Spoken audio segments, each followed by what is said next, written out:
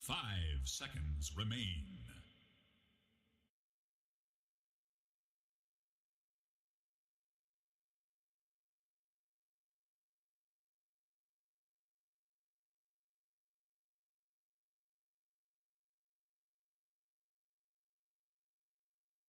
Welcome back, ladies and gentlemen, to another edition of Kobolds Rave 2, brought to you by Crin Station. I am Mr. Plate, and I am joined by the eccentric Kawaii Socks. Kawaii, how are you doing, homie? Morning, everyone. I'm doing okay. I'm trying to figure out why exactly I am eccentric. Well, But this is the first word that I came up with, so there you go. 10 seconds. I do love Dota Chang, so like we both do, right? So Yeah. we are hoping for that. Maybe that could be considered eccentricity. In my case, at the very least, I do like to see teams go for some creative draft for something that shouldn't work but somehow does, or something that on paper looks stupid but actually works. I like those kind of drafts, so where it has like micro synergies and such. For Mhm. now, though, Team Cast, Spiky Gaming, this is kind of boring, right? Like this first Yeah. pick Razor, we've seen that. Centaur Hoodwink, we've seen that.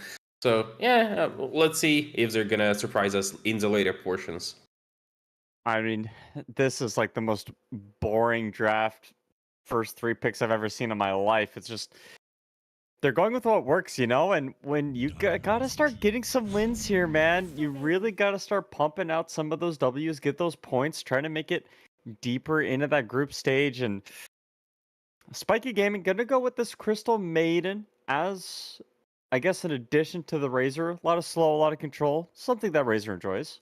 10 Yeah, seconds. and the extra mana is also really nice. Hmm. Lately, a lot of 5 players seconds are remaining. trying out Null Talisman as opposed to Falcon Blade because it's much cheaper, and the sell value as such is also not as punishing, right? Like you sell this Null Talisman at some point and you're okay with it. But with Crystal Maiden on your team, you maybe don't even need that. Maybe you just go straight for farming items or like fighting items on this Razor and just go across the map trying to kill people, which is something nice to do. Speaking of the teams, we have Team KEV versus Spiky Gaming, and as far as I understand, Team KEV currently only has one series lost, so they are primed for an upper bracket round 2 already. Oh, it is a really high possibility for them. They only have games against Team Bright, Yangon Galacticus, and Spiky, and all of them are. I do believe all of them are kind of doable for Team KEV. Spiky Gaming, 3 losses across the series so far. So they're not exactly getting eliminated. There's really small chance of that. 5 But seconds. they are not exactly in contention for the upper bracket round 2 playoffs. So for them, this game maybe matters slightly less. But I really like this bet writer. I mean, Kev, as you said, only one loss. The other team that has only lost once was Team Zero, and that was a series that Kev won. So Team Zero, the top of the group stage at the moment, of course, can't play any more games with those 21 points. Kev still needing to get some more points here, but again, I think the biggest difference between Kev and Team Zero 2-0'd a lot of teams. And Kev, even though they've only lost one series, every time they've won, it's been a 2-1. Yeah. I like the group stages that actually differentiate between a clean 2-0 sweep, right, and a Mm-hmm. 2-1. Because it is a difference. It is a difference, and it should be reflected in the standings. But as I was saying, I'm enjoying this Batrider, maybe a position 4, and a pretty early Sniper being picked up here, as well as Vengeful Spirit. Okay, let's see. Yeah, the jank has arrived. Yeah, that's do they have the Arcana though? Because well, one thing we like is Shanks. The other thing we absolutely love is good cosmetics. That's true. That's true.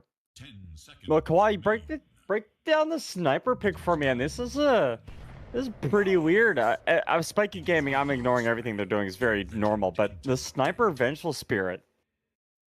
I mean, Sniper is just solid mid laner. I don't think he really has bad mid lane matchups.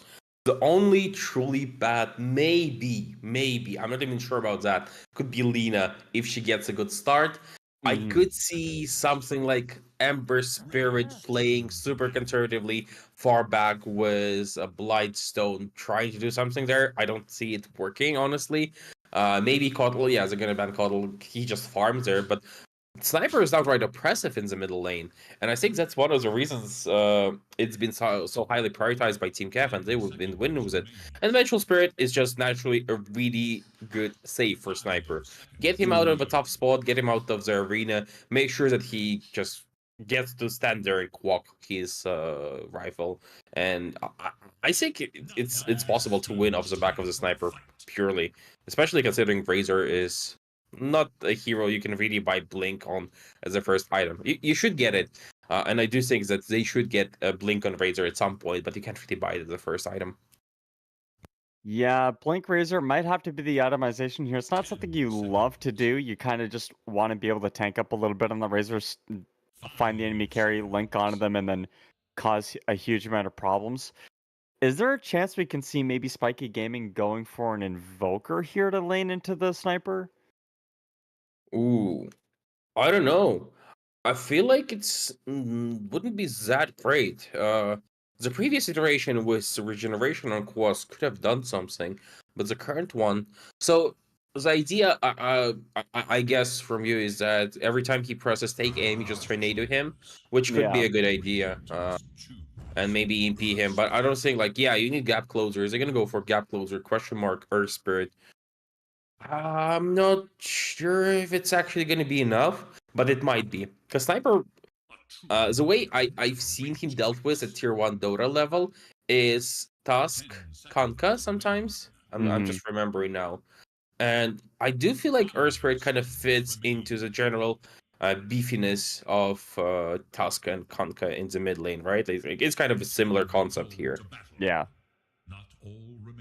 Team KEV here have one last pick to go for. Most likely their carry. It's not going to be an offlane sniper, or I mean a carry sniper. So we're going to be seeing them pick up a carry here.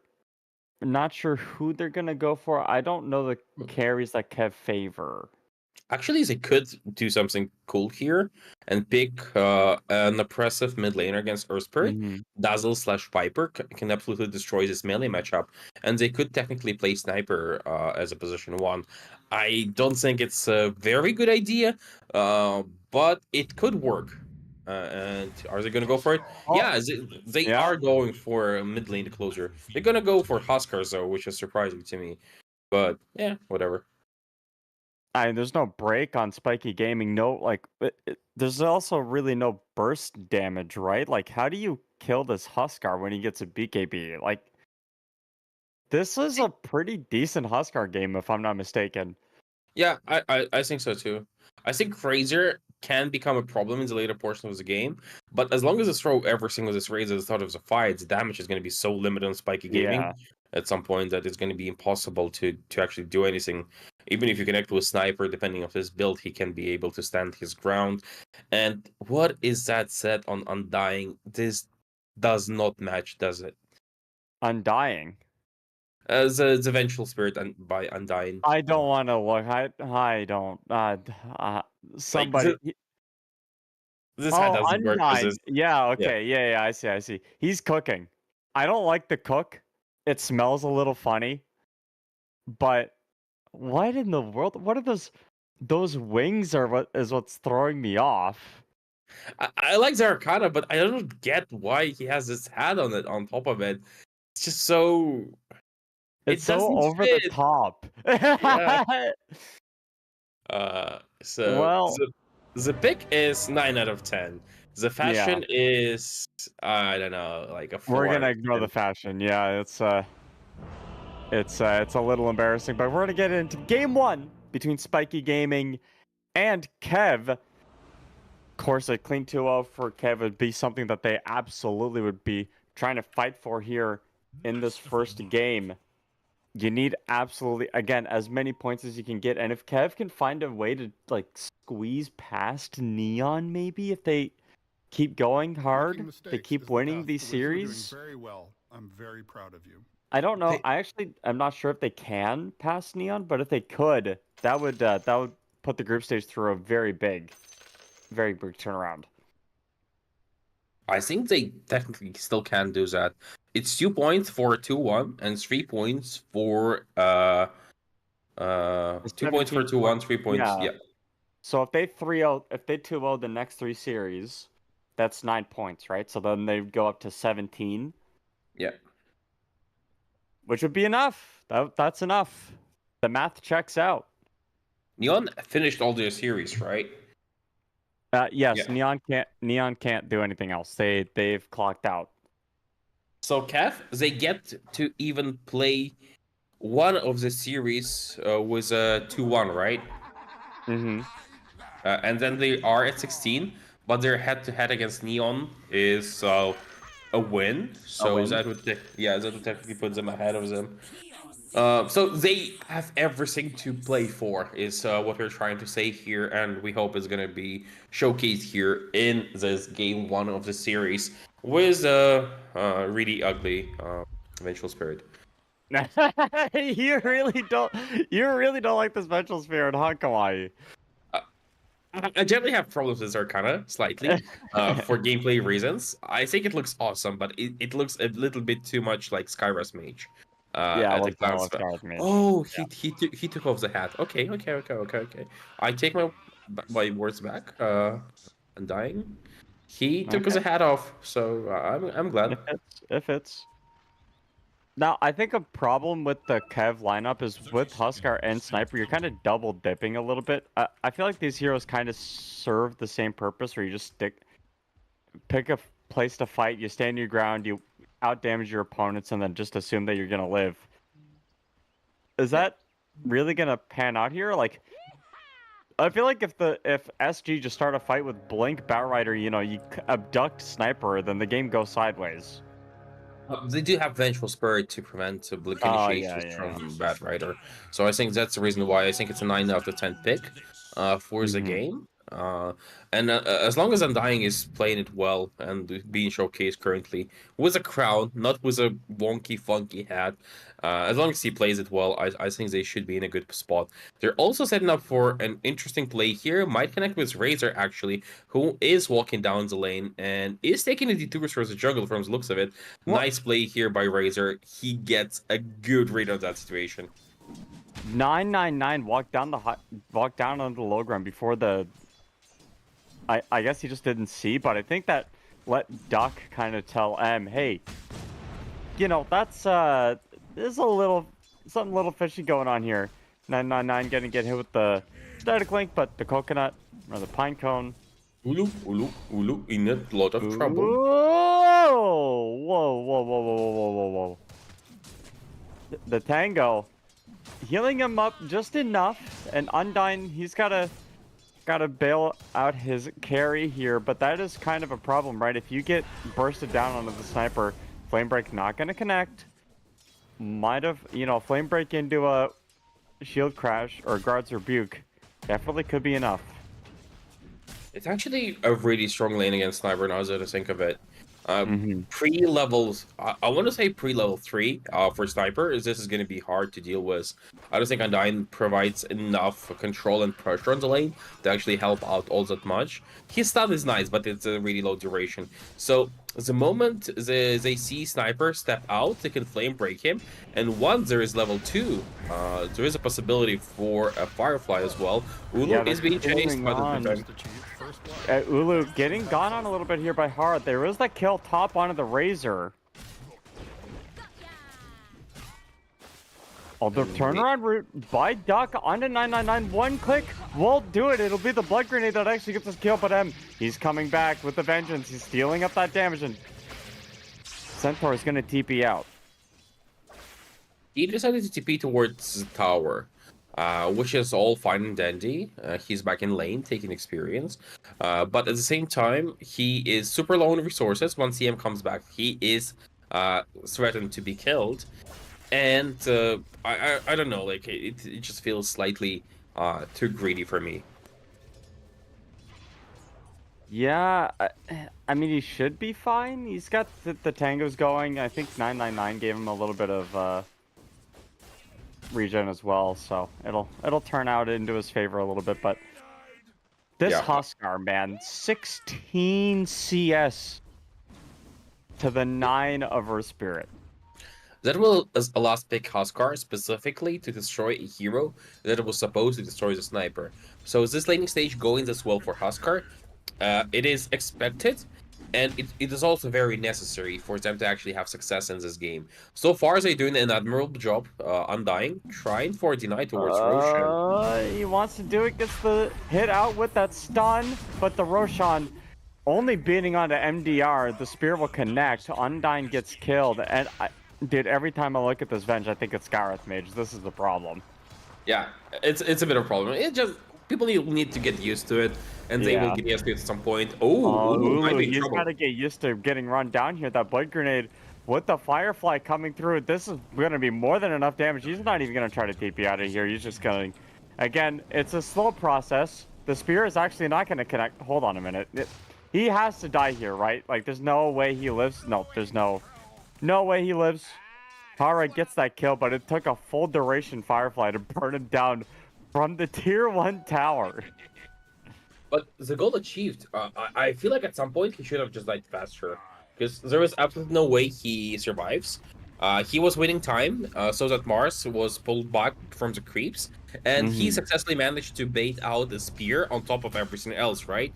And at this point, when you see Mars already rotating back to the creeps, you should just go and die as fast as possible, so that you return as fast as possible. Because he kind of ran around for a little bit longer, hoping to survive, he lost a couple of creeps there in the bottom lane, which is kind of problematic, but I think he's going to be in an okay position. Now, currently, Hera is on low resources, and at like level 4 or 5 now, because he had to take shrapnels, right? He should be a-okay in this lane as long as he doesn't like step too far forward. No levels in take aim at all. He's gonna take one now. Top lane, it is slowly turning for Razor. Yeah, 999 fell a little bit too low for my liking. M's gonna get that link onto life and death, but it's just gonna be the turnaround play. The Bushwhack isn't even gonna connect on 999. Gets clicked down by the small frostbolt from Duck. Also, it turns out Centaur's name is Life and Death. That is... Yeah, fun fact. Yeah. Didn't know until I googled it. I was like, what is this name? What is this play? Butterfly effect in the mid lane. Getting pushed back. The relocation tools are there, but the Bushwhack coming in with the Blood Grenade, trying to get the slow. That disarm won't be enough to push away the kill. And question mark, with the help of 2 supports, gets that kill onto that pesky Huskar. It's 3 heroes rotating towards mid. I think one of them used TP on the side of Spiky Gaming. They share all this bounty. I think it's okay. Like, he didn't die, and it's fine in this situation. It opened up the maps for Centaur a little bit. It opened up the map for Sniper slightly. Gave him some breathing room. 999 will die. That is a mistake, though. Like this should not have happened. When the Huskar died mid, Ulu and Undyne actually killed MDR. So this sniper just continuing forward. They're gonna get the slow, the damage that taking, headshot damage pumping up through, and MDR. The body blocks were gonna be there. The spin actually won't connect onto Ulu. Instead, they bring Hara in. They have a little bit of reinforcement as well with question mark to roll out onto the sniper, and this little dwarf boy gonna get taken out here with there's more than enough damage over time, but Undyne gets that kill onto MDR. Gonna get chased down here a little bit. Question mark does have a roll if he wants to pop it. Don't think he'll have the gap closed though, and Undyne, he'll disconnect himself from that engagement. And immediately going for the runes on both sides. It's Batrider taking their own. Because there was a potential wrap here by Undying, I guess. That would be a cool play if he killed MDR and then started rotating towards Wisdom Rune. But no, it's going to be an even split. No convincing victories in terms of economy quite yet. But from what we're seeing, Huskar, Centaur, and Sniper all in the top 3. So a pretty good spot here. And he's just surrounded. There's a lot of people that are around him, and they're not friendly. But I think Undyne might have overcommitted a little bit. They got Duck here with the control to help get the kill alongside the tower, and M survives the onslaught. It was a stampede of Radiant that was thwarted away. No Lion King moment for M here. Razor actually going for double null talismans according to hold on a minute. He actually is going to get the kill, but Ulu has TP'd in. The ultimate going to be there. That stop cleans out M. And they did get 9, but eventually the Razor will die, and I'm gonna continue because Duck, he got scanned out. They're pinging him into the woods. I think Life and Death might have found him, and yeah, he definitely found him. They see him out into the trees. The headshot slow, doing a little bit more than enough to maybe get the control through. Not quite. While this was happening mid lane, they managed to get a kill on Battle Rider. It was an attempt to take Huskar's life, but it was not successful. Doug, in the meantime, will find the ward. It was kind of obvious that it's there. But all in all, it's a butterfly effect show for now. Already has Armlet going. At top, the static link is there. Duck, not close enough. Should be fine on the Centaur. Can we look at the items? I mean, we can look at the fact that Huskar has a armlet. He's going for an early halberd as well, which is surprising to me. This felt like a BKB game, but maybe he's afraid of Razor. Maybe they think that they cannot burst him down quickly enough for his right clicks to not matter. And maybe they're actually correct. Now that I think of it, they don't really have burst damage to have like slow plops from Sniper. They are slow for now. And Huskar, but so maybe that is a correct approach.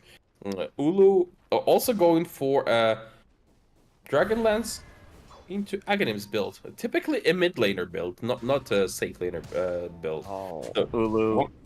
There's a lot of people around, and with that ward, they're gonna scout him out pretty convincingly. He dodges the rollout, actually. Hold on a minute. Ulu, he's a couple steps ahead with the Stampede as well. They got the push mark out onto the question mark. They get the kill. That's 3 dead instantaneously. 2 Radiant heroes die, and Hara picks up Undyne, but that wasn't the target, and now there's the Crystal Maiden trying to get that kill. Pops the ultimate as well. Beautiful play to kill Ulu.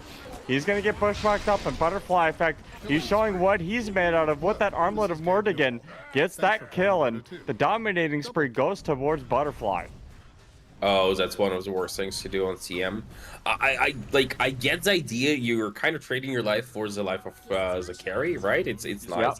But the problem is, you just fed Huskar, who already had a good game, a dominating streak.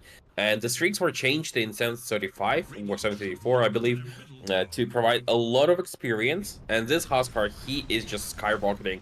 Unless he stopped he's also getting chained down here. Yeah, M has found a target. He's got the static link going, gonna turn around, get that disarm out onto the Razor. Butterfly Effect, can he armlet toggle his way out of this one? He won't even have to. He bursted M from full to 0. I don't even know what that was thinking, like, because that was obvious he's gonna die there. I don't know why he went for that play. This was Armlet, he just dodged the damage, right? And on top of it, the damage output of this Huskar is currently something they literally cannot deal with. This was such a bad play here by Razor. He should be running from Huskar. He's level 7 to level 10 on Huskar, by the way. So that was overly optimistic, let's say. Optimistic. Yeah, Centaur, life and death. He's going to be either alive or dead. Pops the Stampede, keeps going, hit with the slow from question mark. Who's come in? They are going to TP the Hoodwink. 999 will just sit there and wait. Powers up the Sharpshooter, splits the wickets. But the middle tower is falling for SG Kawaii. Yeah, I think it's going to be a Huskar show for the next, well, it could be a Huskar show until the end of the game. Yeah. But hopefully they're going to take a play with the lasso, but it's an instant swap to cancel. They have the arena as well. All the damage, everything focused on to kill the Huskar, and they damn well did it. They even get Undyne to boot. Finally, they get something out of this middle lane here. Very nice initiation. And even though they knew that the Vengeful Spirit is going to swap, they still went for it, bringing in bodies, making sure that they have enough damage to deal with him, stopping him slightly. The problem is they're not stopping him convincingly. He's still well ahead of everybody else. Yeah. He is 1500 gold ahead of this Razor. He almost has Halberd. Once he gets his Halberd, BKB, and some sort of lifesteal, he's just gonna go forward. And at this point, you should have BKB on Razor at the very least. And probably a Blink Dagger on Hara as Batrider. He did get the dominating streak off his own though, so Batrider is getting closer to his Blink. Well, he's shown bottom. Ulu's here. The smokes break as they collide, and it's a swap in. I don't think Undyne kind of expected all of these heroes here. They use the Stampede as well. Won't be able to save the life of that fake Skywrath mage, and now with 4 heroes running down the mid lane, they get the rollout. Q won't actually connect, and Ulu fighting a little bit more. Got hit with the spear. The spear vessel going to be more than enough to bring him down. No, it's going to have to be the rope. But get down, Mr. President. You might not have saved him, but at least you got the return kill onto question mark, and now M onto the sideline. The vessel hitting out onto Huskar. He got hit with one more magnetize. Should be fine though. With that 10 stick, won't die. And SG claim another 2, but it's an even exchange. I'm not sure if this really favors either team, I'm not going to lie. They are progressing their Razor off the back of that, which is, I think, is really important. Razor in the end game, once he has like Blink Dagger to get on top of Sniper, once he has Aghanims, the talents, the levels, everything, right? The tankiness, I think he could be technically an alpha carry in this game. I feel like a refresher in this one in particular could be really nice as well, but until he gets there, he is not. He shouldn't be like fighting and losing gold. He should be farming and getting more and more. And this one actually gave him something extra. He's now in the top 3, overtaking the Sniper. This is important. Should be able to progress. But bottom lane, oh, 999. Yeah, 999. I mean, he doesn't get the kill, MDR does, but I think more importantly, this tower is going to be taken here. Can we see a quick buy on Razor? Like, what is he going for? Because personally, for Sanjin Yash, I believe. Oh, so that's going to be like a typical right-clicking Razor. This game really felt like it could be one of those where he goes... maybe Shivas is a bit of an overkill, but Aghanims, Refresher, BKB kind of build, where he is just there on the front lines with double BKB, making sure that he manages to just survive and deal damage periodically with his abilities. Yeah, I mean, opting to go for that more normal, I guess you could say, build with just the right click the Sanjin Yasha to tank forward. It kind of helps just against the amount of control that KEV bring to the table, Kawaii, but it's I think SG are going to run into some pretty big damage issues if they don't get at least 1 or 2 key items on SG. Oh, the roll canceled. Blink forward. Do they have a stun? They're going to have to swap save that Centaur, and they use the Stampede as well, so KEV, they made a play. They're not going to get out, but what's the continuation? It's going to be the rollout onto Undyne, butterfly effect down to the side, looking for a little bit more. It's a beautiful 2-man bushwhack, and it goes in. Ooh. That's a lot of AoE damage. It's a stop as well. Butterfly effect now hitting 1, hitting 2. It's a 3-man arena though, and M getting a nice full-man static field. Dies to the Sniper. Plink, plink, plink. He goes. The ultimate as well. That's an assassination on the 3 heroes on SG. You only got 2 in return, but you lose M. He's kind of the one that is going to save your game. That was so well played by Spiky Gaming. I have to commend it. They identified that they can strike back. They go for with an arena, but they're just slightly too outfarmed in terms of levels. I think the gold differential is minimal, but the levels are speaking for themselves, and that's a huge problem currently. They will try to contest this Roach from the looks of it. They know that the butterfly effect is low on HP, and I like the itemization by Earth Spirit going for this Blade Mail. They're going to try everything they can, and the start is going to be the pickoff on a 999. He will happily give his life away for this Aegis of Immortality. Butterfly effect, getting hit with 1 hit. He failed an armlet toggle. He's actually dead. He's at 0 health. MDR dying onto the side, but they get the rollout onto this Ulu. And now, butterfly effect, he's static linked up. He's got to get out of there. The roll not actually going to connect. It's a bit of a whiff from question mark, and butterfly effect going to right click him down, but that's a lasso that gets him, and it's almost a team wipe. Will it be a team wipe? It looks like it's a team wipe. Smells like a team wipe. It is a team wipe. And question mark is going to survive through all of that. That was a throw and a half. Maybe like a throw and 4/10 of a throw. I don't know. Like failing down the toggle is fine. Spirit Vessel is annoying. You have the spirit damage coming in. You can't really toggle through that sometimes. Even though I think Paparazzi released a video where he talks about how you can abuse some of the things with a stick and both quick cast and non-quick cast armlet, so that it's instantaneous, the turn off and the turn on. But it's still hard to do. It's still hard to pull off. So losing the first life is okay, but then not disengaging fully is a bit of a problem. The general positioning of Sniper ended up being incorrect, I would call it, and not having snip beat is a huge issue. And this is giving Spiky Gaming a huge source of momentum, because right now Am is currently top of the net worth charts, and he is progressing nicely.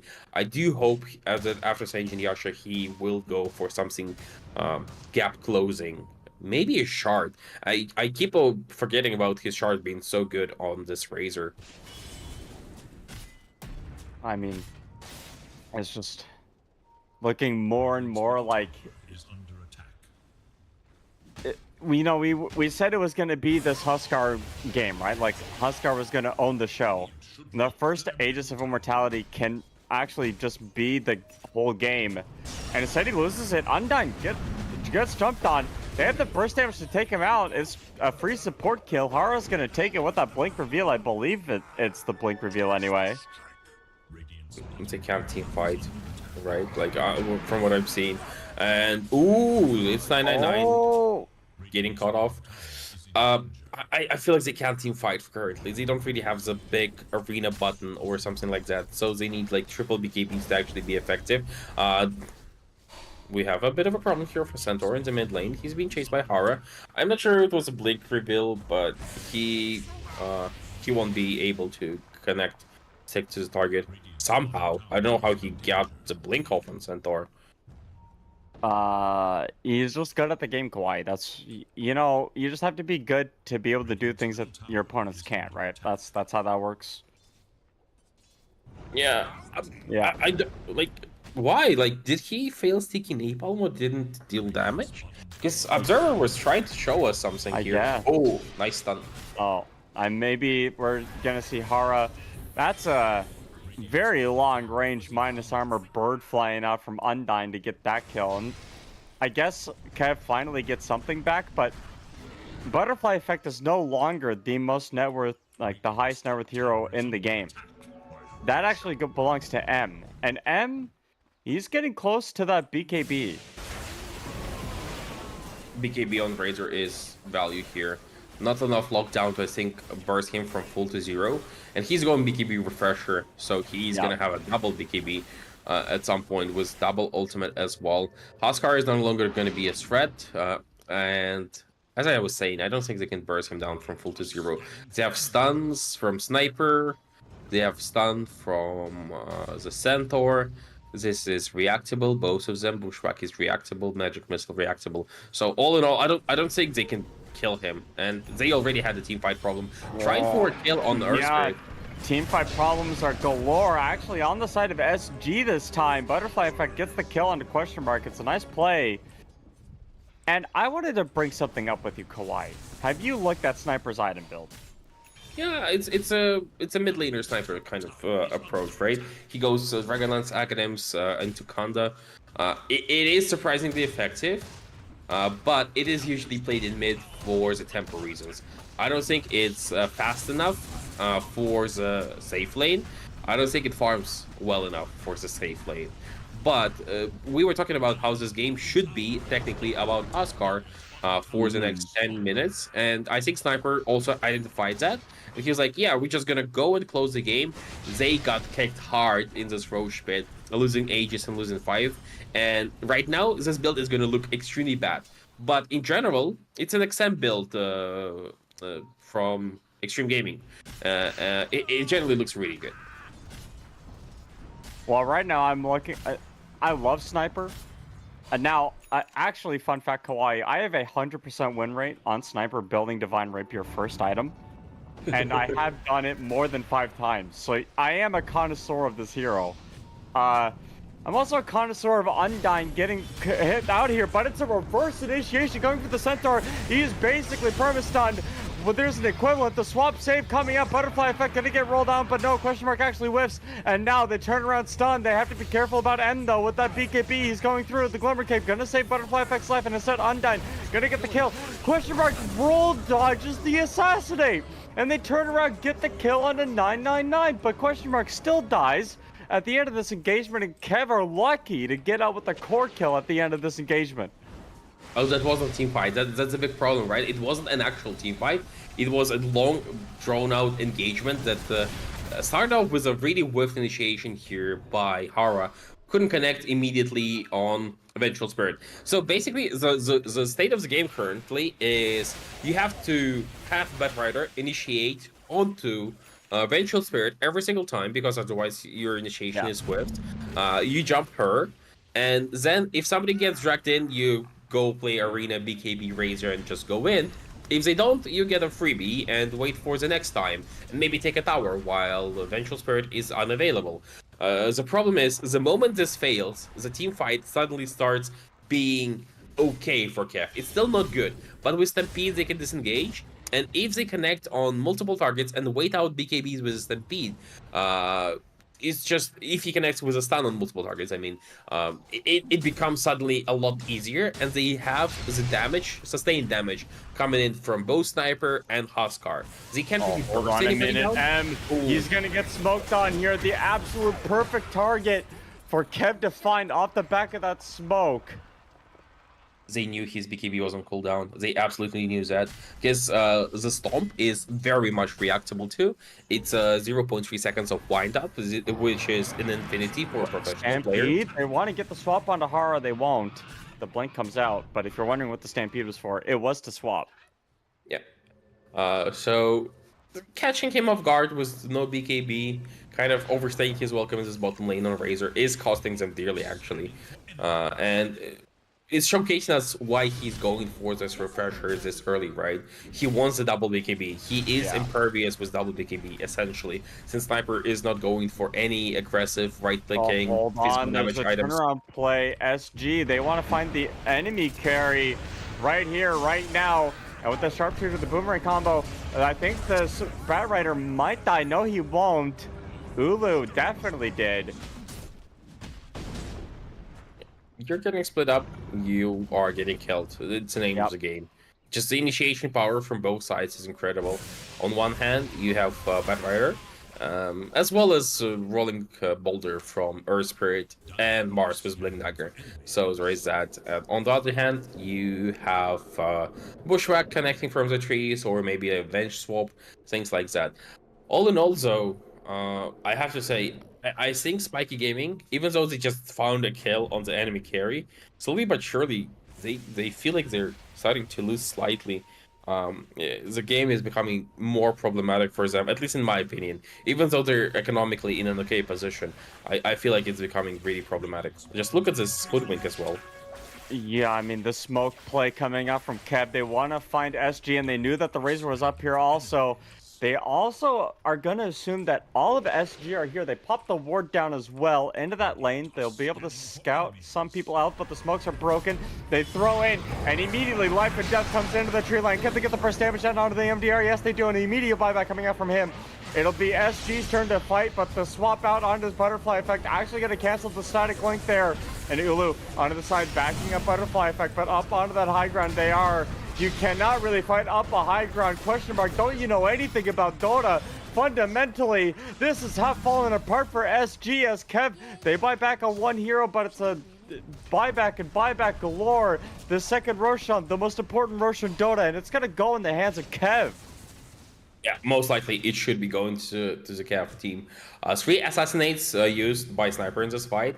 But yeah, I agree absolutely with our observer. This Centaur has been the most important initiator. He managed to find the critical stun, the blind stun into the jungle to initiate on Mars, completely breaking the team fight of Spiky Gaming. With no arena, and Mars immediately buys back. He understands that he needs to be in this fight, right? But between buyback and then TP and then finding position, he was just never there fully in a good spot to actually use the arena, and the kiting potential was just way too high. There was also a really good Acorn shot from 999 They want to go in, Okay. but they have the arena butterfly effect. His BKB or his TP's gonna get canceled. It's a huge turnaround stun. This Centaur has no chill. Life and death is choosing death of his enemies, and question mark is rolled in to 5 heroes. Where are you going, my friend? Well, up onto the cliff most likely, but the right click's coming in from Ulu, going to be enough to get the kill. And it's a dieback for MDR. Question mark dies as well. They get the Aegis of Immortality, but the gold lead is extended to 9k in the matter of minutes. They tried to do the same thing they did with the last Roche, and they failed. They literally flopped on their face. Once again, coming back to the Centaur, just finding a good jump, finding a good initiation, even though the arena was placed this time around, because of the Aegis factor, Butterfly Effect managed to turn the fight. And now he has Cheese, and will have a full-on Hurricane Pike for his next fight as an extra item. I don't know why he went for Hurricane Pike, maybe as a disengage from Bad Fighter, so he does not need to over-rely on the bench. static link. I Or think the it's static- I think it might be for static link is the reason, but Actually, I think you're correct. I do feel like maybe going for an Aghanims next could be a play here, but he's going. We're not seeing exactly what he's going for on Pascal, but I feel like seeing Ara top.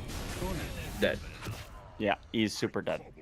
there is a possibility they start bursting people down from full to 0 if they get this extra taunt on Oscar. But maybe they don't really need it anymore. Now that I think of it, maybe they're content with how the fights are progressing, and they see that the long fights are available to them as an option.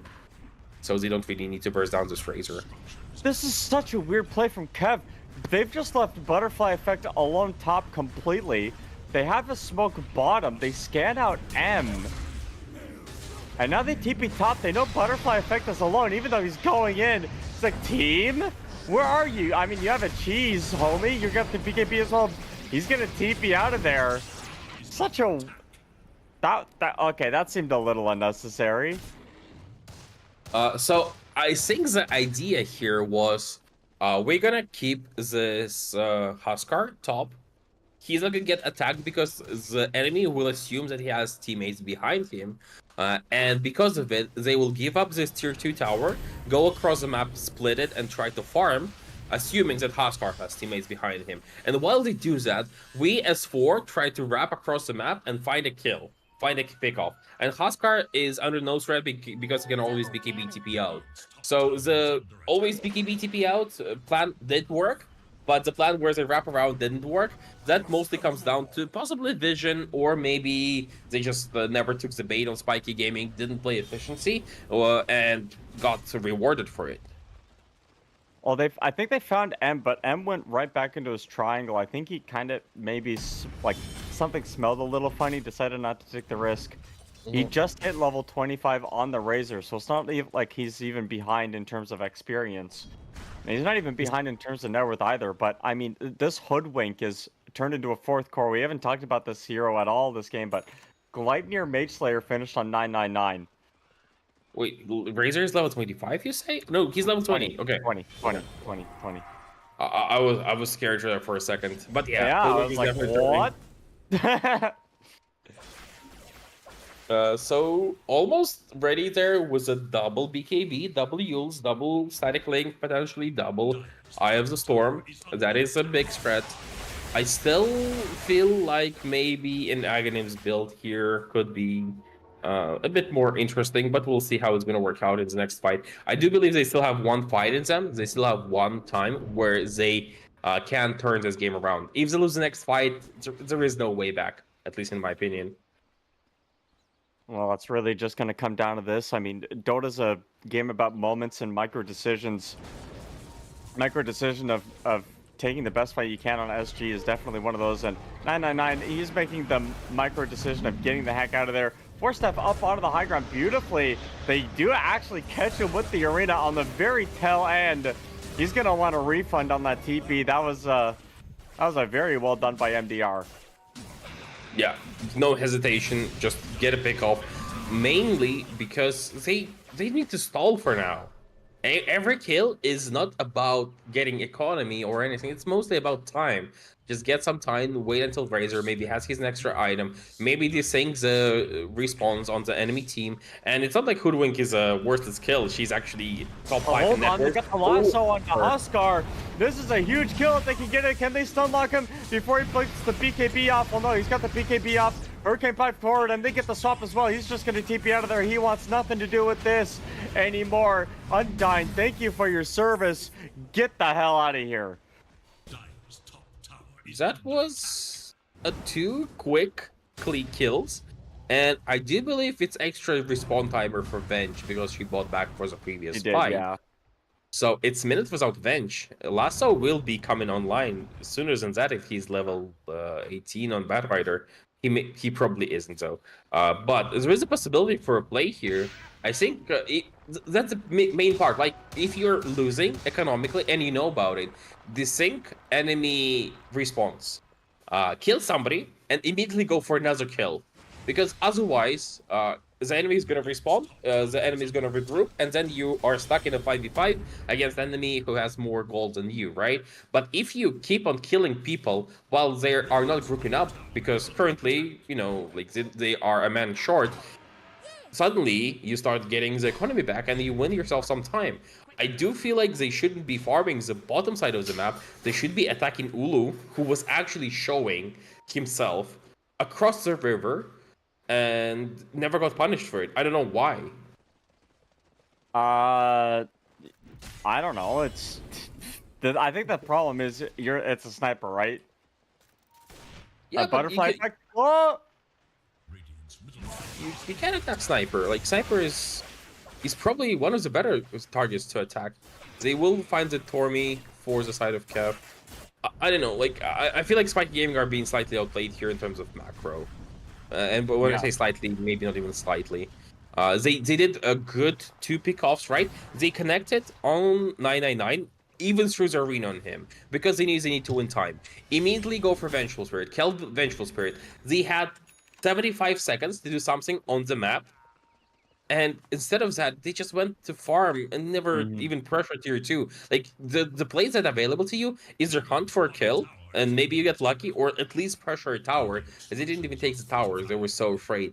And that's not... when you're losing, being afraid is probably the worst thing you can do. Because when you're afraid, you stop making plays, and the way to crawl back from a losing position is to make plays. It's not to stand there and bait. They're going to make a play on the 999 to blink forward. They have the lasso. The stun is actually not going to turn into a kill.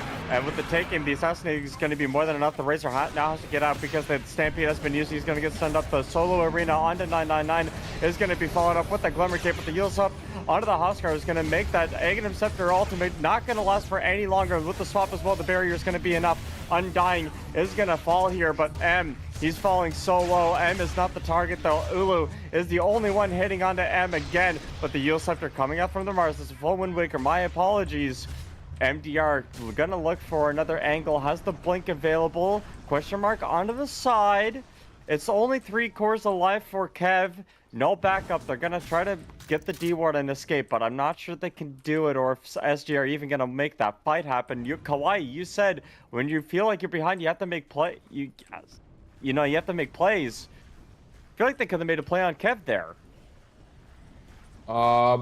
Yeah, I like the way it turned out for Spike Game. I'm surprised it turned out this way, if I'm being completely honest. I do feel like there's multiple Yules coming in from Spiky Gaming, and as well as Wind Waker are really clutch. MDR, it's gonna get broken.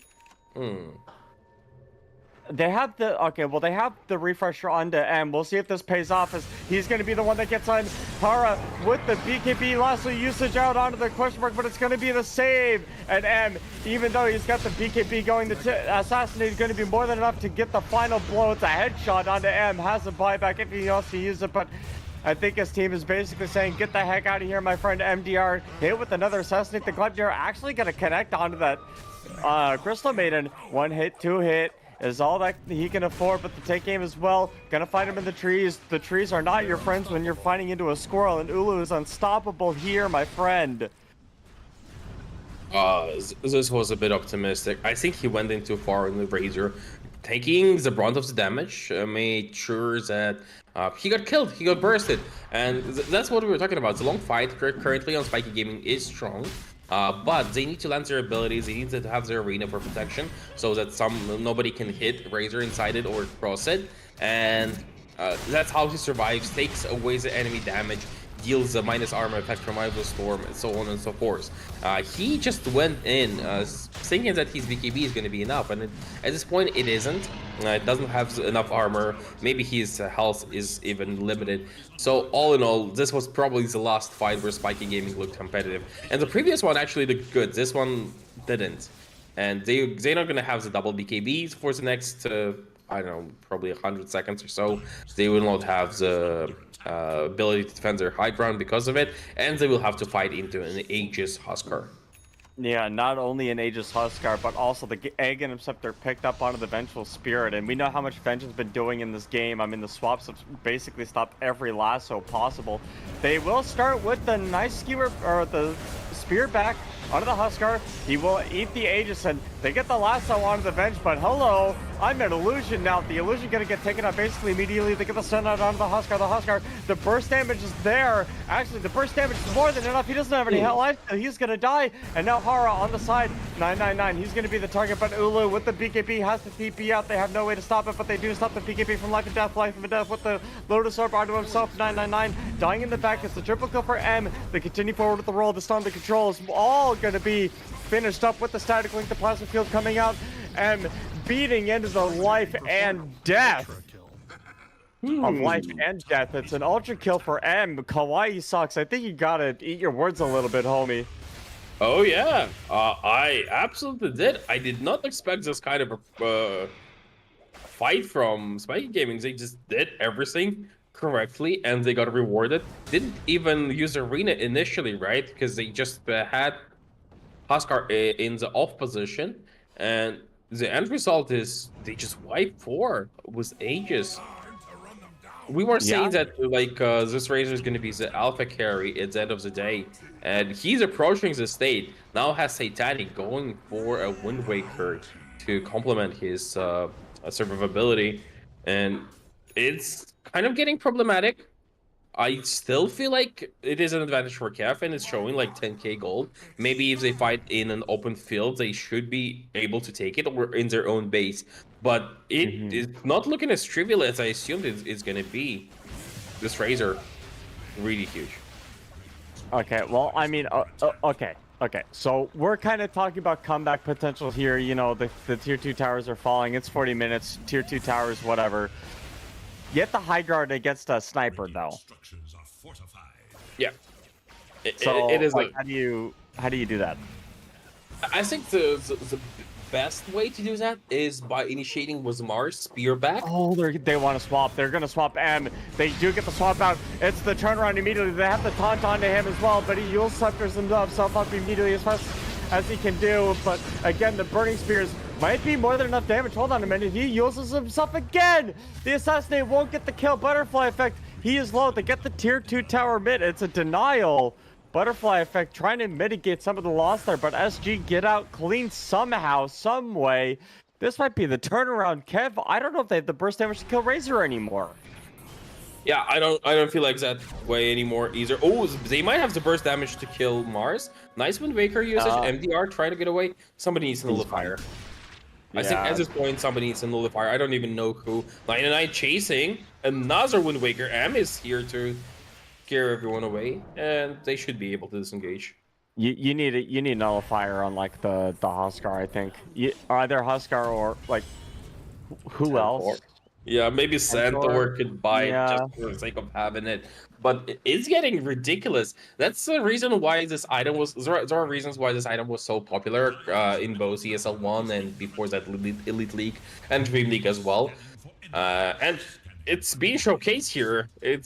You're not taking fights. You're not winning fights if the enemy doesn't fight you, and the enemy certainly is not fighting KEV currently. They're trying to disengage cleanly, baiting them back into their own base, and that's where the last time KEV lost convincingly, and it could be happening once again. 42 minutes in, Visitor Ruins are spawning. Tormentor is going to go the way of Hara. All in all, this is an equal game, and it's an exciting one. I mean, we all know Batrider Shard is the best shard in the game.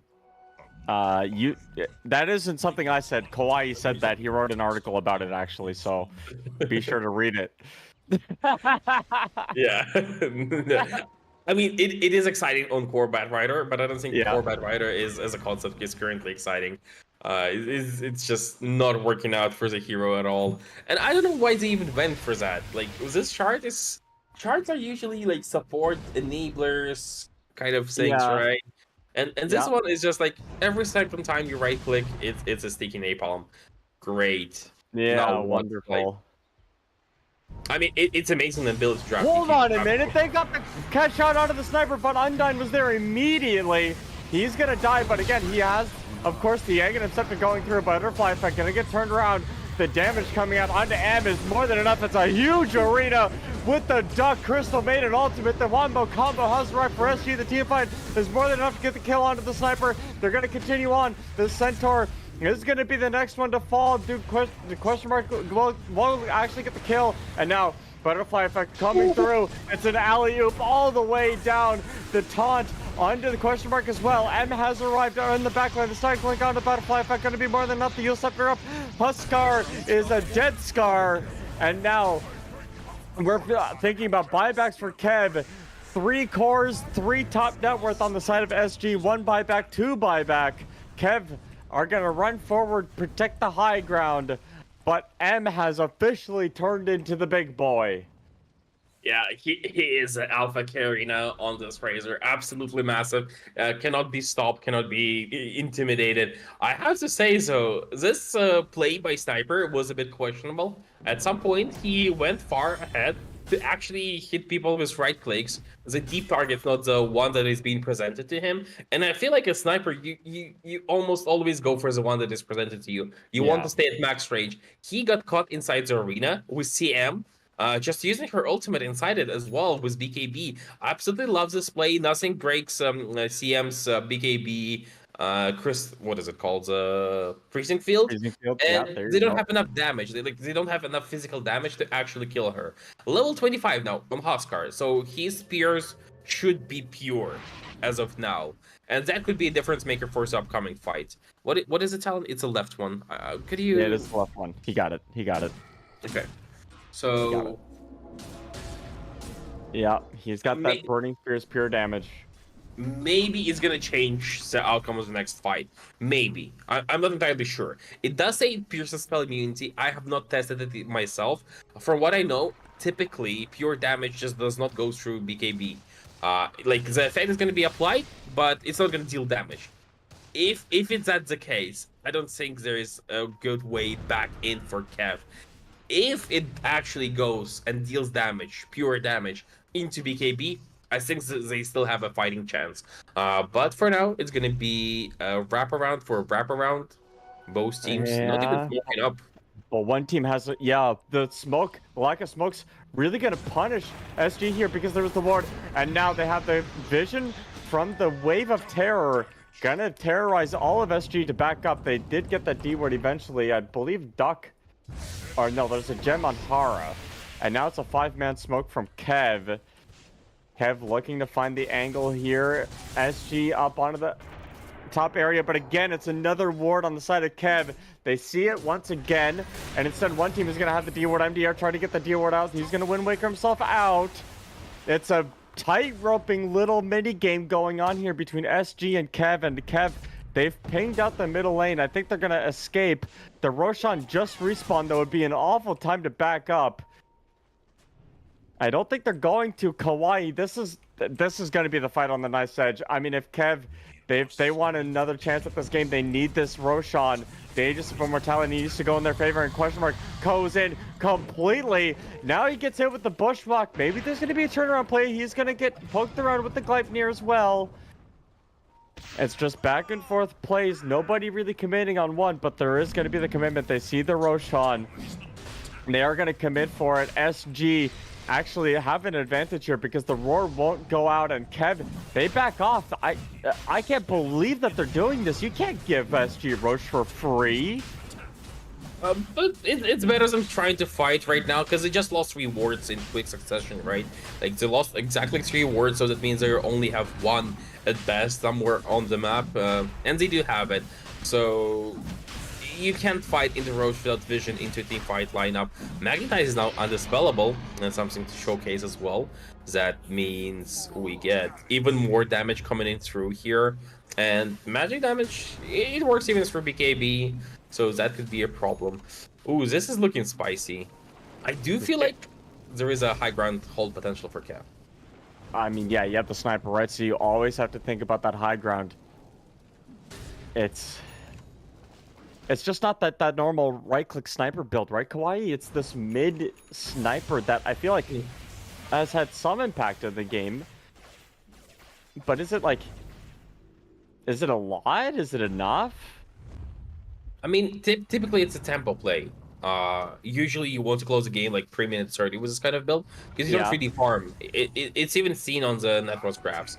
You have the sniper in the almost last position as a carry, being chased by his own support, actually almost being overtaken by his own support.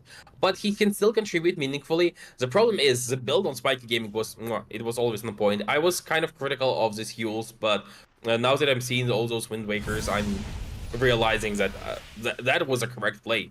They do finally have a nullifier. It is now on Huskar. They have two. They have one on 999 as well.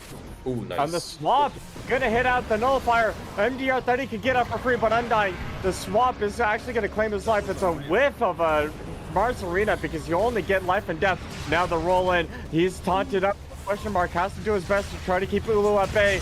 Ulu, he's getting chased down, has to pop the BKB, but instead they turn around on a butterfly effect. He force taps himself away. Can he armlet toggle himself through this one? No, he cannot. It's a dieback for him. And question mark bunting down Ulu. Life and death underneath this tier 3 tower. They have a sniper available. He has this build, but this build is not going to keep his Centaur alive. They call GG. They know that M has turned into the Giga Chad of SG. They buy back on sniper on Ulu, but again, it was GG called. Ulu, he gets 1 kill at the end of the game, but the SG kind of take this game from underneath Kev's feet.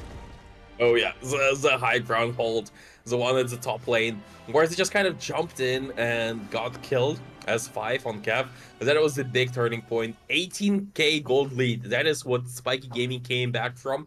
And congratulations to them. They managed to get to the point where this Razor was the alpha carry, especially with the build on Sniper, never really came to fruition. Maybe an earlier nullifier could have been helpful. Maybe a more disciplined play in the top lane could have been helpful. But all in all, let's not take away anything from SG. They've played this perfectly. They were patient, they were disciplined, and they never lost hope, even when I personally did, and they just didn't. That was beautiful, Dota. Yeah, I mean, they just played the pickoff game so well, and Duck had an incredible performance on Sniper, only dying 6 times in a game that went this late and getting 31 assists, 11 kills. I mean, that's a pretty star performance from your support, and with the Aghanim Scepter BKB build up, he was giga chatting it up. Spiky Gaming here, they take game 1 between this battle with Team KEV, and we're going to be seeing in a few minutes if they can complete the 2-game sweep. We'll be right back. Building a rocket. Without collapse. Hex there. The swap here, they're going to try and go aggressively onto BZM. They swap him back under the tier 4s, but steps in with the disruption. Yatoro, they're going to burn through with the majority of the mana here from Tomato, and Yatoro is considering his next target. He'll look over towards the Morphling, but he gets caught by the bashes of Whisper. He has to split back up. Backs off under the tier 4s. Collapse gets caught once again on the front line. Cookie's in. They're taking the Aegis out of Tomato's hands. Was BZM? Oh, he gets him. There's no chance to kill BZM, though. Oh, maybe there is Yatoro. Okay, he gets the kill. But he's losing his teammates. Can Yatoro do this? He's going to go over towards Step, but the Glimmer Cape is there. Tomato's there, though. He's going to turn over towards Tomato. They've got the Cookie in on towards the Morph. He's losing his mana. Yatoro able to focus Tomato down here with the illusions. Tomato's getting low. He's cleansed up. There's a heal coming in. Can Yatoro make another jump? He's looking for his target. He's going to head over towards Ari. Tomato with the Stolen Spear is there. In fact, he catches him and kills him off. Ari with the outplay. Ari is playing like a beast. And there's nothing for Mira to do there. Poshka's watching from the side, maybe looking for a stomp setup. He's not going to get it though. With the root instead on towards Step with the Brambles. Jump in and a jump out from Lal. Just a little low on the mana. The Supernova comes out. They're not going to try and kill it. They'll let the Spear from Collapse finish off Ari. The arena's down. Now they're ready to go back in for round 2. They look towards Seb. Seb Tomato's caught in the coming. arena. Tomato turns up. The Infest is there. Gives a bit of a burst heal to Seb to keep Seb fine. And it's ended up being Lyle that's dove under the tower for this. He gets punished. Lyle's out. Mira will manage to TP away. BZM, Yeah, he'll this get is the a taunt. deep one. He's going in for this one. Beyond the tier 3, but the Urs is there. Mira will be able to dodge the combo. Whisper's still ready to go, though. Jumps in with Tomato. They're diving into the base here. He's on towards Collapse. It's deep. They've got to be a little bit careful there, OG. I don't know if they can continue to try and get away with this. They're on the retreat. Lyle will try and drag back Tomato. They've got the arrow, off but the again. spin, it's not going to catch him. Tomato looks to turn, but he's still getting torn He's apart by shredded. Yatoro. Yatoro's back in action, and he's cleaning up. OG, they stuck around for too long. They've lost 3 of them. BZM also in trouble. I mean, they What a stuck around dive. for that dive. Spirit playing around their vision. They have that one ward they just placed. Starting to jump out with a Wind Waker. Collapse. Auto.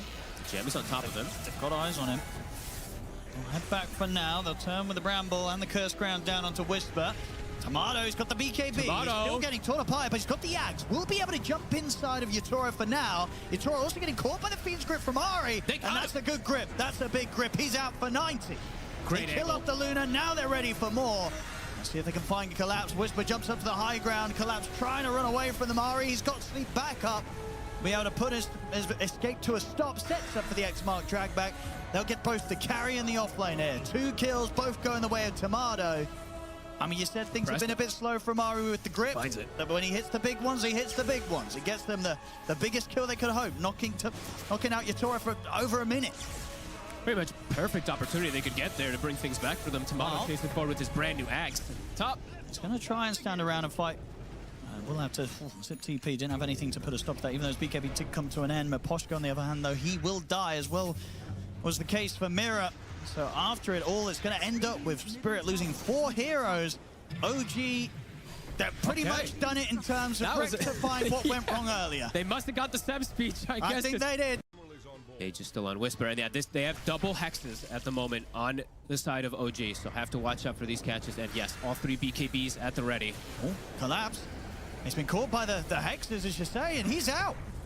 Has got got a buy. buyback available. May need to use it here as he's otherwise out of the game for 80 seconds. Ooh, I don't know if he saw the second one, because he stepped up a little bit far. It's all right. He's going to consider getting in position. They're going to try and BZM go now. for BZM. BZM, he's going to get saved for now by the Sleep. He's able to put the BKB. He's going to get two. healed up as well by Tomato. They keep BZM alive. The Supernova's out. Spirit, they've got to head back to the fountain. They've got to head back out of the fight. Collapse will jump in for the spear catch onto Tomato. They get the pushback with the fear. The full-on control with the vortex. Yatoro's in with the damage. It's enough. They're taking Tomato out. Spirit will hold, and they'll chase out for more. The spear push back onto Whisper. And they got A BZM. double kill for Yatoro. They get the catch onto BZM. They'll keep the game alive again. It's another hold. It's another triple kill for Yatoro. Tomato, put the rage. Lyle heads in. We'll get caught by the Hex, but no follow-up. Yatoro's in. I mean, They're on Collapse, the BZM. jump, they've managed to burst through the Kunkka immediately. Collapse and Yatoro find BZM, and he's out of the fight as soon as it starts. Oh, this is so awkward. They're trapped in the corner. I mean, what do they do? Does he buy back? There he is. BZM's going to buy back for this one. There's the jump of the backlist, but Ari's got the Axe Fiend script. He's controlling the storm for now, but it's... Yatoro. Lyle doesn't really care. He's perfectly able to zip over to the safety of the left side of the fight. Yatoro, though, will He's go gone. down. They stuck on him. Now, the question is if Yatoro wants to buy back. Does he want to try and turn their efforts in this fight, try and get it back their way as Lyle's getting run down by Whisper? Lyle still with not a lot of mana to play. It looks like Spirit are just going to try and write this fight off. Maposhka will turn with a stop, but the Hex is there in time. OG, they're going to be able to take down the ET as well. See what they can get away with. Tomato in with the Rage, working on the tier 3. Safety of the X-Mark drag back. Will still get caught by a Stomp. Collapse. He's taking it back over, but he gets caught by the Hex. Lyle's in with the BKB. Whisper. Where'd he dies go? in an instant.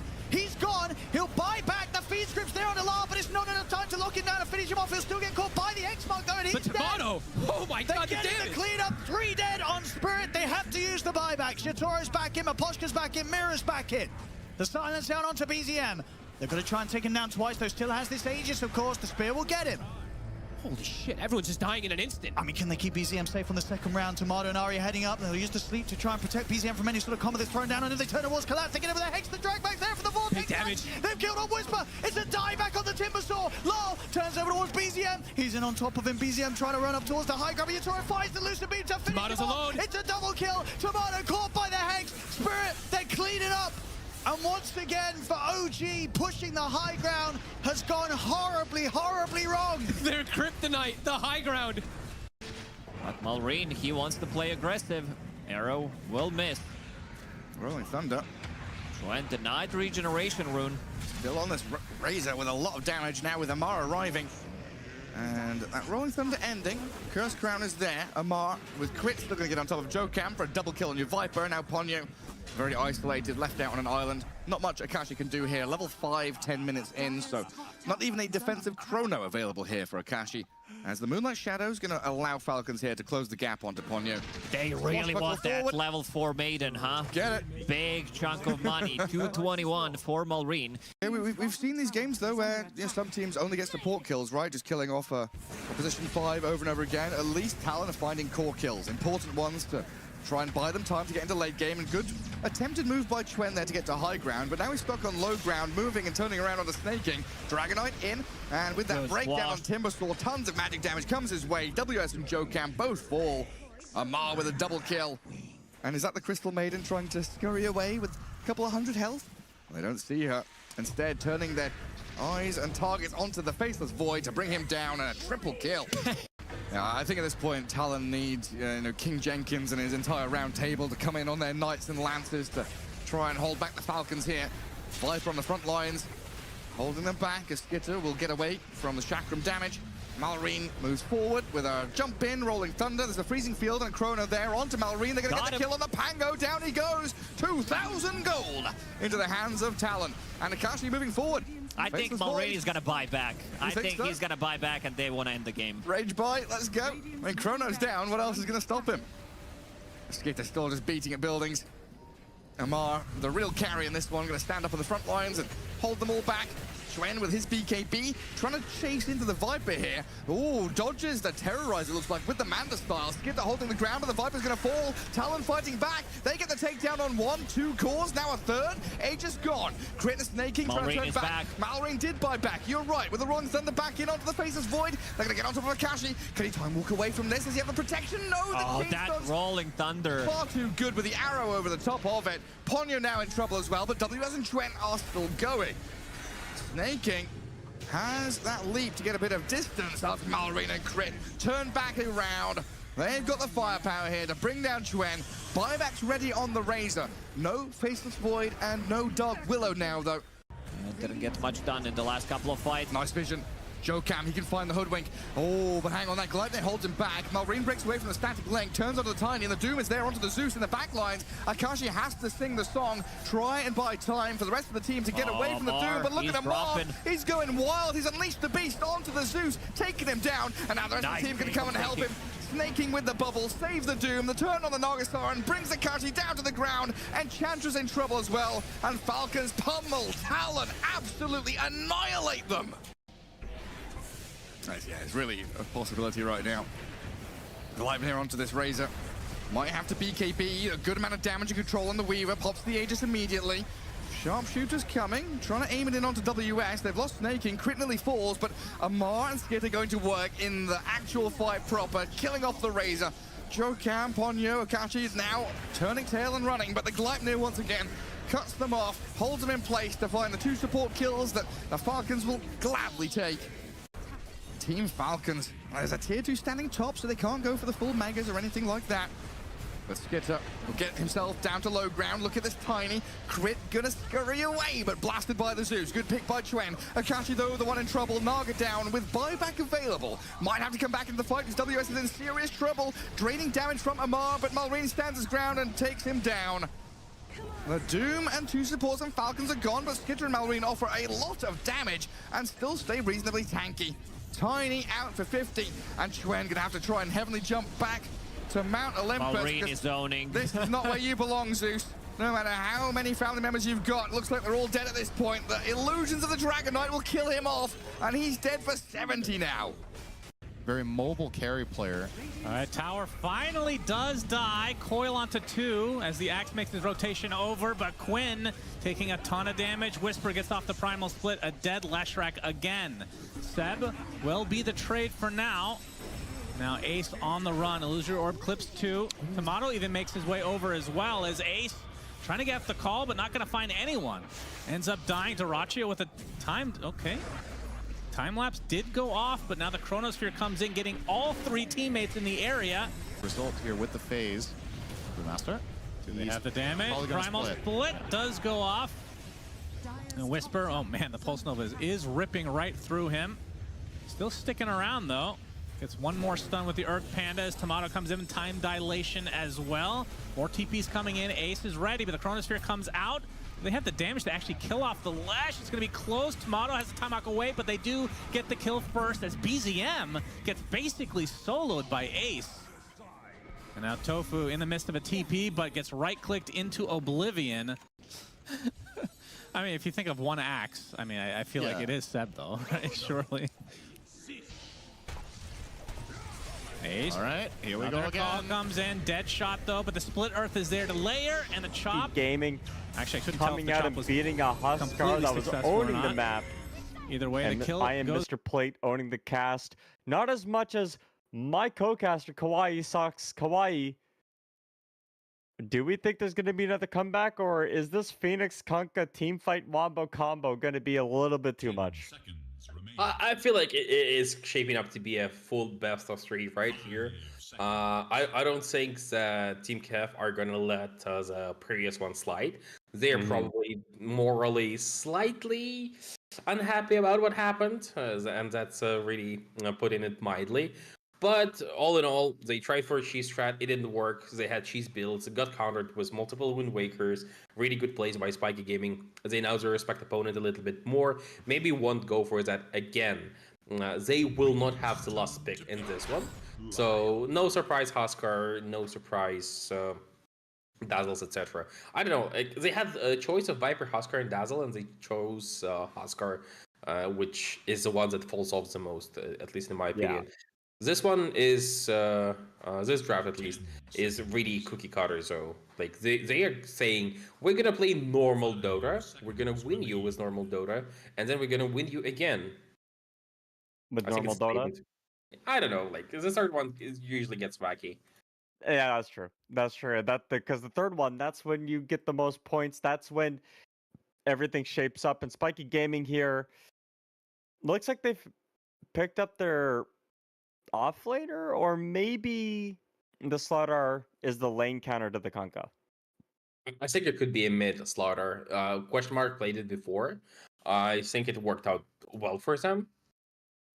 And it's a flex pick, at least for Spiky Gaming, and I think it's a flex pick for most players. It's how do I put it? It's not the hardest hero to play. Well, that's one way to say question mark is bad at Dota. You heard it here first.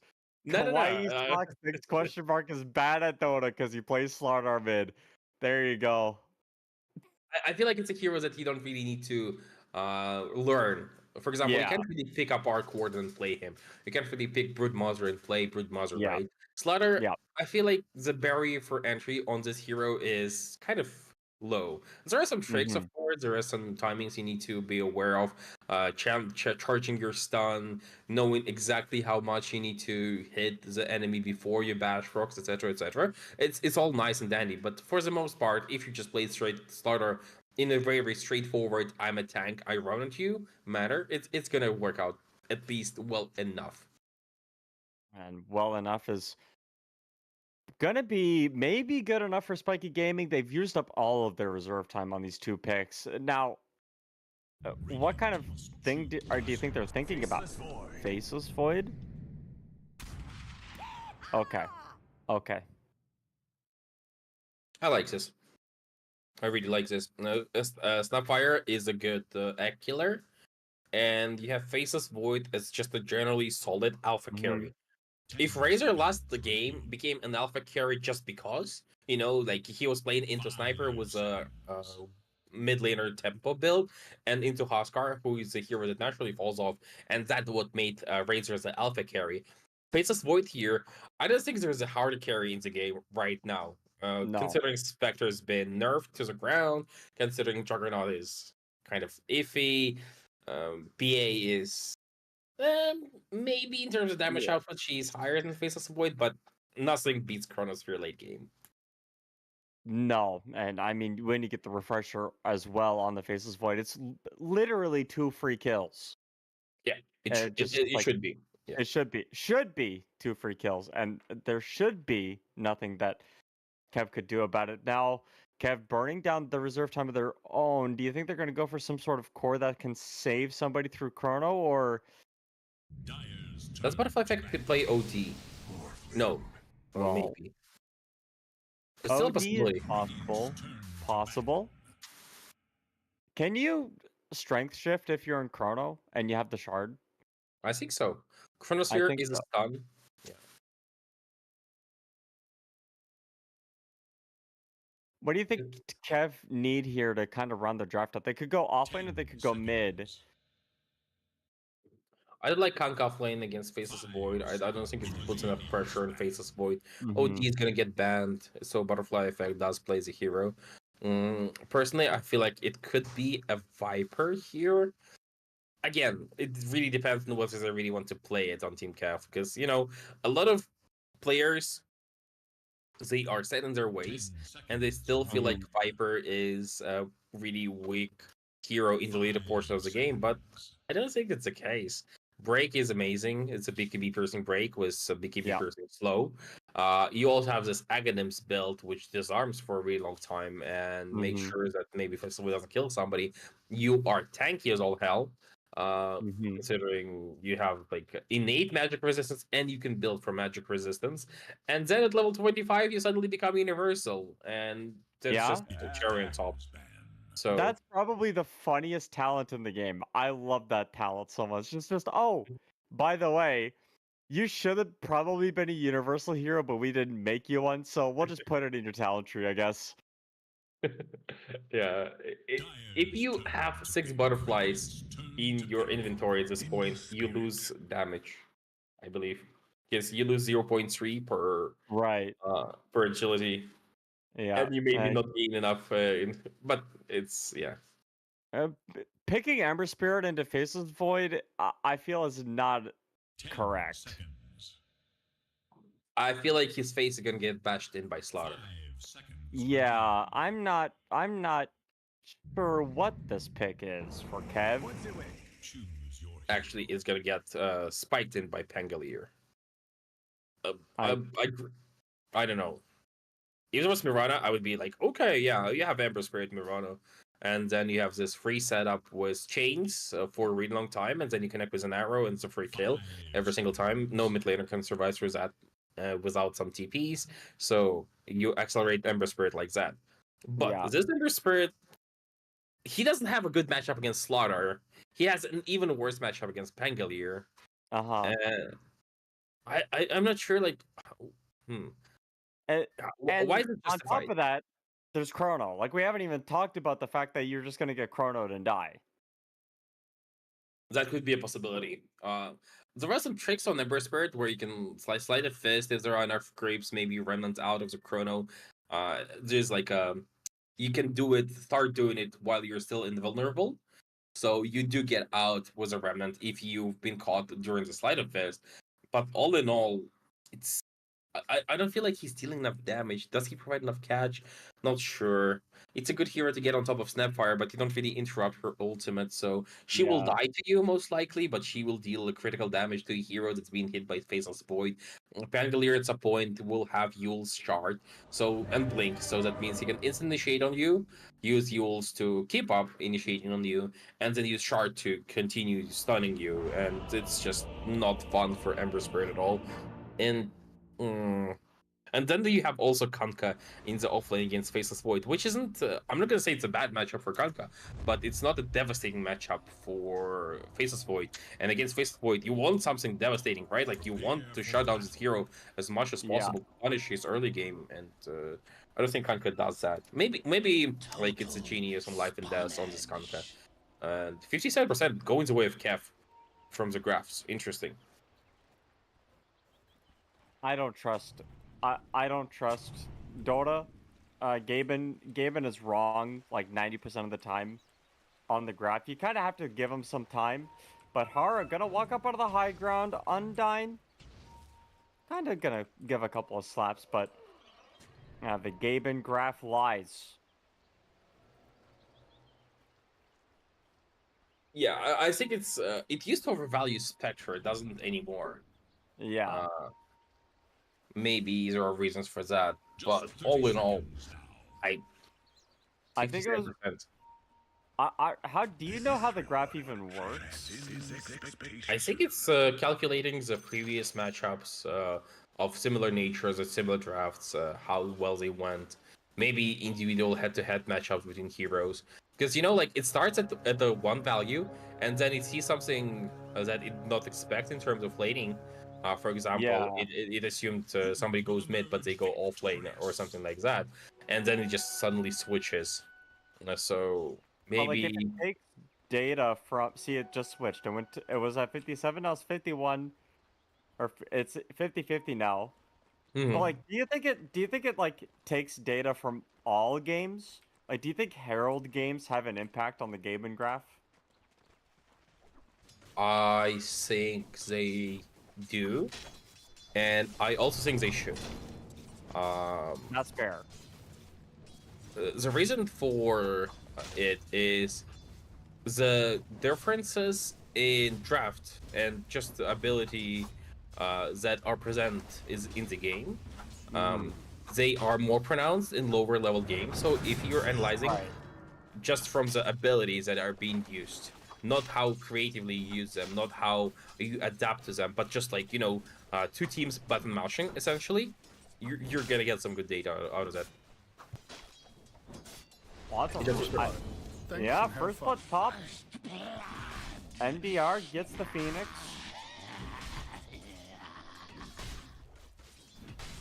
He didn't have the dive, so obviously very easy to kill the Phoenix, especially with Fire Spirits on cooldown. Oh wait. Oh, they also killed 999 bottom. Yeah. Yeah, I've missed both so far. Very good stuff. I'm surprised that it's going so poorly here. But the mid lane is going well for KEV. Really, really well. Yeah, it is. I mean, the Ember Spirit actually doing quite a lot to the Pango. 2 points in Flame Guard, and Pango, I mean, doesn't do any magic damage, so it's going to be the full duration Flame Guard every time. Just going to keep shoving the waves in from Butterfly Effect. The problem is Pango can do the same come level 3 with level 2 Swashbuckle and Shield Crush. I think that's enough damage to kill the range creep, at least after the changes to Swashbuckle. And that's what you care about the most. Bottom lane, some trouble here for Snapfire. No, it's a turnaround. Trouble for 999, the right click coming through. Duck dies. M gets the kill onto 999. And... I mean... That's just Dota, you know what I mean? Yeah. I feel like he's happy on Faceless Void though. Like, he's extremely happy about that. He got the solid experience of the back of the skill, and also I don't think Kanka pressures him all that much. So a little and that victory for them. They accelerate Void specifically, even though he has really limited creep stat, but so does Morphling. Ooh, nice stun by MDR, just catching Undyne mid-air. That was beautifully done. But now Undyne doesn't have the TP, so if Undyne gets caught out here and dies, it's going to be problematic for Ulu. You'll probably get pushed out of the lane here a little bit. Kawhi, talk to me about how important this Morphling is. This is kind of not a hero we've touched on a lot. It kind of didn't even talk about the Chronosphere potential, but Undying, that's a hero we just brought up. If he dies, he doesn't have a TP scroll on his inventory, but that doesn't matter. When you die, you get another one. And bottom lane, oh my goodness gracious sakes, Lion, you gotta calm down with the deaths here, homie. Never refuse gold. Yeah, I don't think Lion is feeling himself in this one, but it's a really hard lane for him because he can be gone every single time, and there's absolutely nothing Conker can do reliably, at least until later levels. So not really working out all that great for the Lion, and again, it is extra experienced gold going the way of well, this time it went to Snapfire, but it's SS gold for Void. Without losing that too many Snapfire went a little bit too far forward. They do have the time dilation, one of the best spells in the game. You can't convince me otherwise. One bash hitting out onto MMM. The Hex gonna continue out onto M, and instead a cleave kill onto Duck. He killed his teammate. He literally just killed his teammate. I think if he ran like towards the right part, Snapfire is absolutely fine, absolutely safe. But he created a cone of damage for Snapfire, and he capitalized it immediately on Conka. It's not the end of the world actually, because Snapfire, I think she just delivered boots for M. Maybe that was the plan all along. And B, didn't have a streak, didn't have anything. It will now come back to the lane with full resources. And the support with so high of an aggressive potential, having full resources in the lane is always super nice. Oh, hold on a minute, top Ulu! Got hit with the bushback shield crash, Slithering Crush, not a shield crash. There's no Mars in this game. Either way, Ulu's dead. That is a costly one. He's now the lowest core, net worth core. It will happen every once in a while. I don't know, Morphling players... Playing Morphling is kind of hard, and the reason for it is like there are so many buttons, there are so many things you constantly have to check and do. And Hara not trying for a pushback. So at some point a mistake will happen, especially if you're not like Nisha, who just feels the hero innately somehow. To be fair, I've also seen Nisha Agi Shift die to multiple stuns before, but just goes to show how hard the hero is. Ember Spirit has remnants available if he wants to use them, but instead he's going to turn around, chase down Hara a little bit. Question mark will be like, hey, stop that. And, you know, Butterfly Effect, he listens. Not before throwing out the chains, and even though Question mark has the Invisor and he's just going to pop it for the bottle refill. Get the mana regen going. He does have Rolling Thunder available. It's not like it's going to do anything to the Ember Spirit, and instead, Undyne going to be the target of a push rack. The Acorn bounces around a Butterfly Effect, gets bashed up once. He's running left, but Question mark knows he's going to go back right. He's got a little bit more damage, and the Question mark is still staying on top of it. No, it's not even going to matter because a flying duck came from the top lane. And now Ulu, he's getting chased down here, doesn't even have a point of waveform. He's going to start strength shifting now, but Question mark again, he has arrived. The Rolling Thunder going to get used to waveform now, leveled up. It's a fresh level onto Ulu, but again, the stuns are going to be there. He has no more agi left to change into strength. Instead, he is the weakest boy, as he is in the fountain from a death. Undyne might get chased down here, but no. This has to be frustrating for KEV. They were so close to winning game one, and I feel like it affected them mentally a bit more than I assumed initially. Chrono, wait, what? That looked illegal. Bottom lane M. X himself out of Chrono? He chronoed Conka while he got the X mark boat combo off, right? And then ran away from the boat. But he got pulled back naturally because the X mark went away. But it looked like he should have gotten hit by the boat. It must have been the frame after the boat landed that M got pulled back by the X. It happens sometimes. It's really hard to time it perfectly every single time. So all in all, it's a Chrono for both. Both is a lower cooldown, lower value, but at the same time, I don't think in the current condition, usually when you have a draft with Faceless Void, the enemy is trying to pressure in such a way that makes Faceless Void come in and plays Chrono and do something with it, because he needs to help his teammates. But the problem here is, Chrono is really bad on spiky gaming. They literally have only supports doing damage into it. Other cores are melee, so they can't really hit unless the Chrono is perfect. Like point perfect. And problem B is KEV is actually losing across the board, so this Chrono isn't even needed. So the end result is this Faceless Void.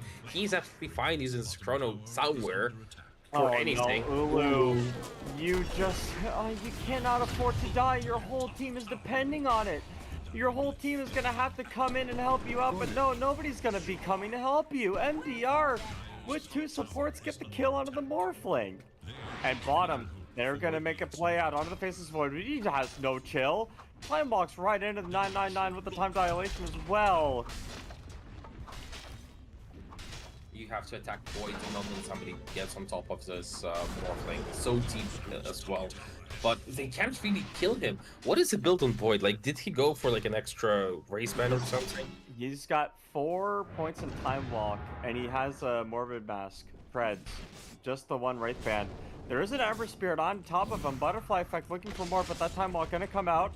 Maybe a little bit too early. 999 again here, but that time dilation doing so much work, and he's just gonna get out instead. They've used the boat onto question mark. Has gonna get cookied into the team roll up. It's gonna be the combination there. He will be fine. Maybe the damage. Is there any more right click? The wait for him forward. Agility. Adaptive strike not gonna connect. Instead, they get the Lion kill. They turn around onto Life and Death. Life and Death trying to make a play happen here. The Torrent is gonna miss, and the time walk forward 1 bash gonna be enough to secure the kill. M finds that pick off, and you tried to get those Faceless Void. Instead, you got. The only silver lining here is they managed to take 2 couriers. One from Faceless Void, and the other one, I believe, for Pango. I'm not entirely sure about that. It's some extra gold going their way. Like they're at least keeping it somewhat tight. But have you seen like the cookie into pushback here? Yeah, Butterfly Effect. I mean, he's got to run it. He's completely fine. He's just playing with his food. Oh, but he's gonna lose his couriers. So the way it worked, he swashbuckled away while Cookie was flying to him, and then immediately jumped back into the spot where he was before swashbuckling. It just looks so slick. Yeah. Like it looks super stylish. I don't know. I just really enjoyed like the aesthetics of it. But it also was really effective. It allowed Pango to use his ultimate while the enemy was stunned, and in the end result is that they do get multiple kills here. Now they have Chrono, and they are approaching level 6 on Duck, and that means somebody will be dying. Somebody is going to be the death here, and Ulu, the target, just keeps getting harassed. He just wants to find some farm, but NDR, he wants to find water. He's attracted to puddles. It is a fish after all. It's so hard to attribute shift as Morphling in this game as well, because once you start shifting strengths, sure, you're getting HP back, but at the same time you're losing armor, and you're already under corrosive haze, potentially under a little shredder from Snapfire, and with the talent on Hoodwink. They're looking for the burst onto Butterfly Fight. They have the pushback is available. Oh, that's more than enough damage to get through that shield. That said, they're keeping it tight for a 12-3 score. It's only 1k gold lead, and Kanka is somehow in all of this top net worth. So he should be approaching his Blade Mail or Aghanim Scepter. What is the build on Kanka? Looks like he's getting... Okay, so this is weird, because Life and Death getting an Orchid. He has a finish. You look at the Ember Spirit also building an Orchid. Orchid is like 3/4 of an Aghanim Scepter. I think Aghanim is stronger here. Yeah. But they do need to deal with Pango mobility and Void mobility. Oh, no, Ember Spirit, the turnaround, but they get the silence out onto the slaughter. He's going to get pulled back with that X mark as well. The Finger of Death claiming that kill. Hara charged up the sharp shot, and instead they find him in the trees. That's where the Ember Spirit knew he would be. Butterfly effect continuing on. Just gonna run him down probably. I don't think Hara's got anything left in the tank here. Oh, went left. Gonna get hit with the Orchid as well. He still went left. He went, now he's going up. I think KEV, no, he went up as well. Scurry up in 3 seconds. Is Hara gonna get out of here? Well, they did see him. He's No gonna way. TP out. There's no way. No, he doesn't. No, okay, hold on. It was really close. Hara still, he's still living. He finally dies. He wants so much They time. got him. Yeah, it was a lot of time. I'm not sure like how effective the time was used, considering the lanes aren't fixed from what I'm seeing. They're only fixed bottom lane, Ulu just coming to alleviate the pressure. Mid lane has been pushed in, top lane has been pushed in, but that's where the chase was happening. But all in all, I still think it was some me time for Void, Tango, and Slaughter, who are keeping it close, who are keeping it tight together. There is a Diffusal Blade going for Blink on Pangolier. This faces Void will have his Maelstrom somewhat late, actually. I understand it's after the Mask of Madness, but he's only gonna have it. Oh no, wait, never mind. He has the big part, the Kill Hammer, so he's 600 away from it. It's okay. Yeah, he's a lot closer than you think. Now, SG did get both Wisdom Runes at This the is a bit 14-minute mark. They did lose the Snapfire though, Kawaii. Is this sorry, Snapfire? Snapfire died getting the Wisdom Rune. Oh. Yeah. Well, it's absolutely worth it, and they have Chrono the mid, ultimate. very easy Chrono. This is gonna be a kill for sure. I think the kisses on the duck were a little, you know, I'm not sure what else is happening. I may as well use it, but instead, Life and Death comes in. They want to turn around. They pop the egg immediately, but do they turn around and get the kill onto the egg? Hoodwink trying his best. It was 1 hit away, and it's a botched fight from SG. They lose 3 heroes. Hara's gonna be the 4th, and KEV, the team fight is clean, crisp, and smooth. This Orchid is definitely a problem for Pango. Couldn't get a single spell off. Going for Blink because of it, for the most part, but needs a dispel item, maybe on himself, maybe on teammates. But Spiky Gaming definitely got pushed back hard. And KEV, they are getting their Morphling in a position where he becomes a threat. Ulu probably gonna go for the usual Conda build, right? Like there is no other build. You go Manta, maybe Morbid Mask for farming, and then you ultimately just want to have Conda because of the burst damage and the stats. The shotgun Morphling is back in, not the same like E-Blade way, but, you know, it's back. I'm glad shotgun Morphling is back. The taunt was missing for a long time in the eyes of Dota fans everywhere. And the Snapfire, I don't know if going this far forward is really the plan, but maybe it's bait all along. Undyne is going to get caught here, and the roll forward onto one support, onto the second support. That's 2 kills. A little bit of a return here. Hara has found Life and Death, though. He's going to continue forward. I think the turnaround might be advised. And Duck going to get hit with the X-Mark Torrent combo. The first damage is there. Ulu picks up a free creep. That's a large camp creep, by the way. And now they continue on. Hara gonna get the push right going out on a Butterfly Flex. Butterfly Flex up onto the high ground. Question mark hitting him with the Diffusal Blade, but that's not gonna burn too much mana. Hara has to figure out a way to get out of there. The push rock is actually gonna get dodged by the Sleight of Fist and Butterfly Effect with the wave effect. Just continuing on the ripples into the heart of SG. They are all inning those tempo items, though. Both Ember Spirit and Kanka with the Orchid, as you pointed out previously. At some point, it could be a problem. There is also an Orchid on Slaughter. What is happening? Why is everyone suddenly building Orchids? I mean, I guess it makes sense on MDR, and one Orchid makes sense on KEV. Does 999 have a blink? He does. So they were trying to make the blink play. They had the vision up onto the high ground. Nobody, I think, de-warded. Wait, how did they have vision, actually? The silence heading out of the line. The kisses get the kill onto the Phoenix. He doesn't pop the egg, and instead 999 dies. So you tried to make a play with the blink instead. Both supports die. It feels like Hawaii, every time you stop talking, is because 2 supports died. Yeah, but they were trying to take away the Watcher from the enemy, and, well, it's kind of natural that you're being watched while you're taking away the watcher, and that was a big problem here. Remnanting out on Ember Spirit, being chased now by there's an MTR. Orchid. He's gonna get hit with the Orchid as well. He tries to Orchid back. Orchid on Orchid action. Oh my goodness, he slid a fist on the sharpshooter now. The turnaround boat. The Admiral has called in. He has a fleet behind him. And the Chronosphere. There's no way that this Ulu was expecting it, but no, he still lives. He got the strength broker off of them. He's caught. He is dead. And now they try to make a play, find something. Question mark gets the kill onto the Lion, but that's just a Lion, homie. That's not really worth anything. Duck falls to the burn from Undyne. Kev continue on. Butterfly effect misses with the side of fist, and that is going to dissuade Kev from continuing further. They're gonna have an Aghanims for his next fight, question mark. So that's a sizable increase in DPS.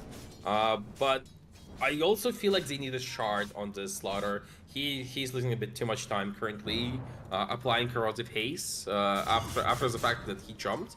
As opposed to having this pre-applied. His build is also quite interesting. He's not maxed out Bastions Deep, so he went for Max Guardian Sprint as well as Razorine Crush, making sure that he is as sustainable as possible, but his damage output is actually not enough to burst people down.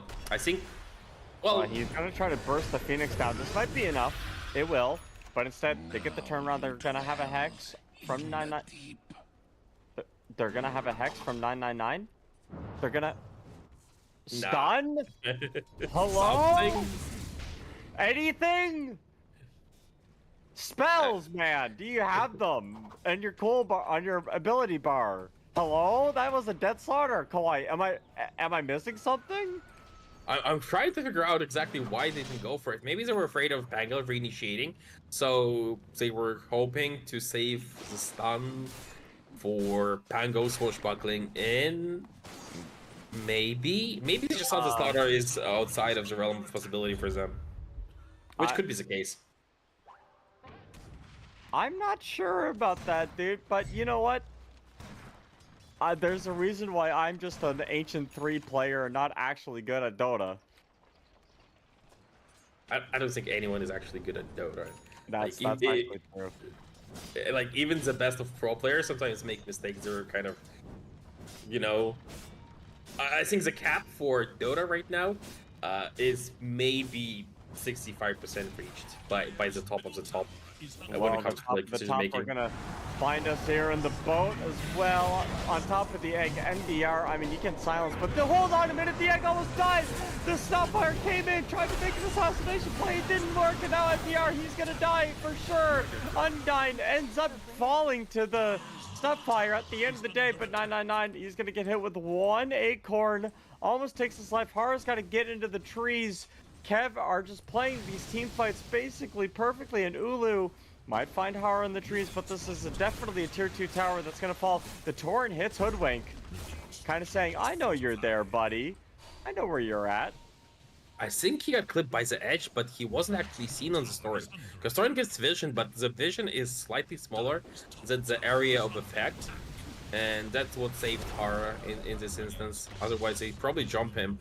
But they still take away the towers, so Kev getting things done here.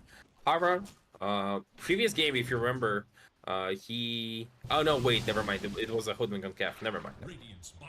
I don't remember. There was Hoodwink that was like super big early on. Yeah. Who was essentially a 4th core.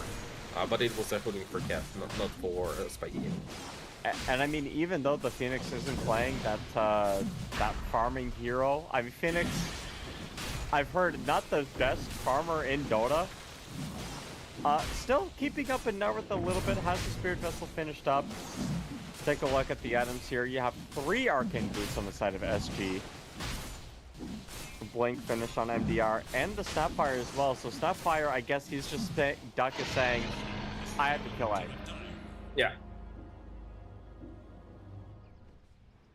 Like that's his biggest job, but Yeah. he has many jobs in this one. I feel like because he needs to be really far away to connect with Mortimer's Kisses in a safe position, but at the same time he also needs to be really up close so that he can kill the egg. So Blink Dagger is the only item I could think of that solves the problem. He went for it, and I think it's a correct play, but it's still kind of hard to pull off. Him jumping in on Ember Spirit though, that's an interesting move. Nice. Who might be next? Ulu might be next. I mean, he has a Manta, so you can't kill him. And he also has Vlad's finished up. Is that for the is that to help like Conda damage? Hold on a minute. MDR, they do see Ulu. He's actually shifting, but he straight shifts at the very last second, so he's going to continue on. Not going to fall anytime soon. The Aegis of Immortality is in his inventory, and now it's kind of a boss fight here for SG. They got to get out of there, turn tail and run. The Hex out onto the Pangolier. They continue on. Ulu, half HP, basically no HP. He's got to be careful, though. He's shifted into the slaughter, loses the Aegis. I don't think he really cares, though. So what? I killed 3 of you badasses. And now they continue on. 9 again, trying to find the blink from Hara. Not going to connect. I think Aegis well used. Definitely Aegis well used here. Yeah. Agreed. He gets the gold, he gets his acceleration. Void is surprisingly quiet, but he does have BKB for his upcoming fight. Maybe he wants an extra defensive option, because there is a possibility of him time walking in and eating the Hex and never getting out of stun. But if he presses BKB preemptively, it's probably better. Maybe he wants to finish Mjolnir, actually, so that his damage output is actually high. The problem is they're playing into both and Egg. Egg is problem because it's healing you if he has a shard on the Phoenix and you have to respond to it. Both is problem because you can't really burst anybody down. So all in all, maybe taking it slow is the approach here for Spiky Gaming. They took it slow last time and it worked out. Yeah, SG, you know, when you have a Faceless Void, you can just kind of wait it out. The game doesn't have to end immediately. And you found 2 up onto the high ground. Question mark, gonna get hit with the stun. Is there a Hex available? Nope. It's not actually. Wait, where was the Hex? Instead, it's a 3-man Chrono. The BKB used as well. The kiss is coming through. There is a remnant, but he gets stunned up with the blink of the question marks. And it's 3 dead. I don't even think M needed to use BKB there, but he wasn't sure who else was there. Yeah, he was afraid of potential bow, potential adaptive strike strengths from Morphling, all that jazz that could have prevented him from getting the double. But I have to commend Pangolier, who was the one who baited in the enemy, and then was also the follow-up for the kill on Ember Spirit. I don't think this kill happens without him blinking at the very end of the Chronosphere to make sure that the Ember is never like capable of responding with his buttons. All in all, a really good fight here for Spiky Gaming, and they pull it back economically. I mean, again, like, the longer the game goes, it feels like Faceless Void is just an eventuality, you know? Like, you kind of have to win before it becomes a hero. Otherwise, you're just going to lose the game. I mean, Morphin is also really strong. Yeah. But I agree with you. I genuinely agree with you. I do think that Faceless Void is going to be the alpha carry here. He can go so many different items in this one. He can go Scotty if he wants to deal with Morphing better. He has his core items in BKB and Mjolnir, 1 DPS, 1 safety. And he can even go, I don't know, Lincoln's could be a good choice. I don't think they need all the damage in the world, okay? Doug, probably going to die. So he's gonna die. For Faceless Void, Lincoln's is an okay option so that you don't get Hex stunned and killed immediately. Maybe you go for tankiness item in Scotty's that also helps you with Morphling. Maybe you go just straight damage. You can go Agonist for some utility. You find the Pangolier. You have a Hex as well. Where are the TPs? You have to save. This is your mid. This is the guy that's carrying you to the last fight. The boat is going to connect. They have the Glimmer Cape as well. He's got the roll up, but instead he's going to go down. And now the Slaughter. He went in to save his friend, but instead he died. And now KEV have this high ground push. They're 5,000 gold up. They know there's no Pangolier. They know there's no Slaughter. It's only 27 minutes in. You're not going to have buybacks, and this is going to be a lane of racks very early on. Kawaii, you have a fort on SG, but the reverse fort as well. KEV are all inning their defensive abilities to take down this tier 3 tower. They won't be able to do so in Hara. He's got to be careful that he doesn't get in with the Torrent. Dodges it nicely in the first one, but again, the tier 3 tower goes down. 20 seconds left until SG can come back with any kind of play. They use the second fort. They have Chronosphere, but no, Faceless Void. He's just farming mid. They've giving this up. They're gonna use the kisses to clean up the creep wave, and instead, Kev, I think now they might have to back up. They're continuing on. They bring in the Voiceless Void. I'm looking for the chrono onto the side. Do they have it? Are they going to use the chrono? I'm waiting for it. He goes and he's going to pop the chronosphere. They now have the 5-on-5 fight that they're looking for. The burst damage on Lulu is going to be enough. They will continue on with the Rolling Thunder.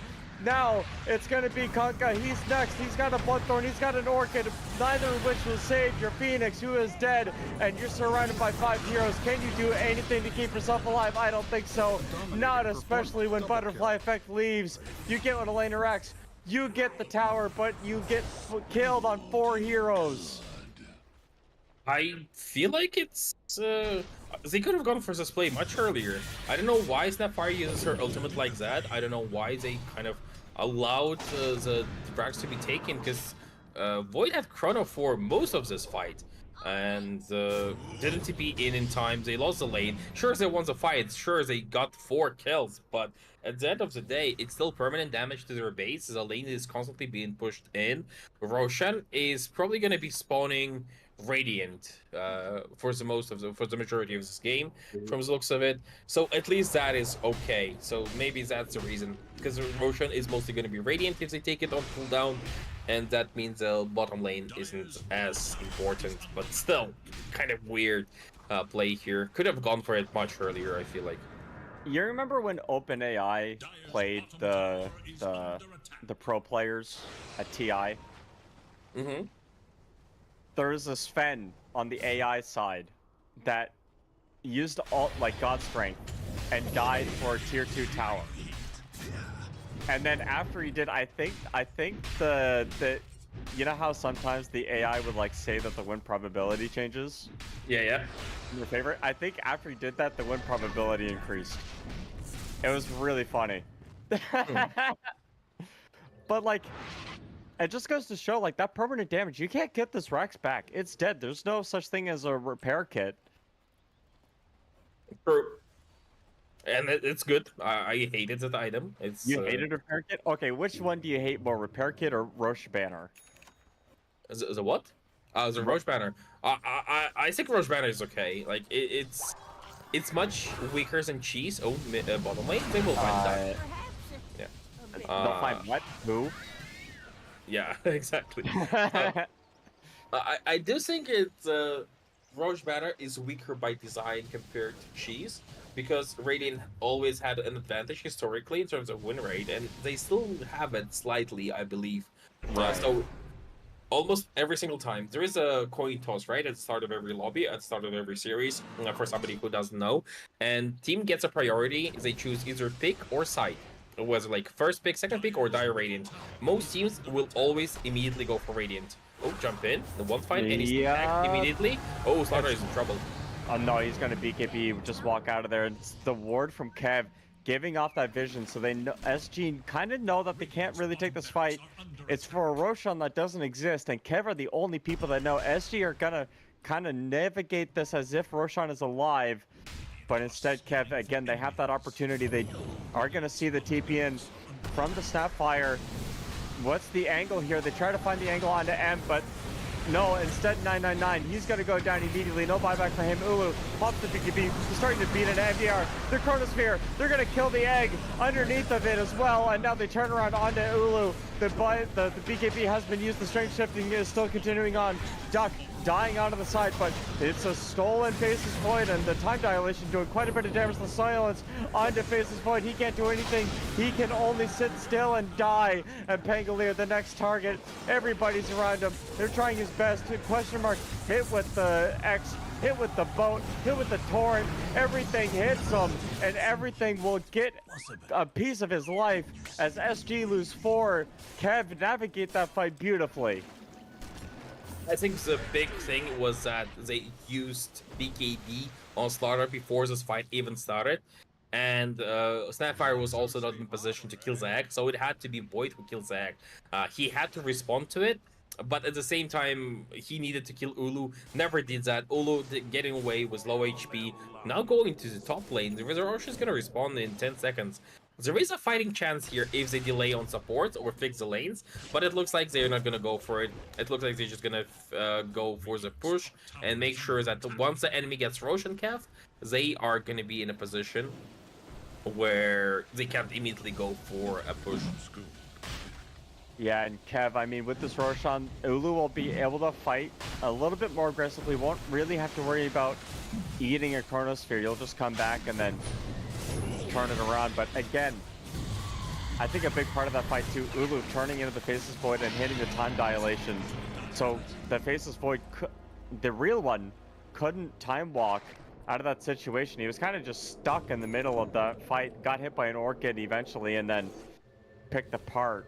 Gonna go for that Scotty, but it's looking a little bit difficult for SG to kind of get the team fighting spells together. That comes down to KEV just played in 12, right? And they bait out key components of the team fight on SG by going for poke and prod aggressive plays. It doesn't cost them anything because they can use Thorns and X for free, essentially, or like throw a Hex from Lion. And it doesn't cost them anything. It's not a long cooldown, neither of those abilities. While if SG commits to a fight, they have to commit full on. If Slaughter jumps in and crushes, he is in the thick of things, while Kanka can be far away with his X and Torrents, etc, etc.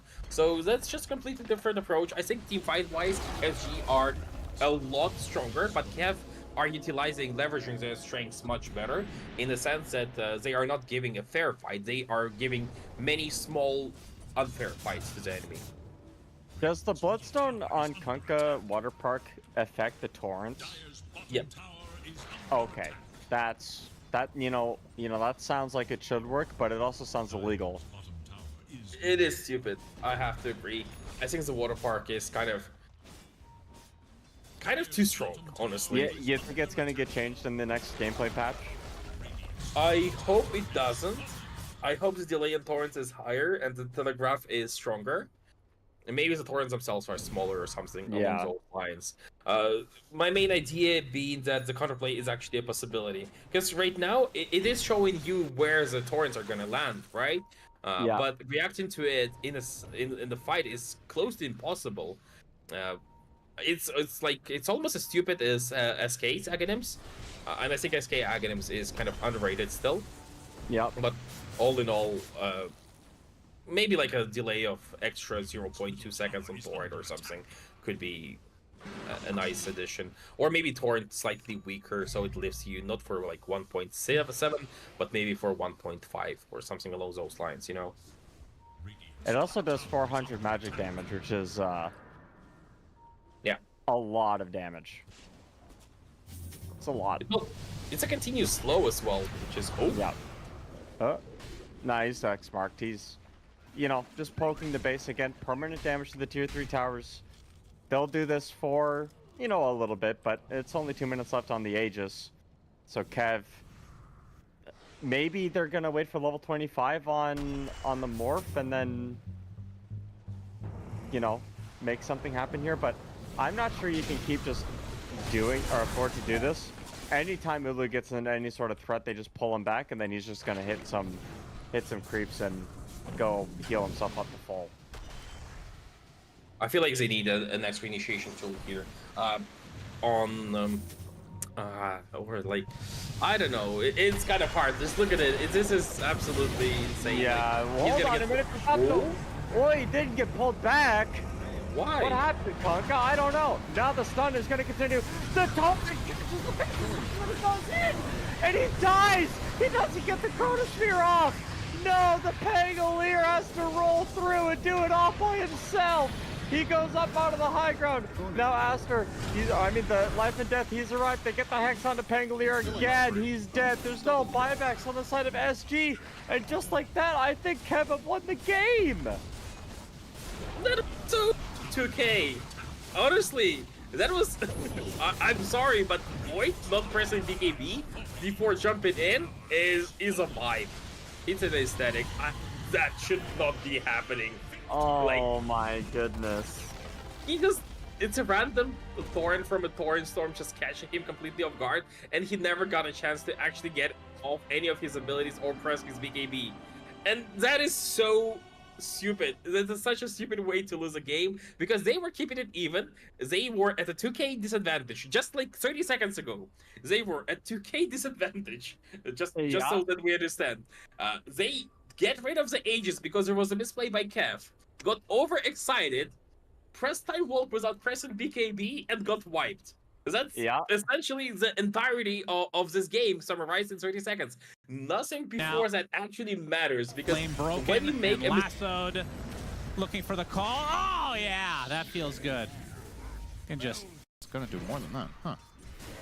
I know the dead shot clipped Dyrachyo in the end, but I'm surprised he didn't do more of a dent into Tomato there with the items that he has. Yep, dead shot. Ace. Now on to Ace. It's tanky. Already at half HP is Tomato closing the gap.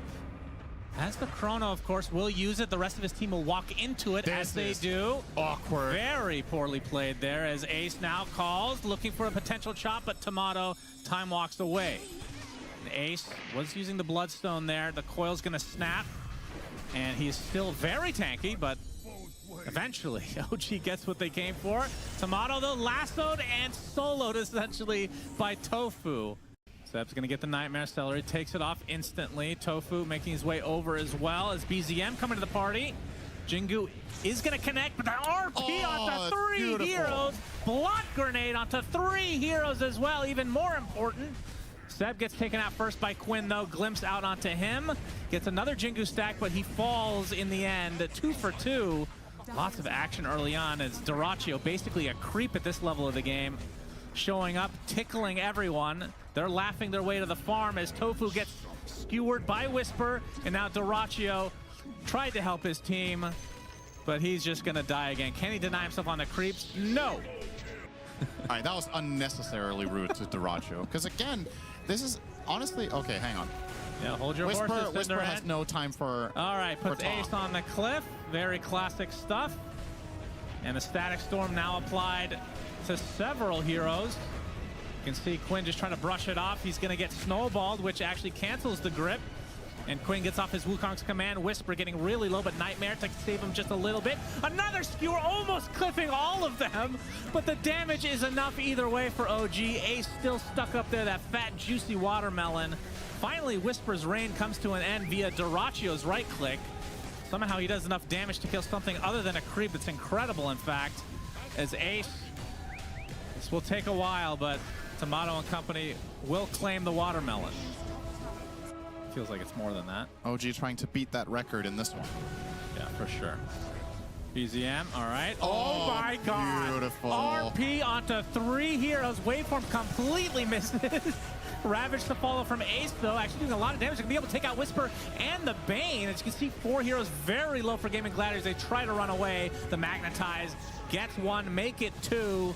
And BZM and company able to eventually clean up. It was looking a bit hairy for them, but this net worth lead is no joke. Ace stuck inside the kinetic field. Triple kill for Tomato. Okay, he's in there. He wants to go really very in deep. there. My goodness, gets off the Magnetize, already at half HP. RP comes in, hitting several heroes with the skewer into the Static Storm, and the Waveform finishes them off in style. It's gonna cost them the life of the Magnus, but that is well worth it. That was a disgusting combo as Tomato gonna farm the sniper and get the rampage in the fountain. Oh my goodness, this really does feel like a pub. Checking out these Ancients, blocking out some camps, getting some info. Double warded, actually. Oh, smoke on smoke here. They're going to make the jump first on towards Crit. Nice static. Make sure that there's no further backup to help Crit out in that initial jump. Nisha. Falcons might still have a chance of the fight, though, because they've got the spear connection and the Laguna. They'll burst straight through Nisha and through Boxy. 33 sort of left on his own here. Trapped in the arena. He'll try and run away from this ult. But there's a missile heading his way. Snaking and Skeeter slowly running him down. He's very likely to be going out as well. Double kills for Skeeter. And Myrene is going full spellcaster, so the rest of his team is a lot of physical. He's all that magic. Mickey. They're going to get the jump on him. They try for the Spiritual Light Strike. The combo's not quite clean enough. He's still able to step away. But the Yules, is anything else left to play with? There's still an arena. And Mars got the catch. It doesn't matter that they don't hit the initial combo. They get the 2 kills at the end of it all. In the mid, Boxy and Isha, they're trying for snaking. He's tanky. He's getting the heels off. He's walking away. They can't He's finish all right. him. And The now, backup's inbound, and the rest are wrapping across. As Amar's here, Nisha's got to be careful with the way that he gets out of this. Boxy, he doesn't really have a whole lot of options. He's got the snowball, but the Yules is there. Amar's got the catch. It's going to be another pick here for Falcons. good lord. This is brutal to watch. Skeeter's actually leaving. They do have the number advantage. They They're found going to have to set up on him. He has got the Aegis. Let's see if they can get through him the twice, maybe even not the once. But the damage is not quite there. They got crit. Skeeter's able to step away. They'll jump in with the Waning Rift, and they have got Mickey in with the God Strength. So they've taken out Skeeter the once. Mickey is going to try and deal with snaking off to the side. They'll ignore Skeeter for now. Over to the top, Mars caught. And they're on He's him. staying in the arena. They're going for round 2 on Skeeter. He'll get the flat cannon off, but they will kill him. It could be, I feel like, but perhaps just the power of Luna being a really strong hero, and same thing with Zeus, and especially that timing that you provide globally. Have to see. See if we get a bit of first blood action here. Falcons trying to get the setup in with the disruption into the Light Strike array on towards Boxy. And the Verify is there, but they'll still get him first. First blood goes towards Skeeter. Liquid in return will manage to take down Snaking, and they'll also take out Skeeter. So they'll get the 2 kills in return for this Liquid. Still will have that Thunder Gods, of course. Insania should be pretty dead here. Disruption into the arrow, the burst of the Laguna Blade, and Dragon Slave will take him out. Mickey, considering helping Nisha out as Nisha, they're trying to get in on top of the Zeus. Mickey trading back at them to try and dissuade them from committing it to get the kill. It won't stop them. They take down Nisha. Is under attack. Bring in the numbers. I think he just hit 6 to get the Purge right after the kill. Amar with the rest of this Moonlight Shadow as well, considering the setup onto Mickey. His boat is up in 1 second. He's got the X mark. Is there any help for Mickey coming in? There's 4 heroes of Falcons going in for the Lunar kill. The Light Strike lands. They take down another big kill here. Falcons with a solid punchback. Moonlight Shadow kicks back in, but the sentry's down. Liquid are prepared. TP backup will be coming in for Skeeter. Crit turns up. Immediately going to get doomed there from 33 as 33 takes Crit out of the fight. Amar, he'll drop the boat combo, but Skeeter's gone down the once. Ballerine, Light Strike Array, the full combo dropped over towards Nisha. He bursts through the Zeus. Mickey, though, he's punching heavily into Skeeter. Oh, he died. Skeeter's out. 33, he's kind of cleaning up. He's in on a Snake King. Snake King cannot stand his ground against the Doom. Double kill for 33. The fight's Liquid. A couple heroes still getting low. Poisons the rum. Get 33. Can they get Insane as well? I mean, X mark is up. He's not got any heal for a few seconds. Arian's starting to fall low on the mana. He's got enough for the Light Strike. The heals are out. Insane is walking away, but the Tidebringer angle's there from Amar. There's that Radiance. They didn't proc the Reincarnation, and there is a Static Storm on cooldown for 60 seconds. Marine. Amar teasing around with the setup onto Mickey, but the Doom's going to get dropped here for 33. Defensive Disruption comes out for Snake King, and they're still trying to focus down the Kunkka. 33 will stay on top of him, but it has led to the split where Mickey's been left on his own almost. He's just gone. He's out of the fight. The backlines are falling, but Skeeter's ready for round 2. He'll turn towards 33 with the Rave Fire Blast. Crit and Snake poking in from the side, but Nisha, he's dished out his entire mana pool of damage, and it's too much for the Wraith King to live through. As Skeeter goes down, Liquid, they've found 3. Can they find more? Crit, he'll go down. They'll get themselves a 4th kill out of this one, Liquid. Again, they're not able to find this backline, which I figured Liquid could. Well, maybe it's now. just not presenting itself. Maybe now, though, John. Boxy's making his move up. They want to try and find her against Arteezy, but the Orca does make him kind of hard still. He'll go for a snowball, hitting 3 targets with the stun out. Arteezy, he's got the Aegis up, so he's going to keep manning up here up against Team Liquid, but it's looking pretty rough for him. He will at least go down the first time. Do they back him up? Arteezy's in the middle of nowhere right now, and the answer is just no. They could not get there in time to help out the CK. And so Team Liquid, they will be gifted a very important couple of kills, as it seems like even Saberlight now going to get caught, but does have the Primal Split, so he'll pop that. looking for a target. Smoke will be broken. 33 though misses the initial stun, and now Thealacor looking to try and turn this one around. Will start to move in along with Saberlight. They found Mickey first. The Luna, she's the big target. Already being targeted, though Saberlight needs to get back together. He just took way too much damage. He's got no primal split left. Saberlight's still running. Nisha unable to finish the job, but now 33. He found a 4-man stun. Oh, what a setup from 33. You missed the first one, but there was no way in hell he was missing the second. Arteezy's been caught to boot. On the high ground, still trying to survive, but the chase is continuing. Can he make it out? The answer is no. An ultra kill for Mickey. If you can kind of isolate him away from the saves of Boxy as well. But it's easier said than done. Easy. Caught out. Shards will lock him down for a second, but not for long enough. They do not want to dive that deep. They've got to be a little bit wary as well against the sniper. Going into that high ground attempt. There's a jump in from Saberlight. He's found 4 targets with that thunderclap. He'll go for the split as well, but all his brilliance are just melting. Saberlight is gone. Saberlight just absolutely annihilated by Team Liquid. He can't jump in on his own like that. It's just too easy. Yeah, that wasn't the initiation the Shopify needed. It looked like a good opportunity. Arturo was a little bit too far. I think if they managed to get the follow-up from the CK as well, maybe that goes a little bit differently. But now the high ground feels a lot comfier for the side of Liquid without worrying about that big team fight split. Okay, still taking a fair bit of damage here, but they are going to make the jump in with the Eclipse off the back of Boxy. They've got Yopaj and Kid Rack. Thealacor will follow very, very soon by the looks of it. A double kill for Mickey. They'll rush there immediately. In fact, Team Liquid, they're going to try and hold the high ground of the Dire base and just use it against them. Thealacor's coming back in, but it's a perfect setup here from Team Liquid. They've already found the Rubik. They're in a bit of a tight position, but it won't matter. Nobody's dying from Team Liquid. They're all just surviving, or are they? Boxy, he's getting a little bit lower. They will at least find the tusk, but it's already cost them too many, I think. They go again. Arteezy still trying, does find 33. In fact, does take down the Slaughter, but will die to Mickey. Yopaj also dying as well. GG is called. They've seen enough. 25 seconds without collapse. Hex there. The swap here, they're going to try and go aggressively onto BZM. They swap him back under the tier 4s, but steps in with the disruption. Yutoro, they're going to burn through with the majority of the mana here from Tomato, and Yutoro is considering his next target. He'll look over towards the Morphling, but he gets caught by the bashes of Whisper. He has to split back up. Backs off under the tier 4s. Collapse gets caught once again on the front line. Cookie's in. They're taking the Aegis out of Tomato's hands. BZM. Oh, he gets him.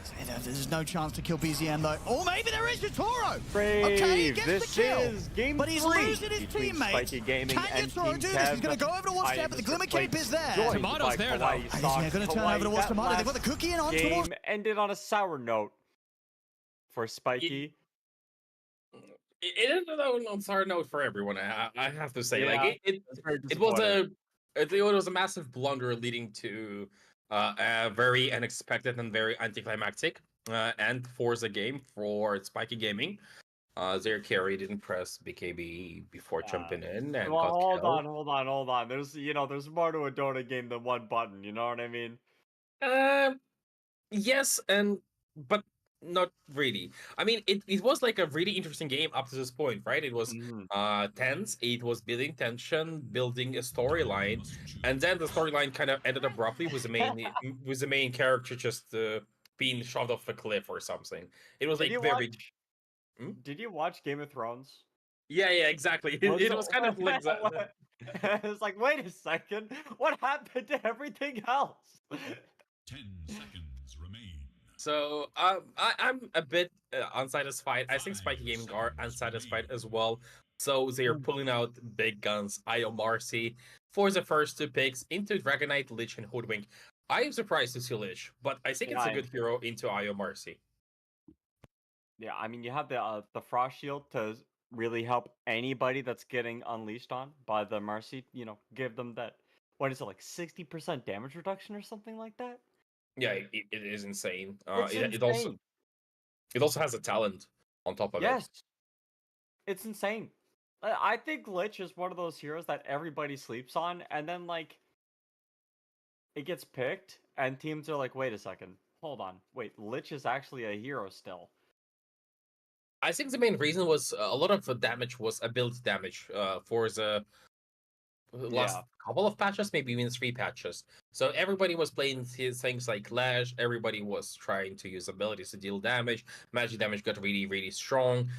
You would even build things like Revenant's Brooch on PA of all people, so it's Yeah. converted to magic damage. Even though I'm not entirely sure, I think Frost Shield says attack damage, so it might work on magical damage from Revenant's Brooch. This is something that needs to be checked, but I do believe it will reduce attack damage, even if it's magical in nature. But it doesn't matter still. Like, Leech doesn't just help you out all that much in a meta where there are no heavy right clickers. But now that Sven is coming back slightly, now that Iron Marcy is a dominant force, I think there's absolute merit for Lich and Spiky Gaming. They are taking their time to think about their next pick here. A Dispel Hero, maybe? Maybe thinking about some way to like Hoodwink Lich are pretty squishy. They're gonna go for a Grimstroke instead. Just steroiding up this Marcy more with an Ink Spell. You get Soulbind down to targets. You can't run away from the Marcy. Now they need something to pair with Grimstroke, though. 10 seconds. Magnus, and then you get Empower on Marcy as well. 5 seconds. Isn't it Just all in. Too much? All in. All in. All in. Do you know if Spiky Gaming plays this combo in the off lane or in the safe lane? You know what? That's a great question, Kawaii. I have no idea. Because I hate Io Marcy in the safe lane. I think it is absolutely overpowered in the off lane. Because in the safe lane, Marcy, she ends up being like Sniper from game 1. She just doesn't farm enough. And if she goes for Battle Fury, then her tempo is lost. And at this point, if you go Battle Fury on Marcy position 1, at this point, why not just pick Gyro and farm? You're gonna farm faster, you're gonna scale better. So a lane Io Marcy, absolutely amazing. Safe lane Io Marcy, kind of like if you want to win your lane, you can pick different heroes for that and scale better as well. I do hope it's going to be off lane, and then we're going to see a carry against Lifestealer, something like Troll Ursa. But Team KEV actually think it's going to be safe lane Marcy, and they're banning out Enigma. I think Enigma is actually a smart ban here because you can black hole Lifestealer, and it's one of the few heroes that I think actually can kill Dragon Knight like pretty reliably with the Midnight Pulse. So there's a couple of nice options here. Spiky Gaming also banning out the Huskar. They don't want to put Earth Spirit against the Huskar. I don't blame them. They know what that's like. They won those as a game, though. Yeah, but yeah, they did. However, I'm pretty sure question mark might have been like, guys, please don't do it to me again. Like I can't handle it. It's actually because the series is a 2-1 already, definitely. We know that KEV have no chances left. Any single game they lose prevents them from going to the upper bracket from the second spot towards the second round. Oh, they could have been Slark. Interesting. I guess that is another Lifestealer counter, right? Could be. Slardar. That's 3 strength heroes as cores, but Timbersaw is banned.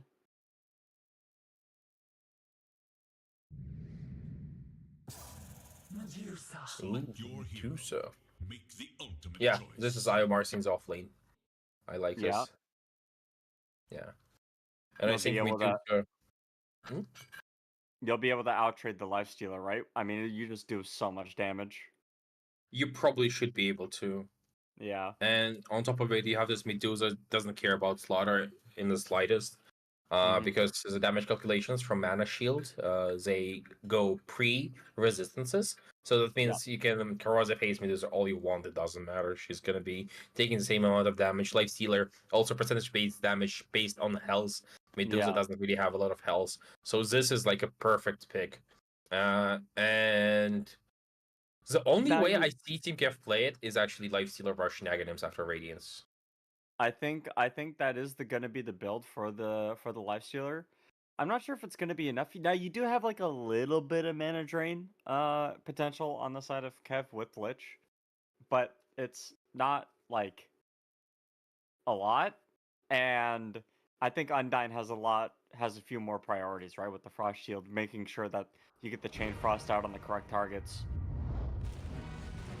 Yeah, I think that it is an underrated aspect of the Sinister Gates, but at the same time, it's not going to be helping out with Medusa, who will have Aya behind her, and also the help of potentially the help of double Mystic Snake with Grimstroke. It's a bit underrated, but it is a bouncy spell as a single target, right? And those on Grimstroke are usually the strongest. I call them pseudo array of effects. Be it your Chain Frost with Grimstroke, or like Paralyzing Cast with Grimstroke is also nice. Fatal Bonds is also nice. All like pseudo array of effect, and Mystic Snake is one of those as well. And imagine like 2 Mystic Snakes just flying across multiple targets. I think they're gonna top up this Medusa from 0 to full, and then you have to kill this Medusa all over again. And you probably will run out of gas at some point. And there's no like natural diffusal blade builder on Kev either. Like, who is it going to be? Butterfly effect, like casual, casual diffusal blade, since you're building Manta anyway. I guess is like maybe the play, but I think you just do pure damage. You just go. 30 seconds. The build, at least in my opinion, should be Armlet optional, into Radiance, into Aghanims, into Daedalus, something like that. Right. You need to play it high risk, high reward, kind of, so that when you're inside Medusa, maybe you kill her from the inside and disarm her as well, which is a bigger aspect probably. But otherwise, it could be kind of problematic. I don't know. I feel like what does Dota Plus show us? Let's listen to Daddy Gaben. What is Gaben saying? Really likes the Radiant. I was actually going to mention this. I was going to mention this. Where is the damage from SG? Medusa was sidekick. It's a lot of damage. I guess. But like you're going up against like pretty high armor heroes. If Ulu gets the armlet, right, and then you have obviously Slardar. You just in the river, he's so tanky, or in any puddle of water. And then on top of that, you have Dragon Knight. Don't even get me started on the amount of beef that guy has. Like, it feels like there's a lot of really early ways for Kev to get armor, and maybe they can translate that to like pushing an advantage. Maybe making it so that Medusa has to farm 1 or 2 more items before they can come online, and maybe you can just take fights 5v4 before Medusa's really a factor. Could be the tempo kind of play that Kev need to win this game, but I think late game, you and I are going to make the assumption that SG have it in the bag.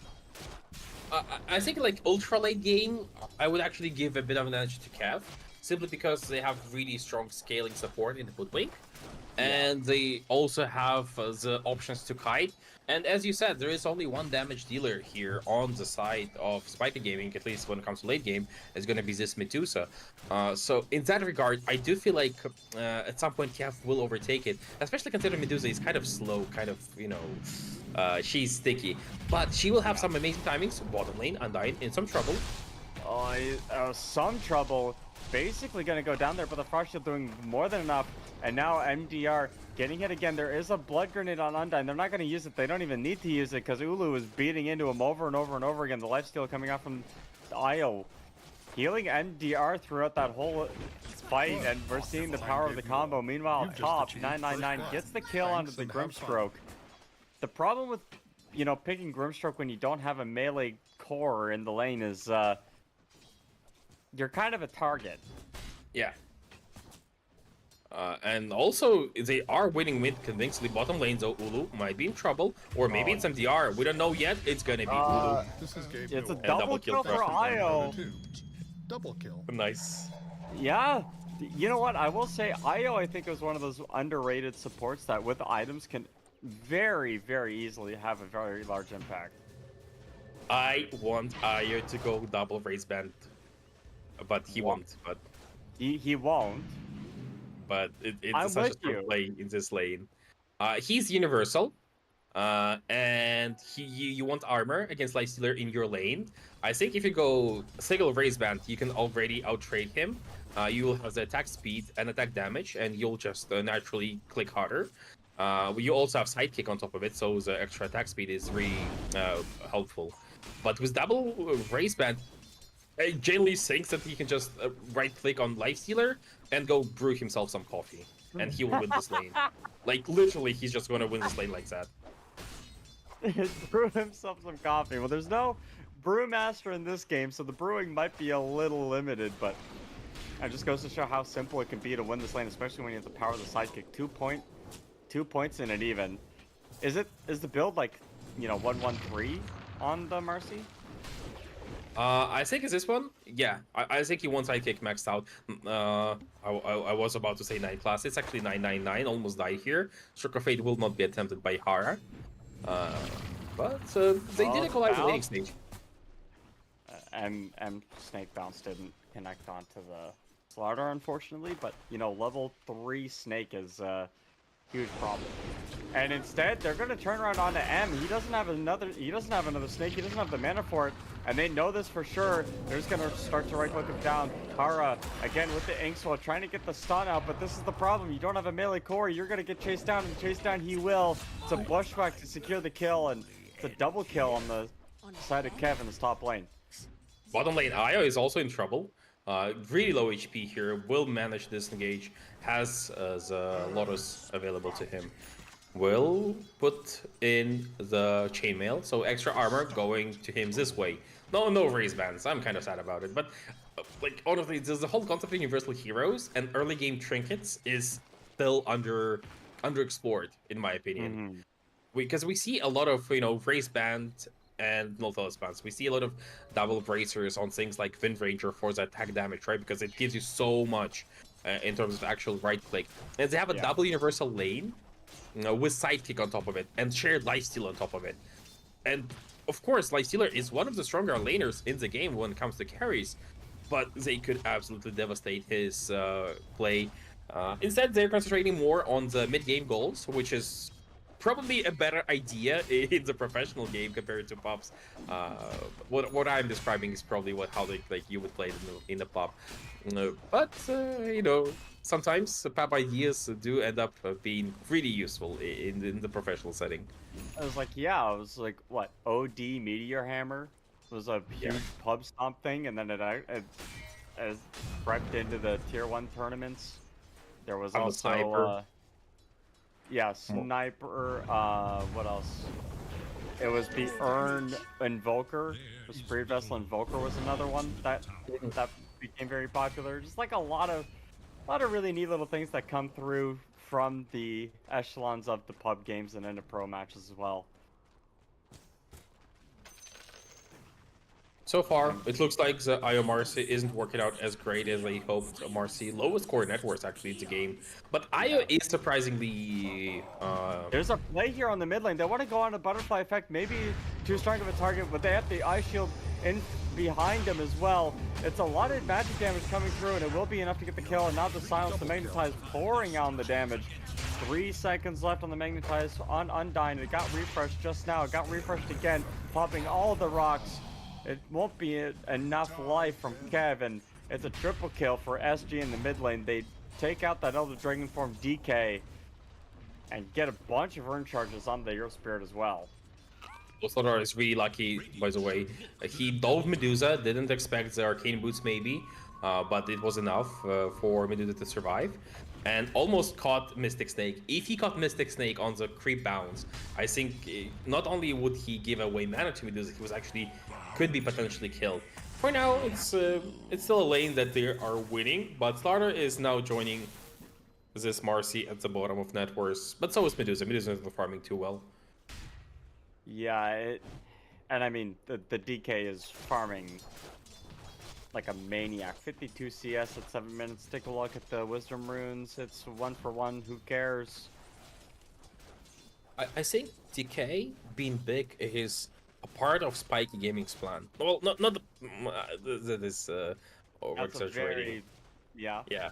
But if this decay gets big, you always have Dreamstroke that can Dark incorporates a Black Dragon, so it's a Dark Black Dragon, and it's just something that can completely turn the fight around. The slows coming in from this illusion, and you are in trouble.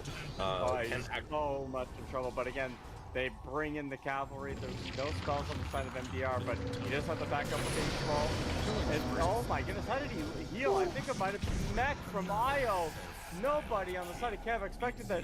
And he's literally 5 experience away. Ulu, he was so close to getting it fast. He doesn't have it though.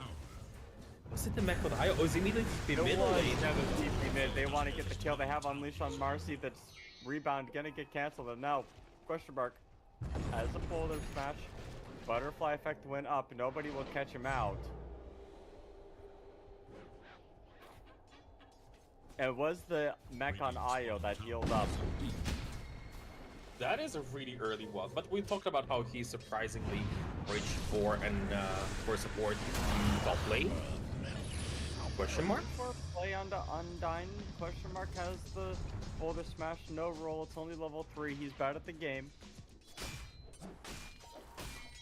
I think he used too many stone remnants in the engagement mid, and he's still recovering from that. Because getting those stones back is taking a while. Really? Huh. Yeah, because I don't know.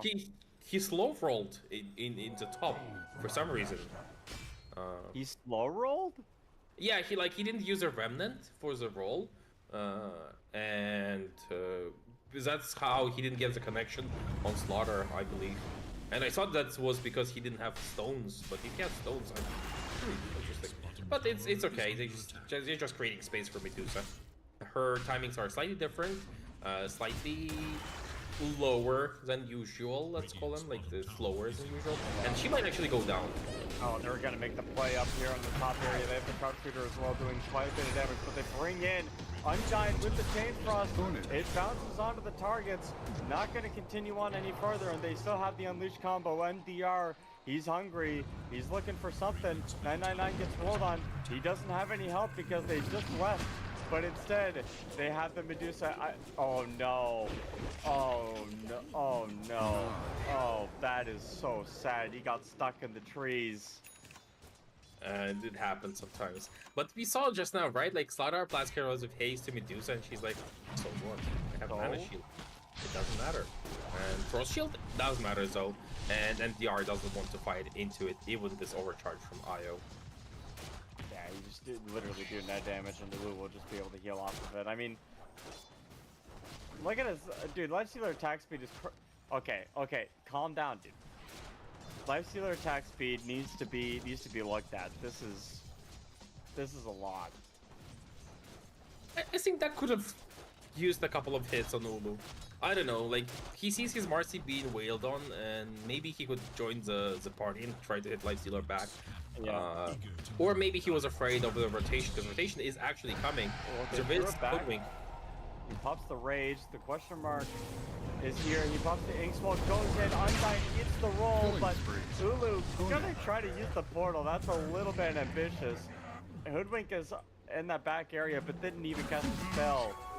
What's the point when there's 4 heroes on the side of SG coming in, and the tempo, it's 11-4 in favor of them in this early stage of the game. Not what I expected at all, Kawaii. Ganking Medusa is a thing, apparently. It's real? Yeah. I like the play. I really like the play. I think it's a correct play. He is shutting down the enemy carry. He doesn't really do much in the top lane because he is not allowed to push it too far. So he goes for, you know, like, I'm going to open up the map bottom. I'm still going to go this way anyways because the triangle area is here and this lane is a bit safer currently.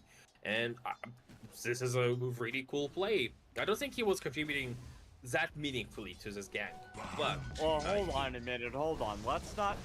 We need to encourage our carry players for being active and executing on that, okay? We don't want these 50-minute games with carries that don't show up to fights. They show up to one fight, 5-slotted, and then die with no BKB, okay? We want to encourage the Medusas that try to make things happen, okay? Kawaii, save my pump, please. I guess. Oh no. I agree. Also, the main streak for Duck. I agree when it comes to like Faceless Void. I love the Faceless Void. I love the Relegate now. Where are they going? They're going top. I think it might have been a bit excessive. Yeah, it could be killed without them. But at least they participate. But returning to my point, I like it when like you rotate with Gyro. Lulu, he's the target now instead. Oh, they don't have a ward. I don't think they have Unleash. I don't think Marcy kills. Oh no, he doesn't have Unleash. Sorry, my bad. I apologize. What is gonna build gonna be on Marcy? Interesting. Straight up BKB. Straight up into BKB. Basher or into Aghanim? Do you reckon? It looks like Basher. It appears as though it is BKB Blink, Basher, Assault Cuirass. This game could be cool with Naganims. I like Basher as well. I think Basher is really good against Lifestealer specifically, and Aghanims with the silence could be really good against like for the team fight purposes. But I feel like they don't really want the team fight. Basically, the idea here, at least the way I see it for Spiky Gaming, is that they get Medusa into a condition where she can just stand and hit towers, and this is gonna come pretty early.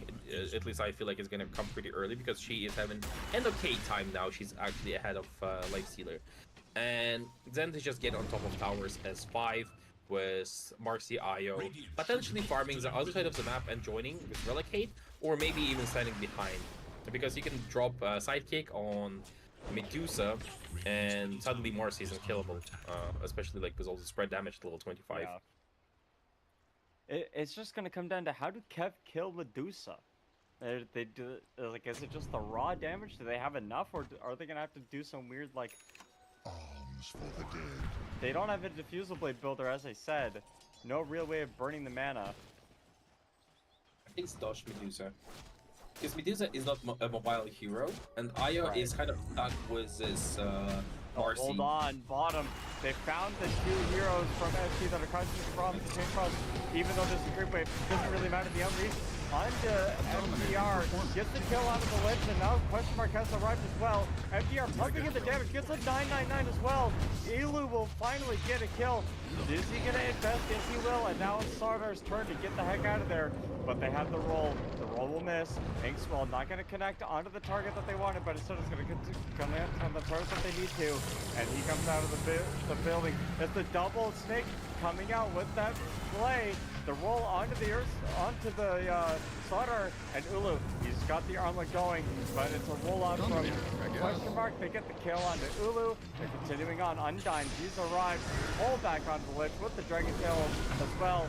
Can he get the mana required? I'm not sure.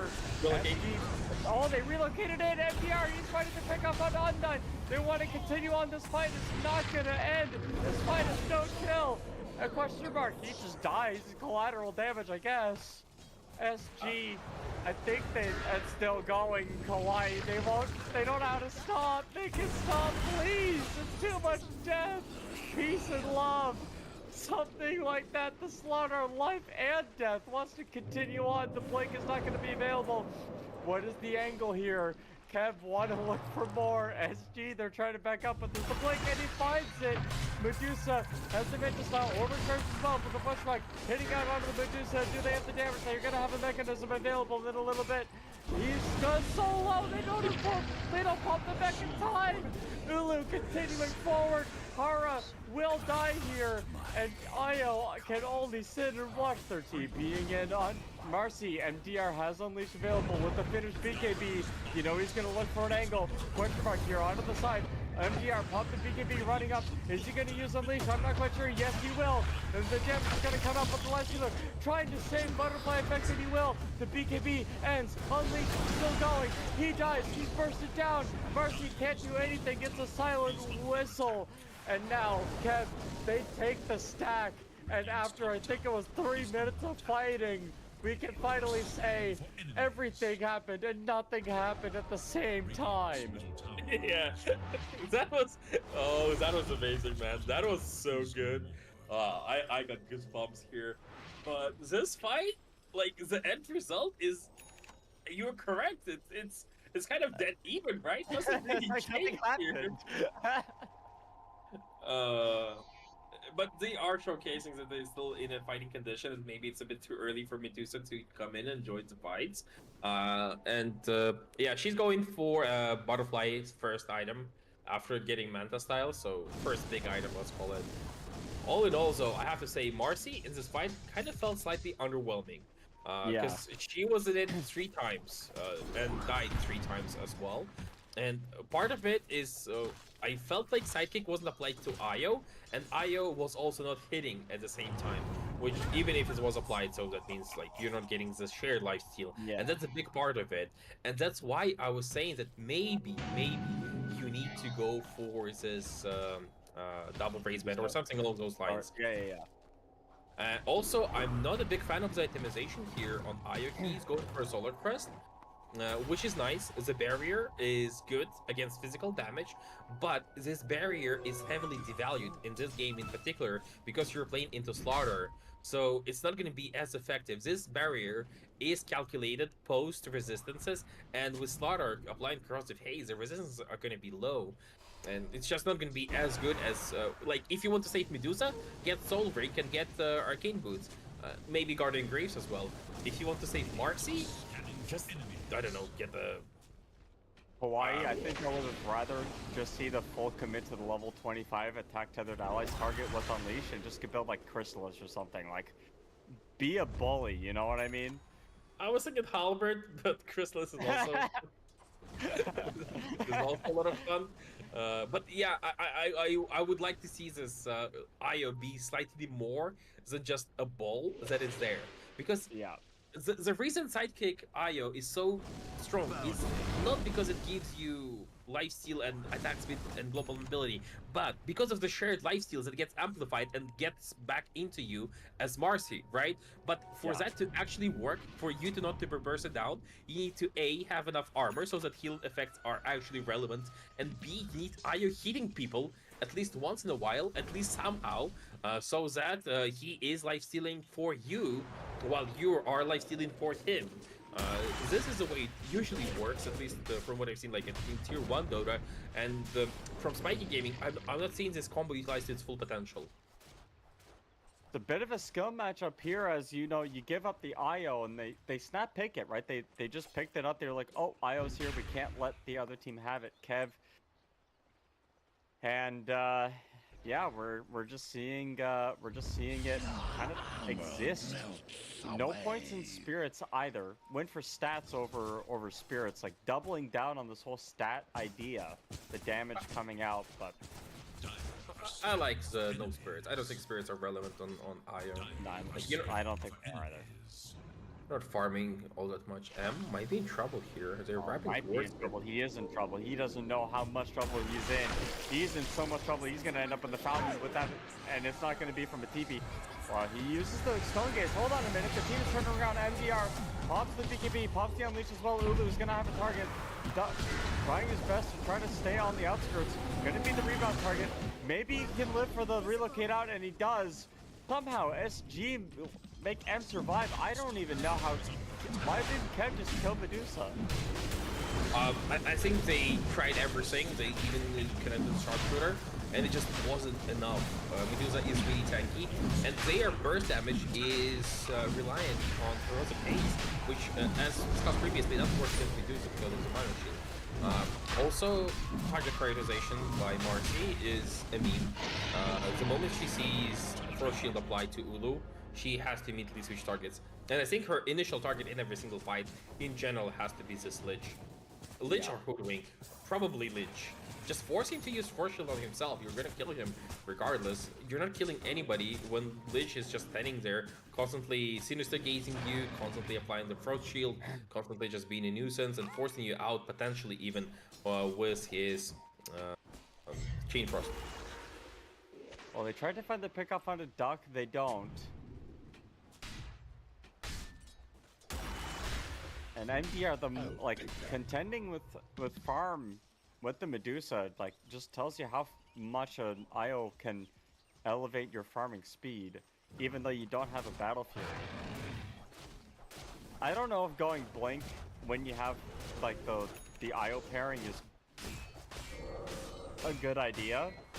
I feel like you kind of just want to build the Assault Cuirass first, get the armor going, help your team out against the Slaughter, and really negate the amount of damage that Lifestealer can put out. Maybe the idea is that you can glitch this wave much faster, right? Like maybe you just blink on top of him, and no questions asked. You're immediately there. Lich is also adapting to it. Has Pavis. This item is suddenly so popular because suddenly physical force are back in meta. Man, I missed it when physical damage dealers were a thing. I know this is going to be a hot take, but I do miss Spectre being a part of the meta. I agree. I'd rather play a Spectre. I'd rather play against Spectre than a Faceless Void. At least with Spectre, I can do stuff like kill the illusions and whatnot. But if I'm chronoed, there's literally nothing I can do. I think Spectre will return to meta even without direct buffs, so the problem currently for Spectre is that everyone was so tanky, right? You have like your light healers, you have your Slaughters, you have your Dragon Knights, in this game specifically at least, and they're just too tanky for Spectre. Spectre is really good against squishy glass cannons, and we have those. We have Sniper, so Spectre is really good against Sniper, let's say. We sometimes have Wind Rangers. Spectre is actually really good against Wind Ranger. I think she's decent against Razor, because he has uncontrollable damage. She's decent against Gyrocopter. Maybe not in terms of tempo, but like in general, she's decent against Gyrocopter. Yeah. So she's really drum dependent. You can't really open up with her, but she could be a nice 26 pick, or like maybe like a closer 42nd phase. Well, Kev, their draft, they have the tank, they have the beefiness, but do they have the damage? It's a Halberd on the Lifestealer instead of the Aghanim Scepter, which is basically the same thing but different. Yeah, it's 4 seconds of disarm on Aghanims and 4.5 seconds on Halberd. Halberd gives you ignoring Medusa, so you can still hit people. You're not committing to Medusa kill. He's spotted here. They have vision. They know he's here. They want to take the tower. Both teams eyeing up a fight here. Ulu. Oh, no, sorry. I mean, it's the butterfly effect onto the backline. This is where they go. I think it's a leash shot on for Hoodwink. The Chain Frost bouncing forward. It's actually going to be very fortuitous bounces connecting through, but it stops there. And M in the middle of the team. They have no way of dealing with this hero. Meanwhile, MDR, he's trying to get the rebound off onto Hara, and he will. It's a very nice connection, but in the backline, question mark, taking a lot of damage, can't roll out, and popping the Stone Gaze finally here. But Ulu, he doesn't care about anything that's going on. They're picking apart everybody that isn't named Medusa. MDR, the next target. The link up onto M, but the slow is there. I mean, you can't run against the Dragon Knight with the Black Dragon form. You can't run against the Lifestealer. The only thing you can do is turn around and fight. Turn around and fight what though? You're fighting in the river. There's a Slaughter around. There's everything around. You can't get the relocate off either. This Medusa is dead to rights, and SG do not have the damage to take down Kev. This is taking them so long, and they're not even getting it done. Oh no, you're not even getting out with MDR either. Ooh, and a full team wipe. The target prioritization once again is a big problem, at least from what I'm seeing. To me, it feels like, because Mercy, first thing she does, she uses Unleash and jumps the Black Dragon. First of all, this is lore incorrect. We've all seen the anime. Mercy is a friend of Dragon Knight, not her, so not the enemy. Maybe Slyark is doing some things that are kind of off-putting to Mercy, but you know, still, you don't punch Deviant. In this game in particular, you punch supports, Slaughter, and then you try to deal with Deviant and Lifestealer. Pension Dragon, he literally shrugged it off. He did not care at all. That is literally why you pick Dragon Knight, is because when you get punched by things, you don't care, and then you can pump up the damage as well. The Medusa just kept getting kited. Now they unleash on the butterfly effect, but again, do they have the damage here? It's just a little bit of magic damage, so they need the roll up. Out of the high guard is going to completely whip, but they do get the kill anyway. It's a mega kill streak for MDR. We were just criticizing him for punching the dragon, but that time the dragon didn't have a flock with him. Yeah, he didn't have the force shield either. Surprisingly going down. Well, not surprisingly, he was like at 3rd of HP before the fight even started. So it took them not that long to actually get a kill, but it does still feel like trouble for Spiky Gaming from KEV, right? Because Medusa is not dealing enough damage, and I don't know when she will be able to. And Lifestealer, he sees that and he's like, yeah, I don't need to Diffusal Blade because he had it queued up, and I would consider that a mistake. He's just going pure damage items, going for MKB next because he saw this butterfly. Maybe at the Daedalus after that could be something to purchase. Yeah. So all in all, Ulu showing us the power of Lifestealer.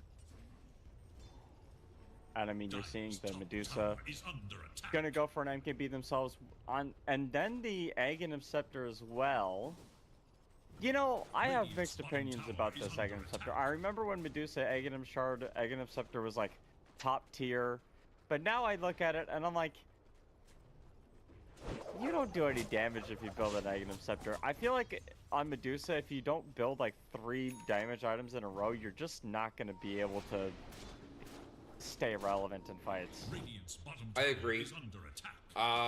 Maybe like a Scotty item could be nice, right? Something to actually help survive, and a hybrid damage item in Scotty is okay. Maybe a full Daedalus could be considered, but he wants more control. So that could also work because they have the double snake potential, and they have Aghanims. That is the correct Aghanim. That is a really good one on Grimstroke, because now they can take the Black Dragon, or maybe even Lifestealer with Radiance, or both. If they're soulbound, I think it's possible to actually take both. Slaughter is kind of because you don't get the bashes. Well, it's fast. You know, it's still a fast illusion, but yeah, I mean, I think people forget these illusions have 95% magic resistance. Dragon Knight can't kill his own Black Dragon illusion because his damage is all magic. Oh, Medusa went MKB. Play here. KEV. They must pick up on the question mark. And the BKB is there immediately, and now they have their own Black Dragon. That Aghanim Scepter coming through. Ulu can't actually kill it, and oh my goodness, is doing so much damage. They get the infest off. There's the butterfly effect.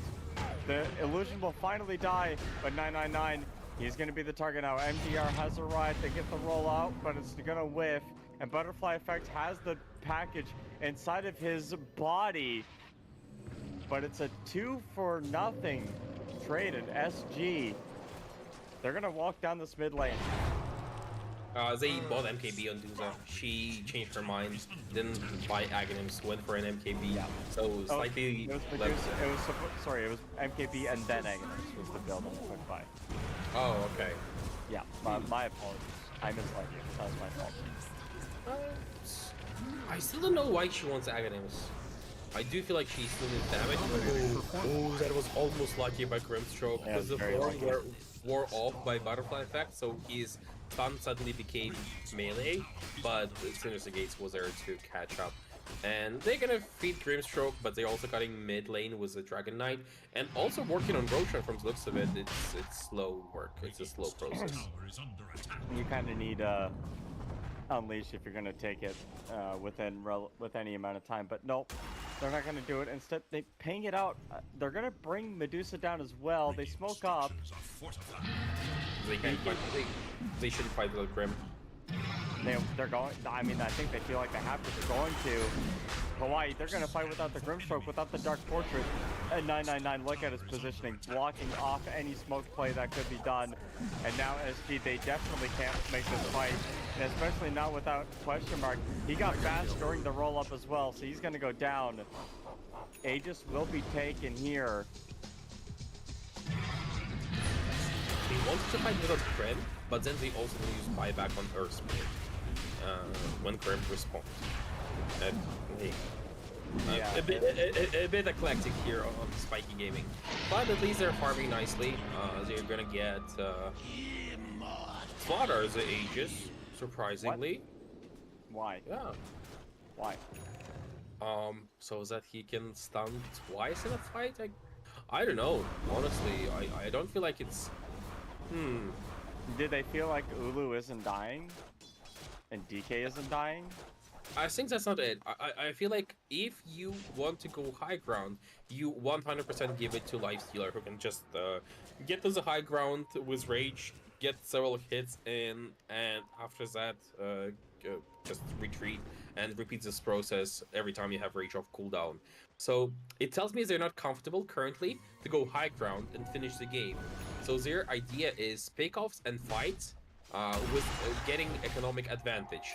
And Slaughter is one of the higher net worth heroes that is reliably dying on the side of KEV, simply because, well, he has to be in the thick of things, right? He has to be the one jumping the enemy. So giving him this Aegis is a bit of an economy advantage and maybe a one-team fight. But it's not giving them the high ground options. No, and there's only two tier 2s left. SG, I don't even think are going to give up. They do have the bus, so they have the blink. It's Wind Waker finished on Slaughter as well. Hold on a minute, they found 9-9. It was a very long dive to stun out with the finish, taking him scepter onto the Medusa, but he's broken up another. They find the backline. They find the IO. Can they kill the IO? It's the leash on the 2. The Wind Waker away. IO is dead. No buyback. But Ulu, in the middle of everybody, he's kind of falling kind of low. Has the BKB, but the damage coming through. They want to find more of the Chain Frost bouncing through, but the bash there. MDR gets Ulu on the backline. Both supports die, and now M with the Stone Gaze Snake gets the kill onto the Lich before he can TP out of there. And SG finds... I guess they figured... I don't know. I think they're asking the same question I am. Why doesn't the Lifestealer have the Aegis? Yeah, and that feels weird. And Slaughter, he kind of disengaged the Slaughter's fight, right? He initiated and ran away with Aegis, allowing them to kill Lifestealer. I think if he's in this fight, just right-clicking at least one of the cores, Lifestealer probably gets away, simply because it's a bad trap for several seconds. Now he's gonna go on top of the Yeah, it's the BKB is forced out, but I mean, you'll use that to save your life any day of the week. That's what it's for. IO's building BKB next. Again, I just feel like if IO went, like, you know, Kawhi, I am a jank connoisseur. You and I are both lovers of the jank. Yes. We have established this. I just wish that IO went for more of this right-click IO build instead of whatever the heck he's doing now, and just committed. Grimstroke is dead, but I mean, I spent more time talking about the Grimstroke than he spent living through that scenario. I feel like IO will get there if this game continues. That's the whole thing, right? Like, you play the usual healer IO, maybe you go for a couple of trinkets for the laning stage if you want to right-click slightly. Yeah. But after that... Slaughter won't get even clipped by the freezing aura. And now Butterfly effect, the roll coming through. He's hit with the Stone Gaze stun. But oh my goodness, the damage from MDR has arrived. And it's just off the base of a Crystallis here. Both teams now, SG, they don't have their Grimstroke, so to make the call, the back is a go. 10 seconds left. Can KEV take a fight? By the time Grimstroke is back, it's not going to look like it. They even popped the ward outside of the tier 2 tower. But SG, they're posting it up onto the high ground. They're going to go through. And IO's going to be caught onto the back line. They find him. They're going to burst him down before he can live. He will die immediately. And MDR coming through. They have Hara. Hara's arrived. He's going to make the Dark Dragon. That Dragon Knight has killed himself, basically. MDR, the Aegis of Immortality has been pulled, but the Dragon Knight illusion still coming through. Ulu, he has the BKB going, but he dies. The Chain Frost coming through. Is bouncing, but it's only bouncing on illusions. So those illusions don't care about Train Frost at all.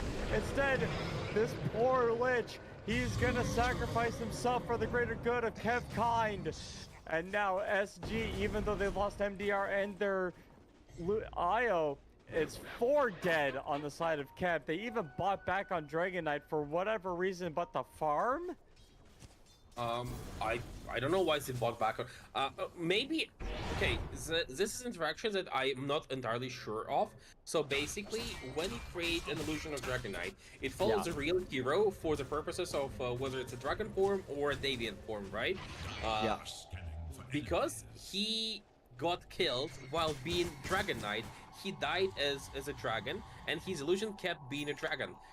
It might have been just timing, but I feel like when he bought back, his illusion, because he bought back as a Davian, right? His illusion immediately turned back into the melee form. And maybe that was the idea, so that he buys back, and he's no longer as much of a threat as an enemy. But I might be mistaken, it might just be the timing here. I think you're actually right, because there's no way he can TP back into that fight. So I think he must have bought back to stop the DK illusion from killing his own team. It didn't save lives there, so it was so close though. I mean, he was charging towards Lich to get the infest off, and he just didn't make it in time. Grimstroke is dead. I don't know why he does that. He did create a dark portrait of a black dragon, so he's gonna push the wave, which is like a lot really. As a Grimstroke, he just gets so much gold out of it, but he also creates so much pressure across the map, so even him dying doesn't really change anything. Well, this bottom wave just keeps getting pushed out, so even though KEV made that play in the bottom area, the creeps don't matter, and creeps project map control kawaii. Did you know that? I think I've heard about it somewhere. Yeah, somewhere. So I think someone might have said something like that, but creeps project map control, and now KEV, they got mid wave pushed in, they got top wave pushed in as well. SG gotta wait another 10 seconds before Grimstroke is alive. Where have I seen this before? Yeah, Hara is playing a position 6 here, more or less. But he was trying to make a dragon bet, and he was successful in that. I guess it was okay. We will have Etherlands, so slightly further away from death in most scenarios. Also Ninja Gear. Oh, this one is big. Ninja Gear is massive for Grimstroke, just because you're off the map and you can use your spells from so far away. Yeah. No Aether Lens though. I guess you don't need it. I think he has it. No, like it's fine to him. Okay, well, no, never mind what I said. I'm a dumb Dota caster. So SB. It does happen. It literally happens to the best of us, actually. So, and the worst of us, more so. And to the average of us. And yes. It just happens. It just happens, dude. It's just something that happens, okay, Kawaii? Much like this game happening in front of us again, this is the game 3 between KEV and SG. This is the bread and butter. I mean, you can tell both teams are playing a little bit more skittish. This might go the distance. 5,000 gold lead at 40 minutes. I'm looking at the graph right now, and Gaben is having a heart attack. I want the level 25 on Dusa. Yeah. If I understand it correctly, if Marcy uses Sidekick on Dusa and she has modifiers on Split Shot, every single time she hits something with her lifesteal, it gets translated to Marcy heal, and it's just... Oh. It's a feedback loop that makes it so that Marcy is pretty much unkillable as long as Medusa is hitting something. I really want to see this. He's got, I mean, that is the talent you go. You don't go the mana shield damage per mana, so... No. Yeah. You used to, I think. Like on the spellcaster Medusa build, when you would like be dumb and do Mystic Snake, Aghanim Scepter, but the smokes are coming out for both teams now. They don't want to hear about history, they want to make history. And KEV, he goes in, MTR immediately wants to make a play happen, doesn't even pump the BKB, not quite yet. He bursts down Hoodwink from 100 to 0. Butterfly effect, he's getting eaten by his own Dragon Knight illusion. Now he can't even buy back to turn it into a nothing burger. The fight is botched for KEV, and SG are gonna charge into the Roach Pit, push out the waves with this DK illusion. And KEV, I mean, 100 seconds without your Dragon Knight. He tried to buy back earlier to make a cheeky play. This might cost them 2 lanes of racks. It's 100 seconds without DK. Slaughter is pushing in deep with Infest inside of him. Maybe they will try to find a quick and easy peek off. Empress, Earth Spirit is probably not dead. The more I'm thinking about it, level 25 on Io is also kind of exciting. Because then you sidekick Io, he gets latched to Medusa, gets a talent for tethering, attacking tethered ally. And does he attack all of them? Yeah, he attacks all of them, Oh my heals goodness. himself from all of them, gives his heal to Medusa, and also gives his heal to Marcy. I don't want to think of it. There's so much cooking going on. SG, they have the late game strategies available to them, and the Dark Portrait illusion of that Lifestealer gonna hit out onto that real Lifestealer, not gonna do a whole lot again. It is Duck. He's chomping at the bit, wanting to get to that level 25. All the strategies, all the combos are there. And he's bushwhacked up, loses a bit of mana. Well, I mean, he gets it back. And now you have the Sledder creep cutting as well, because he has the ninja gear, but the overpower, the tower is going to go down. Creeps die immediately. I think you kind of have to back off of this. I'm not sure if SP can continue. Well, no, never mind. The backdoor production is Gonzo Alonzo. The bottom racks are going to fall. The melee racks being taken out here. Are they going to go for more? It's only 10 seconds left until DK's back. It would be wise for SG to go, but maybe they want a morsel, they want a taste, they want to kill on the Lifestealer. MDR doesn't even pop the Unleash yet. Now they're going to make the play. He pops Skipy, comes in, but no, it's the tower. It's fortificated up. It's got the ice shield, the frost shield going. They have the Lifestealer inside of the Slardar. The butterfly effect. He's getting right-clicked by M. BKB used on the question mark, but they find the backline. They find MDR. Is the kill there? I don't think so. That Black Dragon is going to start kiting Ulu pretty hard, and M has used now his ultimate, but he's got to disengage. He's got to escape. The Aghanim Scepter popping through, but the damage coming through onto all of his heroes. Where's his team? His team is just watching. His team is getting killed around him. The Io is going to die, and now M going to get rolled on by the Ulu, who gets rolled on by the Earth Spirit, but that damage going through all of the mana. Question mark dies. They buy back on the Io. He's going to try to relocate in, maybe save M.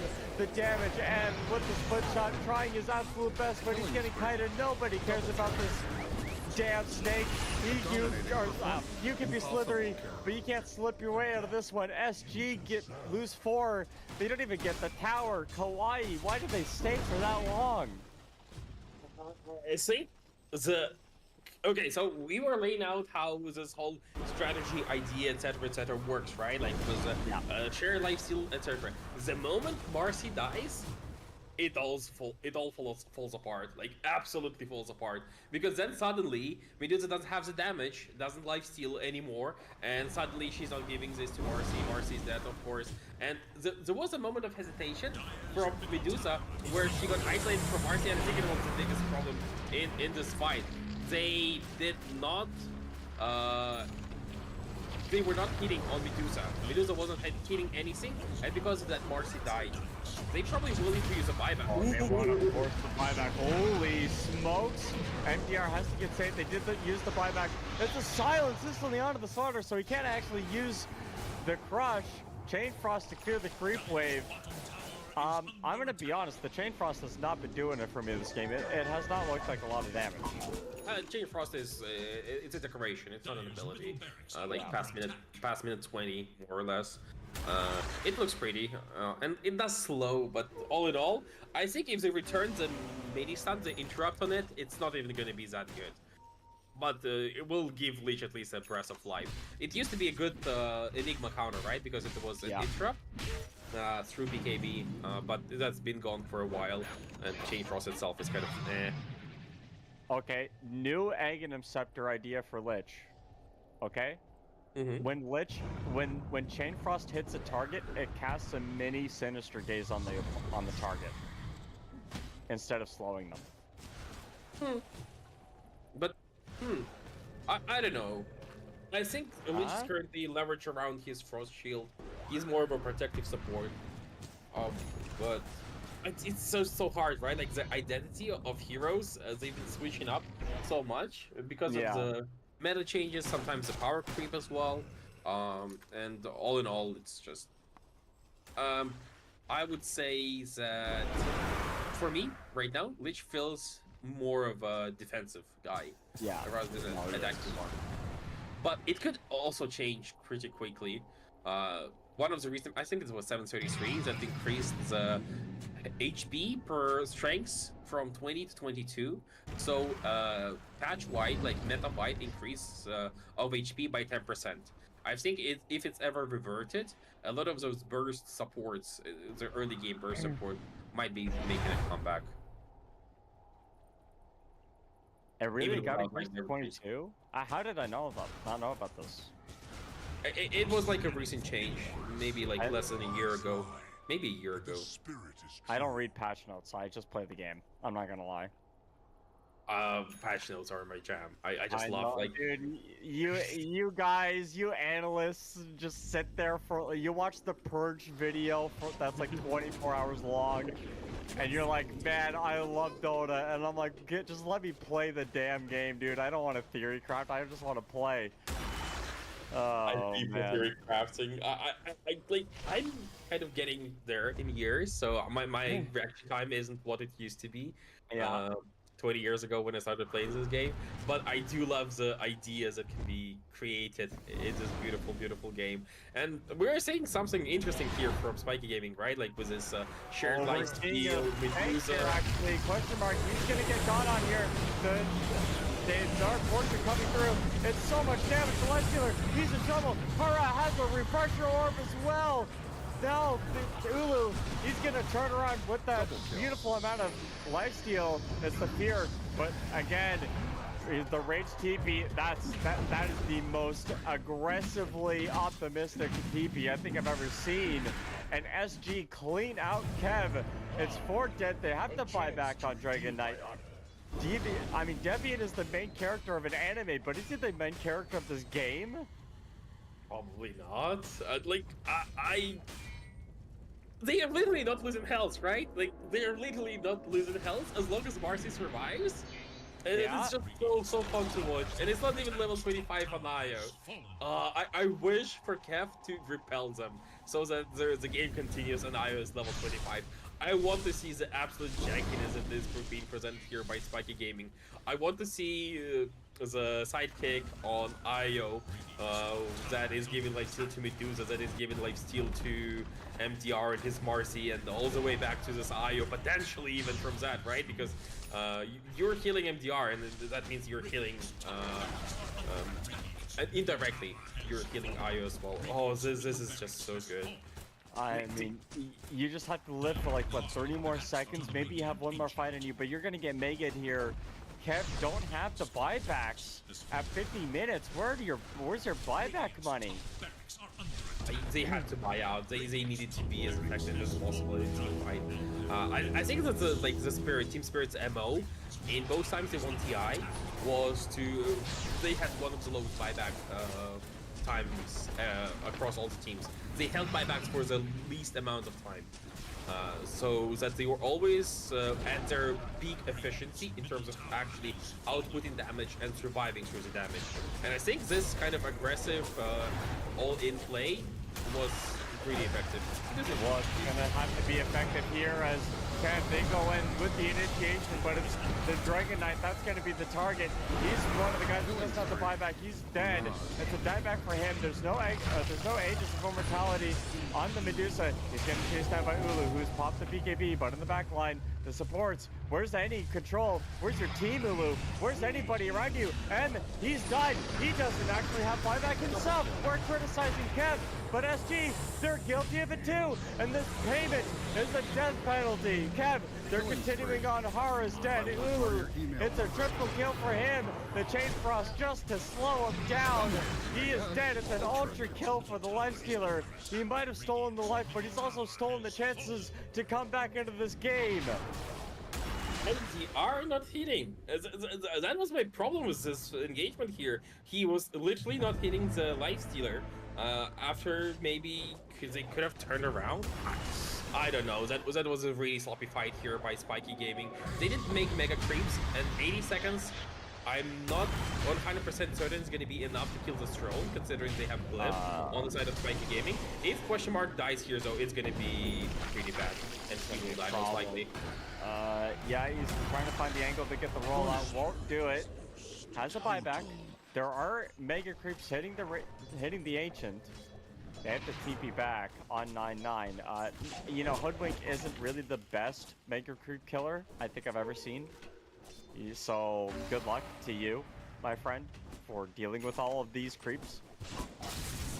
They do have the top lane pushed out for now, Yeah. so he can still at least do that. But it's getting spicy here. It's getting really spicy here. I mean, no, SG, they're gonna have to buy back their two supports, or they don't have buyback on Medusa. They're gonna buy back onto question mark. I think Ulu, he wants to take out these tier 4s. Maybe feel like he's on an equivalency here, but it's the blink in from MDR. They can't throw him back. Ulu, he's gonna get out of there. They didn't even use the BKB on the Marcy, but I don't know if Sutter really wanted to go in there. They used the nullifier on him as well. 10 seconds left on Medusa coming back. Kev, I think you're staying way too long. You want to take out the tier 4, sure. You want to hit the Ancient? No, I think that's a little bit too far. He's invested up. But question mark coming in. Pumps magnetize as well. Now the damage coming through. You have the Medusas, the Stone Gaze coming through again. The stuns, the magnetize. It's all going to be a little bit too much. Undyne, he actually TP's out. And now Kev, they're in full retreat mode. But can you retreat against an NDR Marcy that wants a little bit more? Throw it back onto the butterfly effect. The butterfly effect is an effect, but it might not be effective enough to get him out of here. Instead, he is dead. He does not have buyback for another 3 minutes, so SG can walk down mid with a 5-man power curve to the 4 of Kev. Slaughter cutting's a wave. Slaughter cutting's a wave. Yeah, trying. But I mean, it's not enough. They have waves, right? Oh my goodness. Just please, SG, give IO level 25. Yes. They're going to Roshan now. They're going to Roshan. He's so close. What is it? 49, 56, right? Like in minute 20, it's gonna be the moon as well. Something like that. I mean, Hawaii, man, it's. I love it. I absolutely love it. Dota, dude. This is Dota. You know, we were supposed to start a second series of the day 30 minutes ago. It doesn't matter. It doesn't We're gonna matter. get there. We're gonna get there. Like, just watch please, this Dota. please. I just want to see it. I want a level 25 on IO, and I want tier 5 neutral items. Just for absolute insanity. Because this game, it's megas. It's a naked throne here for KEV, but they're not out of it yet. I still believe they have a chance to win. We were saying that Medusa, in the ultra late game, she's not going to be the biggest carry on the map, and so far we're seeing that. But yeah, they're coming. Kev, they're going to go up onto the high ground. Kev, can they defend? Medusa losing all of the mana in her inventory, trying to lifesteal through, but they're going to get the Aegis of Immortality down, and Ulu is basically full health after this. SG, they might make the play. They're going to BKB, go in directly onto the lifesteal. Lifesteal trying to burst through, gets the infest off, and they roll in onto 2 heroes. The Magnetize coming through, doing quite a bit of damage. Now they have to use the fortification on the Ancient. The Ancient is exposed. They use the buyback on the 999 to relocate. I don't even know where that was going. MDR on the side, MDR falling, MDR dead. It's a dieback for him, and now the Dragon Knight Damien doing everything he can. It's a dieback on the Earth Spirit as well, and he thought he could do it. He thought he had a team with him, but no, it's a level 24 IO, not level 25. You don't have buyback on Earth Spirit, you don't have buyback on Marcy. And now they have to get out on the side of SG. Can Kev really hold on? Are we gonna get to the 60 minutes, or are Kev gonna push down the mid and take the exposed Ancient on the side of SG? Look at where Hart is. He has Dark Portrait. I think he's trying to throne here by his own, on his lonesome. Maybe even use relocate buyback. When relocate is available to IO, you buy back Medusa IO and relocate. Oh, the butterfly effect just used Dragon Knight form. Rumi's looking for it. You have to buy back on SG. You just have the moment that, you have to. And now you have to bring back the Medusa, but the play, and he's gonna make a play happen. They have the fortification to use if they need it. The butterfly effect has arrived, but they get the 2 perfect Dark Portraits that die instantly. The ultimate coming up from the Medusa wasn't able to use the last of their hits, onto the Ancients are going to be more than enough. We are going to be seeing level 25 IO. We're going to be seeing SG lose this game. Oh, that was a beautiful one. We were so close to it. But I have to say, I think that they got over-eager at Spiky Gaming in the last engagement. Once again, the problem is, well, they lost Aegis for free, essentially. They just threw Medusa on the front and she didn't achieve anything. That's okay. Maybe it was a part of the plan. But my biggest concern was that they were not utilizing the sidekick effectively. Because Medusa, at some point, she was hitting the throne without hitting the heroes. And because of it, the lifesteal didn't save MDR. At some point, there was a fight that was split between Marcy and Medusa. Medusa was fighting against Lifestealer Dragonite. While she was hitting them, MDR in the backlines was like full HP. The moment she switched targets to Throne, trying to hit the buildings, MDR just immediately died. And right after that, Medusa down died here with the illusions.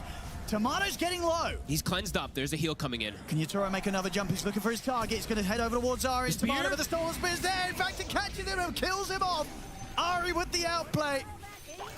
Ari is playing like a beast. And there's nothing for Mira to do there. Well, Poshka's watching from the side, maybe looking for a stomp setup. He's not going to get it, though. With the root instead, on towards Seb with the Brambles. Jump in and a jump out from Lal. It's a little low on the mana. The Supernova comes out. They're not going to try and kill it. They'll let the Spear from Collapse finish off Ari. The arena's down. Now they're ready to go back in for round 2. They look towards Seb. Seb caught in the arena. Tomato turns up. The Infest is there. Gives a bit of a burst heal to Seb to keep Seb fine. And it's ended up being Lal that's dove under the tower for this. He gets punished. Lal's out. Mira will manage to TP away. BZM, he'll get the deep one. He's going in for this one. Beyond the tier 3, but the Yules is there. Mira will be able to dodge the combo. Whisper still.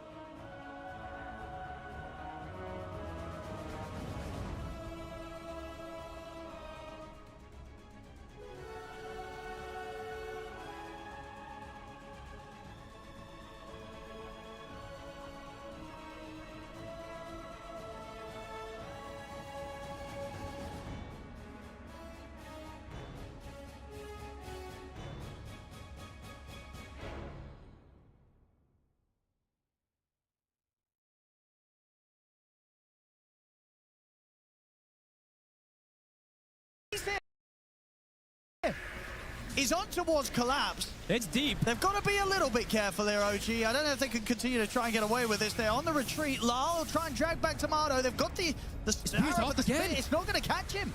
Tomato looks to turn, but he's still getting torn apart by Yatoro. Yatoro's back in action, and he's cleaning up. OG, they stuck around for too long. They've lost 3 of them. BZM also in trouble. I mean, they stuck around for that dive. Spirit playing around their vision. They have that one ward they just placed. Starting to jump out with a Wind Waker. Collapse. Laurel. The gem is on top of them. They've got eyes on him. They'll head back for now. They'll turn with the Bramble and the Curse Ground down onto Whisper. Tomato's got the BKB. Tomato. He's still getting torn apart, but he's got the Axe. Will be able to jump inside of Yatoro for now. Yatoro also getting caught by the Fiend's grip from Ari. And that's a good grip. That's a big grip. He's out for 90. Great they kill off the Luna. Now they're ready for more.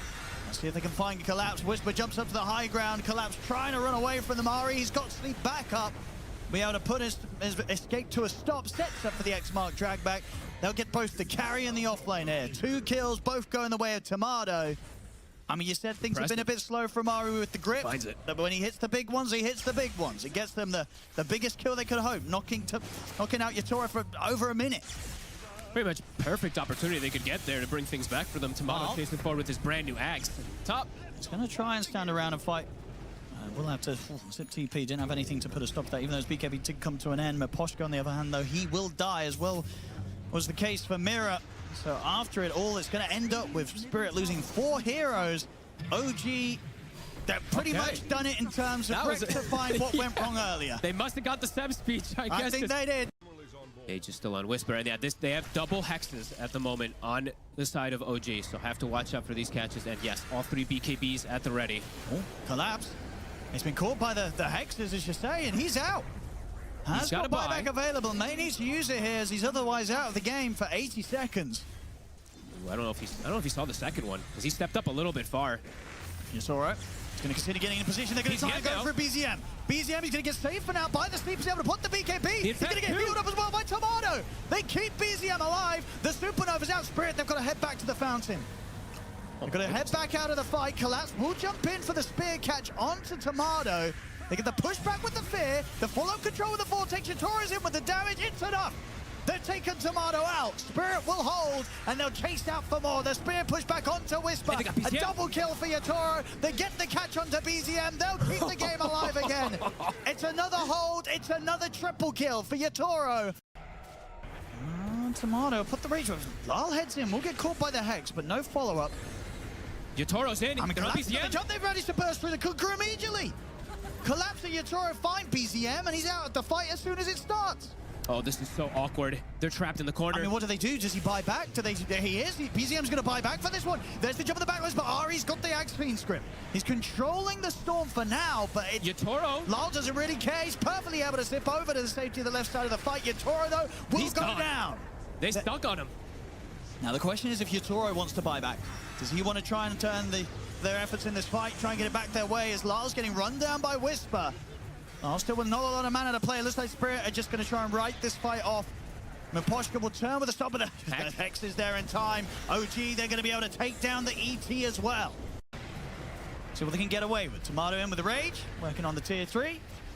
Safety of the X-Mark drag back. Will still get caught by a Stomp. Collapse. He's taking it back over, but he gets caught by the Hex. Lars in with the BKB. Whisper. Where'd he go? In an instant. He's gone. He'll buy back. The feed script's there on the Lars, but it's not enough time to lock him down and finish him off. He'll still get caught by the X-Mark though, and he's dead. Tomato. Oh my God, the damage. The clean up. 3 dead on Spirit. They have to use the buybacks. Yatoro's back in. Maposhka's back in. Mira's back in. The silence down onto BZM. They're going to try and take him down twice, though. Still has this Aegis, of course. The spear will get him. Holy shit, everyone's just dying in an instant. I mean, can they keep BZM safe on the second round? Tomato and Ari heading up. They'll use the sleep to try and protect BZM from any sort of combo that's thrown down, and then they turn towards Collapse. They get over the Hex. The drag back there for the vortex. Big damage. They've killed on Whisper. It's a die back on the Timber Saw. Lal turns over towards BZM. He's in on top of him. BZM trying to run up towards the high ground. Yatoro finds the Lucid Beam to finish Tomato's him off. alone. It's a double kill. Tomato caught by the Hex. Spirit, they clean it up. And once again, for OG, pushing the high ground has gone horribly, horribly wrong. They're kryptonite, the high ground. But Malrine, he wants to play aggressive. Arrow will miss. Rolling Thunder. Trying denied regeneration rune. Still on this Razor with a lot of damage now with Amar arriving. And that Rolling Thunder ending. Curse Crown is there. Amar with crits still going to get on top of Jokam for a double kill on your Viper. Now Ponyo, very isolated, left out on an island. Not much Akashi can do here. Level 5, 10 minutes in, so not even a defensive chrono available here for Akashi. As the Moonlight Shadow is going to allow Falcons here to close the gap onto Ponyo.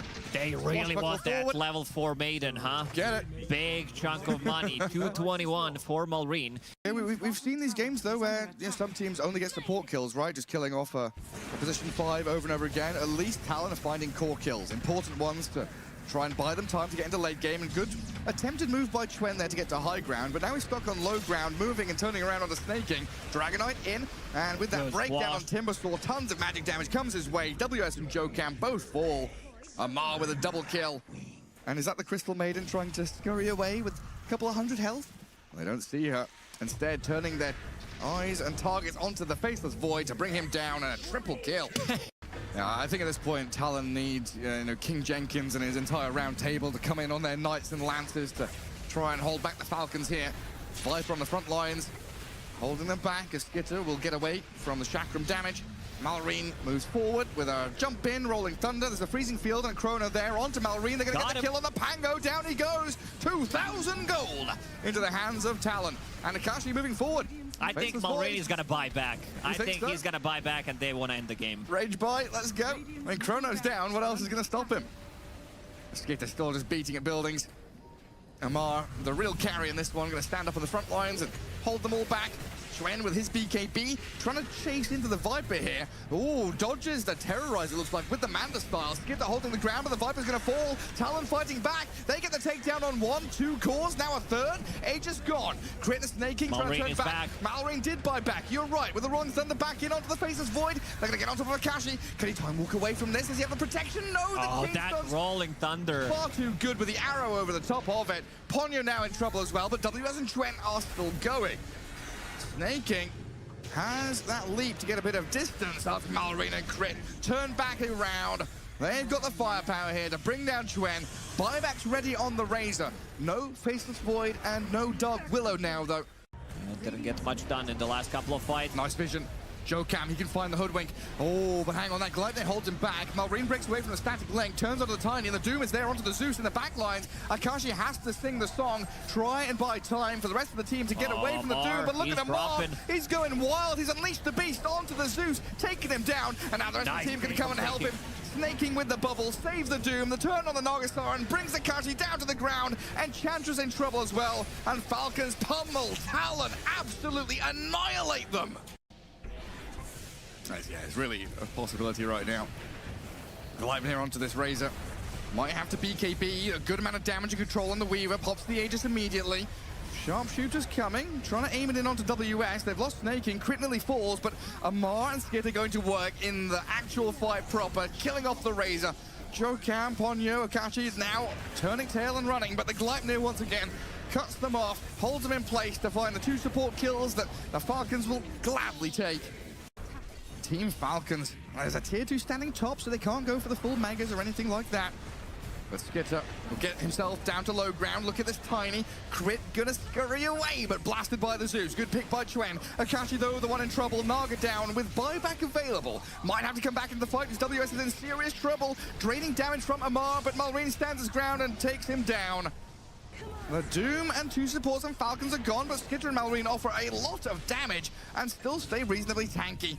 Tiny out for 50, and Chuen gonna have to try and heavenly jump back to Mount Olympus. Malrine is zoning. This is not where you belong, Zeus.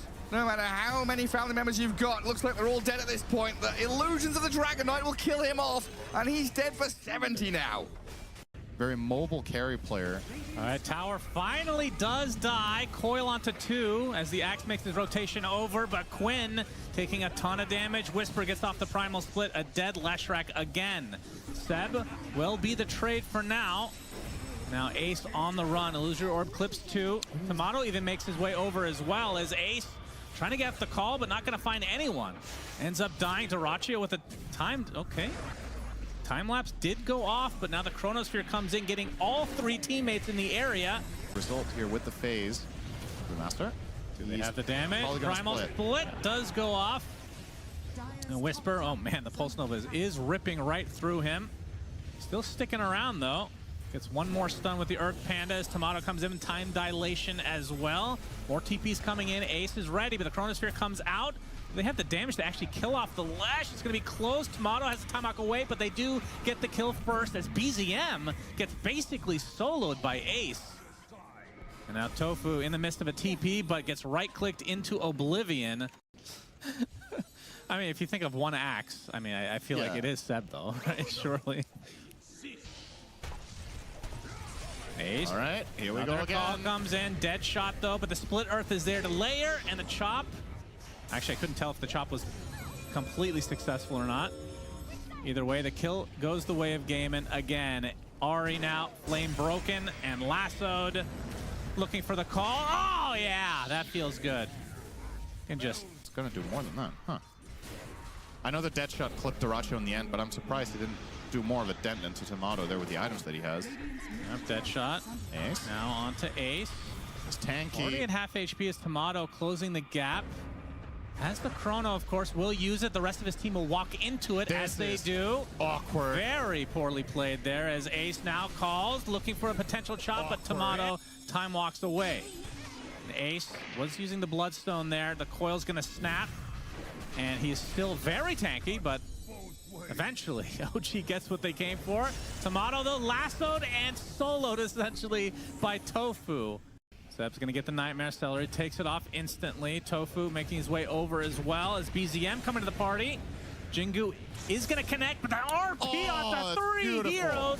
Block grenade onto three heroes as well, even more important. Seb gets taken out first by Quinn though, glimpse out onto him. Gets another Jingu stack, but he falls in the end, 2 for 2. Lots of action early on as Dyrachyo, basically a creep at this level of the game, showing up, tickling everyone. They're laughing their way to the farm as Tofu gets skewered by Whisper, and now Dyrachyo tried to help his team, but he's just gonna die again. Can he deny himself on the creeps? No! All right, that was unnecessarily rude to Dyrachyo. Because again, this is honestly, okay, hang on. Yeah, hold your Whisper, horses, Whisper has no time for all right, puts for Ace on the cliff. Very classic stuff. And the Static Storm now applied to several heroes. You can see Quinn just trying to brush it off. He's going to get snowballed, which actually cancels the grip. And Quinn gets off his Wukong's command. Whisper getting really low, but Nightmare to save him just a little bit. Another skewer, almost clipping all of them. But the damage is enough either way for OG. Ace still stuck up there, that fat, juicy watermelon. Finally, Whisper's reign comes to an end via Dyrachyo's right click. Somehow he does enough damage to kill something other than a creep. It's incredible, in fact, as Ace, this will take a while, but Tomato and company will claim the watermelon. Feels like it's more than that. OG trying to beat that record in this one. Yeah, for sure. BZM, all right. Oh my God. Beautiful. RP onto three heroes. Waveform completely misses. Ravage to follow from Ace, though, actually doing a lot of damage. They're going to be able to take out Whisper and the Bane. As you can see, 4 heroes very low for Gaming Gladiators. They try to run away. The Magnetize gets 1, make it 2. And BZM and company able to eventually clean up. It was looking a bit hairy for them, but this net worth lead is no joke. Ace stuck inside the kinetic field. Triple kill for Tomato. Okay, he's in there. He wants to go in really very in there. deep. My goodness, gets off the Magnetize, already at half HP. RP comes in, hitting several heroes with the skewer into the Static Storm, and the Waveform finishes them off in style. It's gonna cost them the life of the Magnus, but that is well worth it. That was a disgusting combo as Tomato gonna farm the sniper and get the rampage in the fountain. Oh my goodness, this really does feel like a pub. Checking out these Ancients, blocking out some camps, getting some info. Double warded, actually. Oh, smoke on smoke here. They're going to make the jump first on towards Crit. Nice static. Make sure that there's no further backup to help Crit out in that initial jump. Nisha? Falcons might still have a chance of the fight, though, because they've got the spear connection and the Laguna. They'll burst straight through Nisha and through Boxy. 33 sort of left on his own here. Trapped in the arena. He'll try and run away from this ult. But there's a missile heading his way. Snaking and Skeeter slowly running him down. He's very likely to be going out as well. Double kills for Skeeter.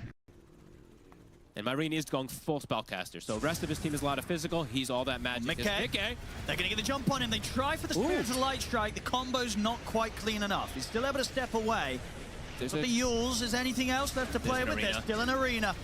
And Mars got the catch. It doesn't matter that they don't hit the initial combo. They get the 2 kills at the end of it all. In the mid, Boxy and Isha. They're trying for snaking. He's tanky. He's getting the heals off. He's walking away. They can't finish him. And the now, backup's inbound, and the rest are wrapping across. As Amar's here, Nisha's got to be careful with the way that he gets out of this. Boxy, he doesn't really have a whole lot of options. He's got the snowball, but the Yules is there. Amar's got the catch. It's going to be another pick here for Falcons. good lord. This is brutal to watch. Skeeter's actually leaving. They do have the number advantage. They're going to have to set up on him. He has got the Aegis. Let's see if they can get through him the twice, maybe even not the once. But the damage is not quite there. They got crit. Skeeter's able to step away. They'll jump in with the Waning Rift, and they have got Mickey in with the God Strength. So they've taken out Skeeter the once. Mickey is going to try and deal with snaking off to the side. They'll ignore Skeeter for now. Over to the top, Mars caught. They're on him. Staying in the arena. They're going for round 2 on Skeeter. He'll get the flat cannon off, but they will kill him. It could be, I feel like, but perhaps just the power of Luna being a really strong hero, and same thing with Zeus, and especially that timing that you provide globally. Let's see. So if we get a bit of first blood action here, Falcons trying to get the setup in with the disruption into the Light Strike Ray on towards Boxy. And the Fairy Fire's there, but they'll still get him first. First blood goes towards Skeeter. Liquid in return will manage to take down Snake King, and they'll also take out Skeeter. So they'll get the 2 kills in return for this Liquid. Still will have that Thunder Gods, of course. Xania should be pretty dead here. Disruption into the arrow, the burst of the Laguna Blade, and Dragon Slave will take him out. Mickey is considering helping Nisha out as Nisha. They're trying to get in on top of the Zeus. Mickey trading back at them to try and dissuade them from committing it to get the kill. It won't stop them. They take down Nisha. Is under attack. Bring in the numbers. I think he just hit 6 to get the Purge right after the kill. Amar with the rest of this Moonlight Shadow as well, considering the setup onto Mickey. His boat is up in 1 second. He's got the X mark. Is there any help for Mickey coming in? There's 4 heroes of Falcons going in for the Luna kill. The Light Strike lands. They take down another big kill here. Falcons with a solid punch back.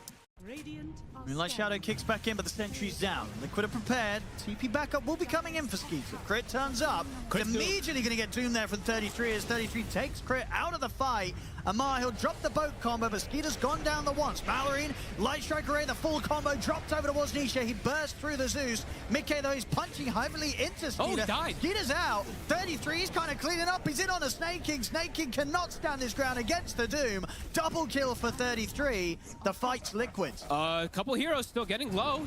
Poisons the rum. Get 33. Can they get Insane as well? I mean, X mark is up. He's not got any heal for a few seconds. Arian's starting to fall low on the mana. It's got enough for the Light Strike. The heals are out. Insane is walking away, but the Tidebringer angle's there from Amar. There's that Radiance. They didn't proc the Reincarnation, and there is a Static Storm on cooldown for 60 seconds. Marine.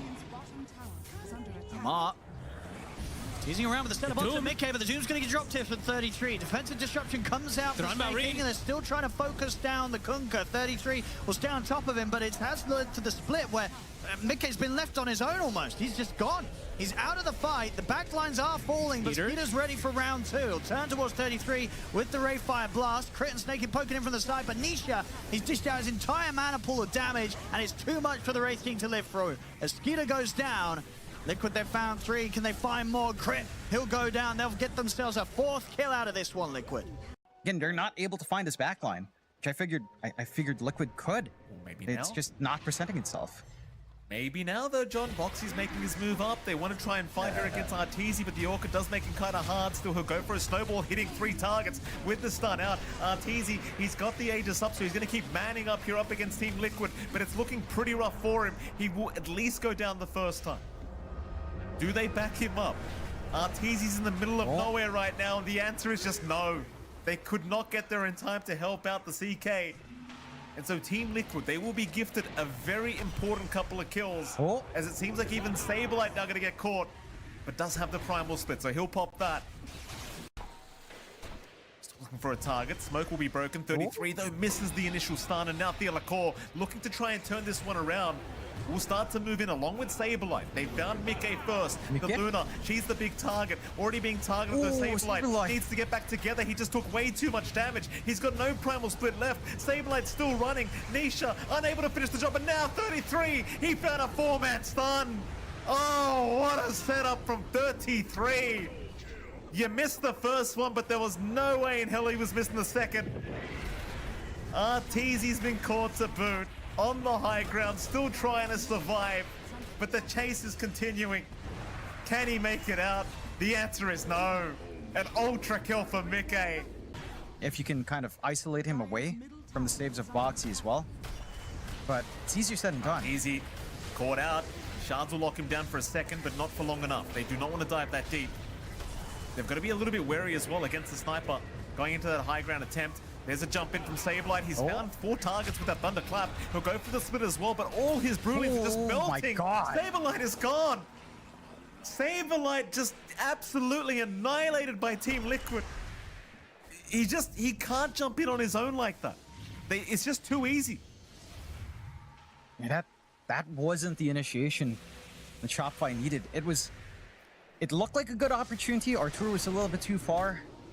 I think if they managed to get the follow-up from the CK as well, maybe that goes a little bit differently. But now the high ground feels a lot comfier for the side of Liquid without worrying about that big team fight split. Okay, still taking a fair bit of damage here, but they are going to make the jump in with the Eclipse off the back of Boxy. They've got Yopaj and Kidrak. Theolacor will follow very, very soon by the looks of it. A double kill for Mickey. They'll rush there immediately. In fact, Team Liquid, they're going to try and hold the high ground of the Dire base and just use it against them. Theolacor's coming back in, but it's a perfect setup here from Team Liquid. They've already found the Rubik. They're in a bit of a tight position, but it won't matter. Nobody's dying from Team Liquid. They're all just surviving, or are they? Boxy, he's getting a little bit lower. They will at least find the tusk, but it's already cost them too many, I think. They go again. Arteezy's still trying, does find 33. In fact, does take down the Slaughter, but will die to Mickey. Yopaj also dying as well. GG is called. They've seen it up. 25 seconds without collapse. Hex there. The swap here, they're going to try and go aggressively onto BZM. They swap him back under the tier 4s, but steps in with the disruption. Yatoro, they're able to burn through with the majority of the mana here from Tomato, and Yatoro is considering his next target. He'll look over towards the Morphling, but he gets caught by the bashes of Whisper. He has to split back up, backs off under the tier 4s. Collapse gets caught once again on the front line. Cookie's in, they're taking the Aegis out of Tomato's hands. Was BZM? Oh, he gets him. There's no chance to kill BZM though. Oh, maybe there is Yatoro. Okay, he gets the kill, but he's losing his teammates. Can Yatoro do this? He's going to go over towards Seb, but the Glimmer Cape is there. Tomato's there, though. And he's going to turn over towards Tomato. They've got the Cookie in on towards the Morph. He's losing his mana. Yatoro able to focus Tomato down here with the illusions. Tomato's getting low. He's cleansed up. There's a heal coming in. Can Yatoro make another jump? He's looking for his target. He's going to head over towards Ari. Tomato with the Stolen Spear is there. In fact, it catches him and kills him off. Ari with the outplay. Ari is playing like a beast. And there's nothing for Mira to do there. Poshka's watching from the side, maybe looking for a stomp setup. He's not going to get it, though. With the root instead on towards Seb with the Brambles. Jump in and a jump out from Lal. It's a little low on the mana. The Supernova comes out. They're not going to try and kill it. They'll let the Spear from Collapse finish off Ari. The arena's down. Now they're ready to go back in for round 2. They look towards Seb. Seb caught in the arena. Tomato turns up. The Infest is there. Gives a bit of a burst heal to Seb to keep Seb fine. And it's ended up being Lal that's dove under the tower for this.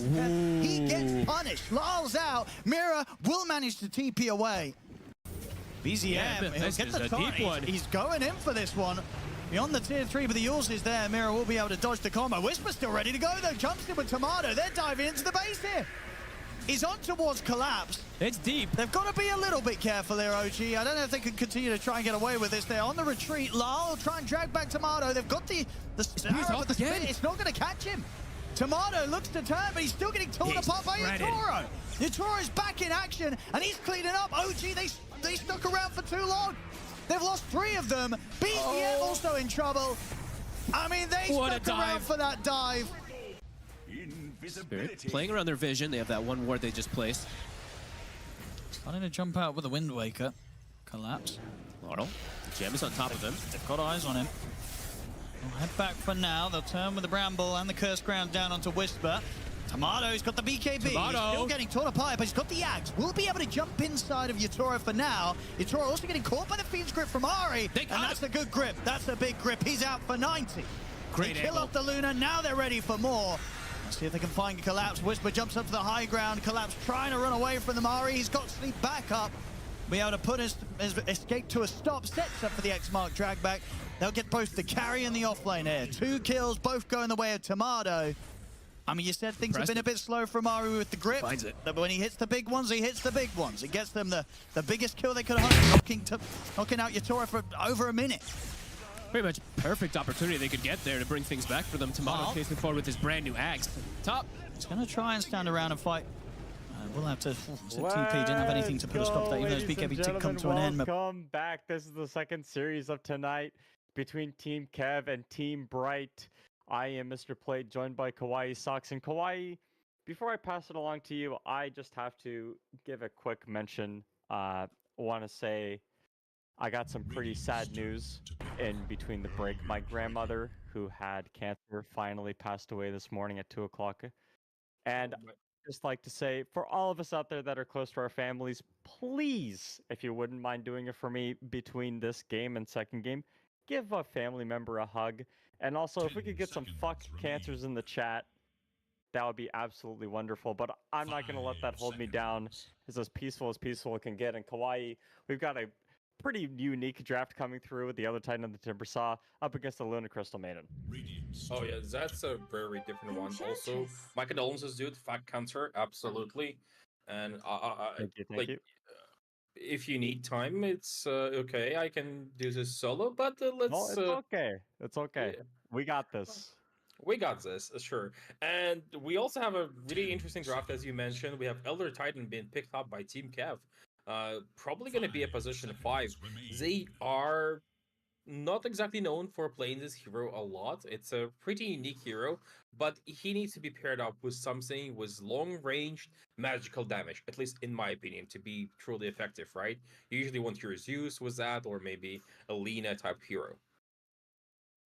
I mean, you just need magical burst for the Enchantress, right? And I mean, the Enchantress coming back the other way, gonna be able to pump out that damage herself. You have the Timber Saw. It's a pretty good shout, and picking Sutter into Timber again, it's a little weird, but I think it's just awkward to draft into Timber Saw anyway, just with all the heroes that are very popular at the moment. So it's not like Team Bright really have that much of a choice. 5 seconds. This is interesting. I'm just trying to wrap my head around what they're gonna pair with this Elder Titan for the lane. Because right now it's gonna be Slaughter, right? And yeah, not the best hero to deal with Slaughter in lane, at least in my opinion. Maybe they could switch it up slightly. I don't know whether they play Timber Saw safe lane and just go for like a tempo carry in the off lane to go against Luna. Could be a possibility, but they're gonna pick Zeus at the very least. So this, at least, I'm really happy about. I mean, you have the right-click damage coming out from the Zeus with the Manta Illusions as well, on top of just the high amount of magic burst that both Crystal Maiden and Enchantress hate to play into.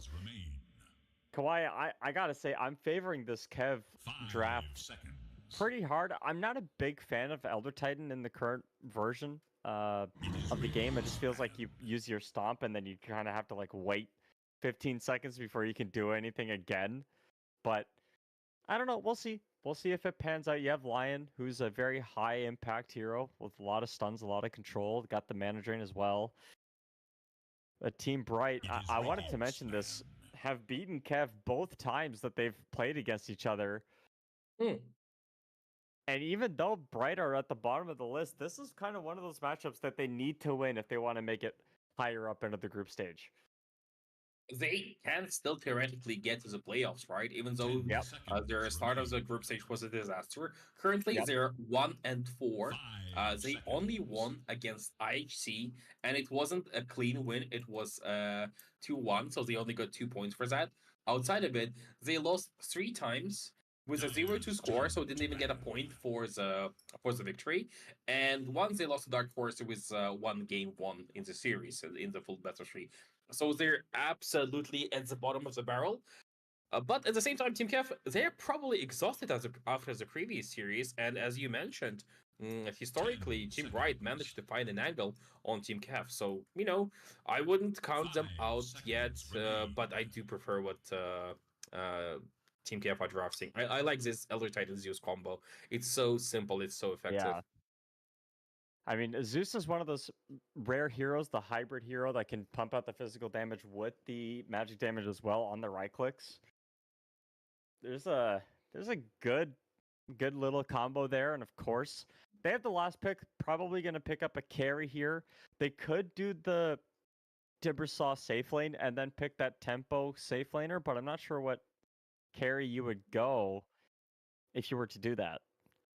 I mean, if I was Team KEV and I had a player who plays position 1 bounty hunter, that would be just I don't know, like playing Zeus bounty hunter was you have the free vision, you have so much acceleration, and with the global presence of Zeus, you can just set up kills. You don't care about Slaughter in lane at all, as they're gonna go the usual TB. Same concept, tons of armor, good against Luna, etc, etc.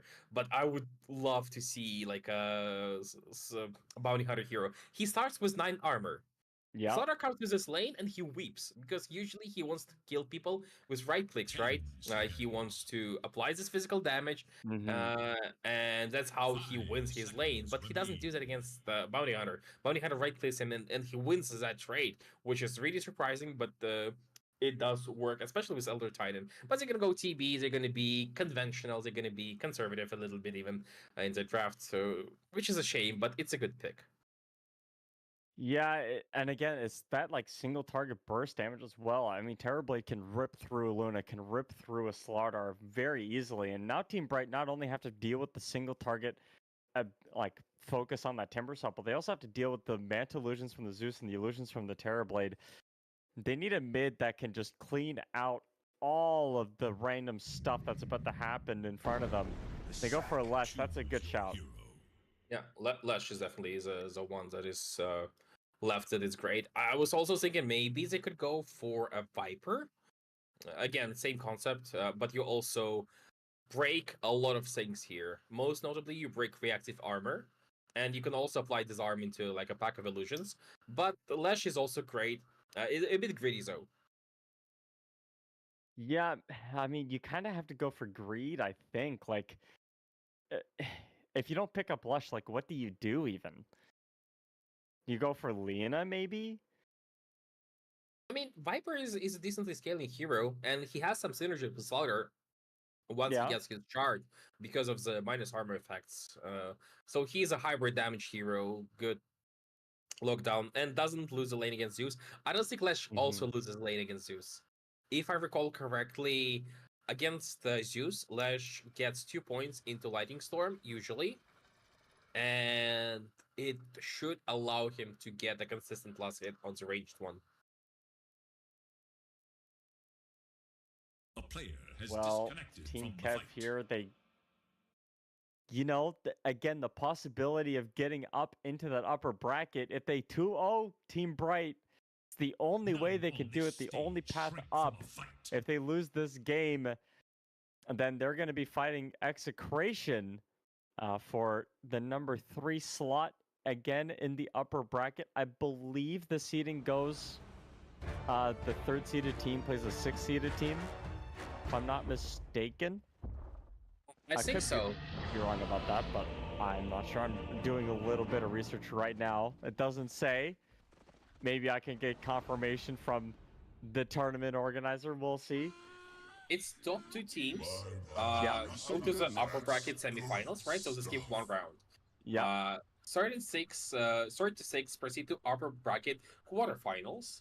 And I think they are matched just as you said, 3 and 6, 4 and 5. Yeah. And the 7 and 8 go to the lower bracket, and only 1 team is eliminated from the tournament. Literally, if KEV loses this one, they just don't care. They're going to be in the quarterfinals regardless. I don't think anything is threatening them being eliminated or getting to the lower bracket. But at the same time, if they lose one, they have mathematically no chances of getting to the upper bracket either. So, yeah. Game 1 will probably decide the outcome of the whole series. They technically can be eliminated, but it's kind of hard. I don't think it's possible. I don't think they can fall.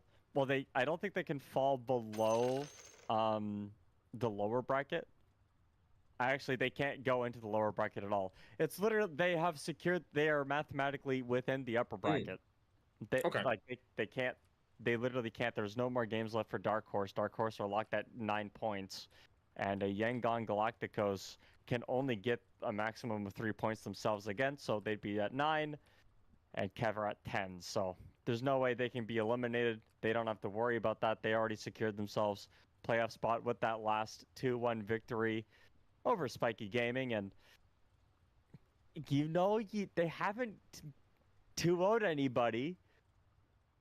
They've only 2-1'd. You'd like to see them 2-0.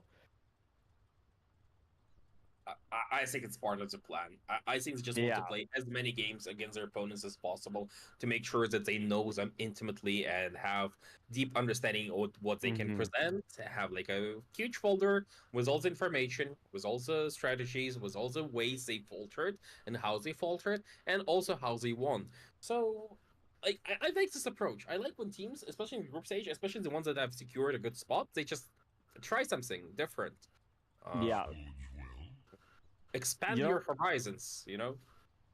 You don't necessarily have to do like win every game. If you know that your spot is secured, you can kind of, you know, do some fun stuff. The quest for ultimate glory. We'll see if KEV do some fun things here, but Team Bright, I mean, the literal opposite is true for Team Bright. They literally need to win these games. Oh yeah, they are not faring well. No, and it's so surprising, right? Like, it's Irving, it's Red Panda, it's the guys have been playing Ukiyo. They've been playing well. They've been playing together for a while. You know, I am going to be the guy that puts the man on blast. I think Irving has a lot to prove in this series. I have not been incredibly impressed with his play, but I've been impressed with the stun coming up from 999. But it is going to be Undyne. He's got a huge briefcase, but the briefcase doesn't keep you alive. And instead, it's going to be life or death. Getting the stun out onto Duck. It's not actually Duck. I'm not sure who that is. Terrorblade is dead somehow. This is so much magic damage. Difference can't get the damage out. And three. He's gonna die. TK now right-clicking with Butterfly Effect. Butterfly Effect getting get down onto the low ground. I'm not sure how they had the vision. Oh, it was the Watcher. Butterfly Effect. What are you doing out of the tower, homie? You're just trying to get some HP back or something? Yeah, I think it's a resource play because he doesn't care. It's still death that gives gold, but it's not first blood gold. It doesn't give you that much experience because you're level 1.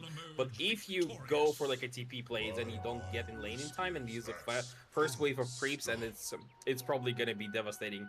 Just look at Lashrak, right? He had to run to the base, or maybe he had to TP to the base. No, he ran to the base, and they're gonna TP in lane just in time for creeps, but at the same time TK is gonna get run down as well because the previously damage was dealt by Zeus, right? So in the end it evens out in terms of the map control, but also Butterfly Effect does not lose the momentum in this lane and comes into it with full resources. Now Irving is not playing for Team Bright. It is actually Zhao Yu. So they did change something. They I'm not sure if it's a stand-in for this game or if is it, hold on, is it a stand-in? Let me do some asking. Is it a stand-in or a replacement? Because I don't believe that's Irving. Irving. They have 2 new players, a position 3, position 5. Okay, so Irving left. That was recent, right? Because I'm checking their last that was game. literally yesterday. Oh, okay. Makes sense. Must have been yesterday, right? Right, Tio? Yeah, new players, position 3 and position 5. Okay. Irving, you had to, you said yourself that he had a lot to prove, right? And yeah. Well, he was not doing very well, I'm not gonna lie. I guess Team Bright decided, hey, you know what, Irving? You can prove it somewhere else, just not here. It was approved by contradiction. But the Pink 147 on Slaughter. So, yeah, not ideal conditions, of course. No. I don't know, like, Pink is such a weird thing, to me at least, because I live really far away from anywhere that is close to servers. For the longest time, when I came back home, back to Kazakhstan, I had Pink in the vicinity of like 120. Yeah. And playing Dota at 120 after playing it for years on 30 to 50 is a completely different experience. Yeah, it is. I will say so. I don't think that it's necessarily game breaking for you. Sure, you cannot play Puck, you cannot play Ember Spirit. Those heroes are reliant fully on being able to bait opponent spells, right? And get something out without sacrificing anything. That's like their whole identity. But for the vast majority of heroes, I don't think ping below 150 actually matters all that much. it matters still. Like, don't get me wrong, but it doesn't matter all that much. And now currently, like, if you know the leaderboards, the first place in the world on the leaderboards on the European servers, the most competitive server, is a guy from Kazakhstan who is playing, from what I know, on the 90 ping, which is something I get because the situation improved. And he is #1 player in the world, according to MMR, #1 pop player in the world. Yeah. Watson. So, you know, ping isn't everything. Stop making excuses for ping. You heard it here. Kawaii thinks you're bad if you use excuses to play Dota 2. Just get better internet, XD. But yeah. I mean, I'm pretty comfortable where I am with my ping. What is my ping actually? You're probably like at 10, right? 10 to 20. I have a friend in Japan who is literally living in Tokyo, and I think the server is like literally somewhere within the kilometer up from him, and he has like 7 to 10 milliseconds ping. Where are you going? You may as well be playing LAN at that point. Essentially. Top Ulu beating into TK here, and bottom it is going to be the new Lee Kun. Lee Kun, Lee Kun, Lee Kun, I think. I am not educated enough, honestly, to try. Yeah, no, I'm a Canadian, dude. You think I know how to pronounce half of this? I try my best, and the best is all you're gonna get. No more, no less. But for now, it does seem like KEV are fighting an edge in the side lanes, with pretty low HP now on Ukiyo, but the mid lane is going the way of Flash, as expected. Slightly more range, did go for 2 points in Lightning Storm, so yeah, this is a build you go for, specifically against Zeus, or maybe in matchups where it can be kind of iffy, and it ensures you range creep every single time, for not a lot of mana investment. I mean, KEV, they're not really overly dominating. It's actually pretty even between Team Bright and Team KEV. Both teams really fighting it out here. You know, it's kind of impressive too, because Team Bright are, you know, staying with it, and they haven't played a series recently.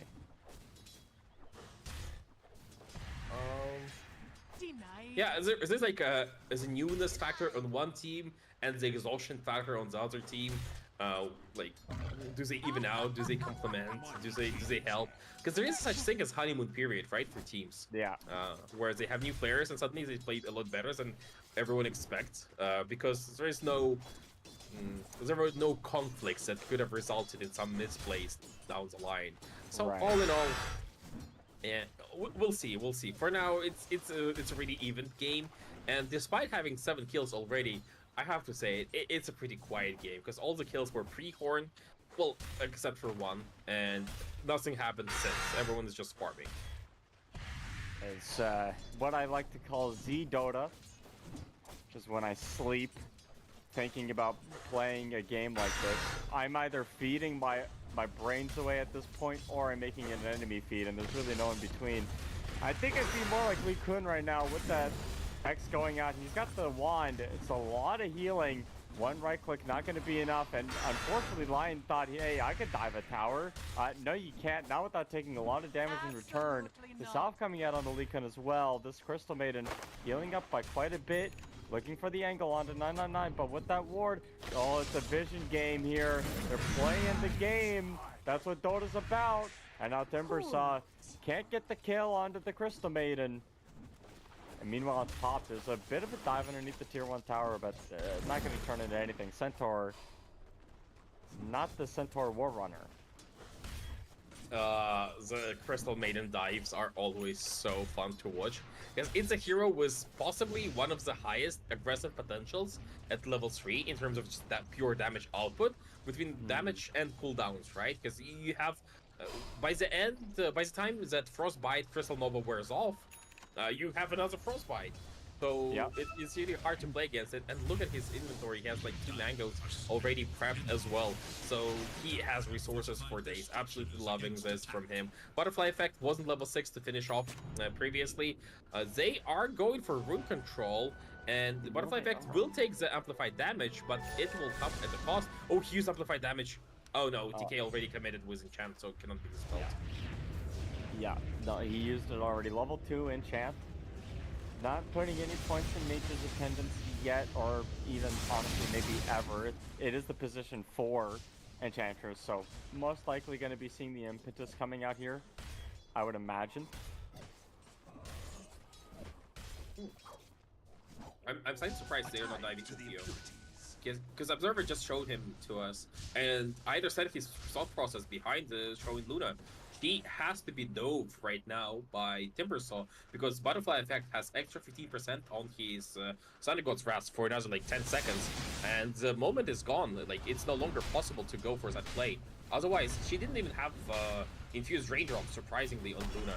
So slightly underprepared. Maybe they're fine with it because Luna is not farming all that well, being pressured all and such. But I don't know. I feel like KEV kind of missed an opportunity slightly there. Yeah, maybe a bit of a miss, but it is risky because there is an Enchantress on the field, right? You don't want to run into some weird creep like a Centaur coming in, stunning you under a tower, and then you're feeling the pressure. So the Leakin, they're gonna dive the Crystal Maiden though, and the creeps eating the tower shots. The tower now relocates onto the Timbersaw as the shock from level 6 gonna come through. Beautiful damage, and they even pop the Thunder God's Wrath. They continue on 999 wants a little bit more action. There's no TPs. Instead, there's a Undyne. That's the wrong team. Trying to TP out onto Ukuyo. He gets away. Really timely TP out. Almost getting caught there.